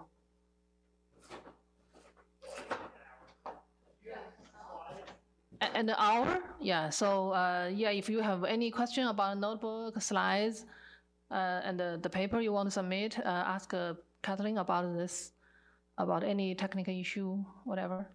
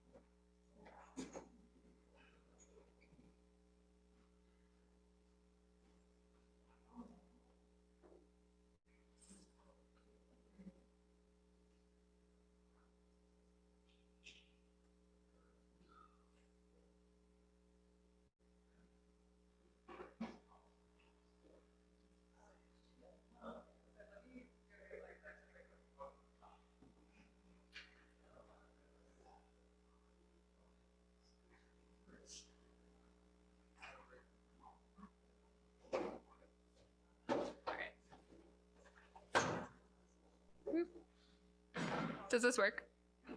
I think so. Sweet, thank you. Sorry for the last minute scramble here. I appreciate you all sticking around. I'll go through these slides really quickly, but I just wanted to do kind of a quick overview of like what we've done for prior years and then give you an idea of what some options are for this year in case anyone's interested or in case you want to help out too, you know? One can hope. Yeah, so just to give kind of a quick overview and some links for kind of the 2025 proceedings. First, a quick shout out to all of the authors, reviewers, and the committee as well who made this happen. So for 2025, we took on kind of a lofty project of doing some notebook-based proceedings for that year. And then also going ahead and publishing those as a static publication with the NCAR library like we had done in years past. It turned out, well, in the end, this turned out to kind of produce quite a nice result, I think, hopefully at the end. There was a number of challenges along the way. So thank you to all of you for your patience along the way. But yeah, so I guess in 2026, we hope to have kind of maybe smoothed over some of the challenges and provided a couple more options and flexibility for what people might be able to do. Yeah, so if you're curious about 2025, there is, in the end, where we landed is there is kind of a web gallery on the SEA website. So that's visible publicly. All of these things are. There's also a Zenodo community for the conference, so you can kind of surf all of the written proceedings there, and then there's a static publication through the library. And this kind of continues I think the first ones that were published were in maybe 2020 that I could find, but kind of a tradition of working collaboratively with the NCAR library to publish conference proceedings from this annual conference. Yeah, so that's kind of what we did in 2025. these slides, along with all the links, are available in the ISS 2026 Slack channel in the bookmarks link. So if you do want to, not write these all out, that's an option. Okay, so for 2026, what's the gist? Like, what are we doing? How are we trying to avoid some of the pain points from the prior years, rather?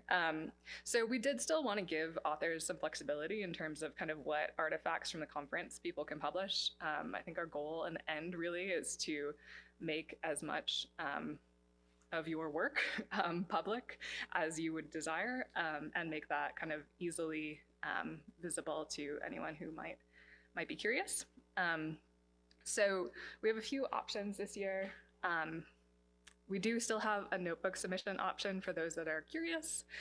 If you are excited about kind of leveraging some of the more nice code syntax formatting or like examples or things like that, the option is still there. We did notice last year that a lot of folks didn't actually take advantage of that. So in some ways, kind of the notebook format and then our templating and whatnot ended up creating kind of additional dependencies and problems more than solutions. So we're splitting that off into its own separate option this year.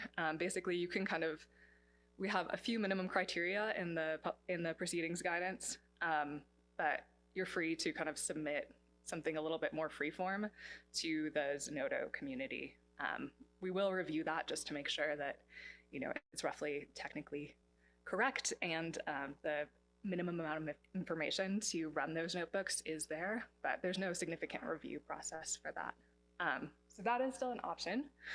We've also kind of reverted back to more of a traditional paper submission or proceedings option. So we wanted to keep that like ongoing relationship and publication with the library. So that is an option this year. We are using a standard template. We hope that this makes it easier for both the authors and the reviewers. And also working in collaboration with the library. So there's guidance on all of this on the SEA conference website. And then we also have kind of a third option this year.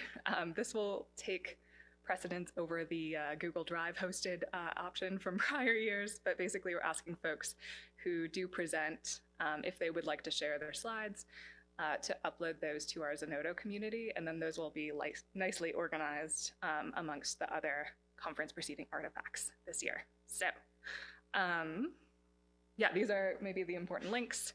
Again, these slides are linked in the Slack channel from the bookmarks. But yeah, so the guidance is all on the website. You should be able to get to most things from there as well. We do have a Slack channel for questions in addition to these office hours throughout the conference. And if you have any questions at any time, now or later, feel free to get in contact with us through the email. There's also a link here to the fairly empty at this point, as it should be, ISS 26 proceedings community on Zenodo. So if you're curious about kind of what that looks like, you can take a look at this one or the prior year as well. Hopefully with the slides this year, we'll have a few more things in there. Yeah, that's basically it. I don't want to hold anyone too long for kind of the office hours type effort here, but if anyone does have any quick questions before we kind of move on to more like one-on-one office hours or group office hours, yeah, feel free to kind of step up to the mic. But yeah, and then maybe one more kind of thank you to those who have made the proceedings possible in prior years. And also, I should, while I am kind of leading the conference proceedings this year, it is a group effort. We're very much supported by the overall conference proceedings, or overall conference committee, as well as Ward Fisher and Spencer Smith are also part of the proceedings committee this year. So yeah. Any questions with that? No? Yeah, go ahead. And if you have, I guess if you have individual questions too, we can wait and do that in more of an informal setting. I checked the proceeding. You need like 3,000 words, means 12 pages, or 6 pages at least. I'm not sure I understand the No, question. I mean, you the requirement is that 3,000 words, almost like a 6 single space pages. Is that a firm requirement? It's not. So I believe I would have to check the website guidance, but we tried to set kind of a light requirement that was based upon what we'd seen in submissions. Requirements, not the right word. So we tried to give a bit of guidance. We did get some questions this year about kind of roughly how long papers should be. So this was based upon like looking back at some of the prior submissions. So even a short paper, I believe, and maybe this is the confusion, I think a lot of times we included also like the references section and other things. So 3,000 words didn't really, it's pretty short in practice. To answer your question, it is not a hard requirement.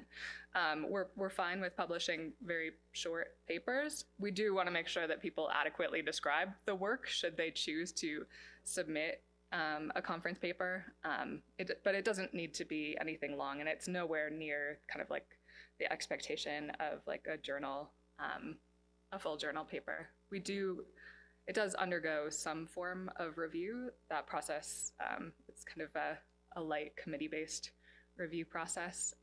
There's a bit more information on the website about that as well.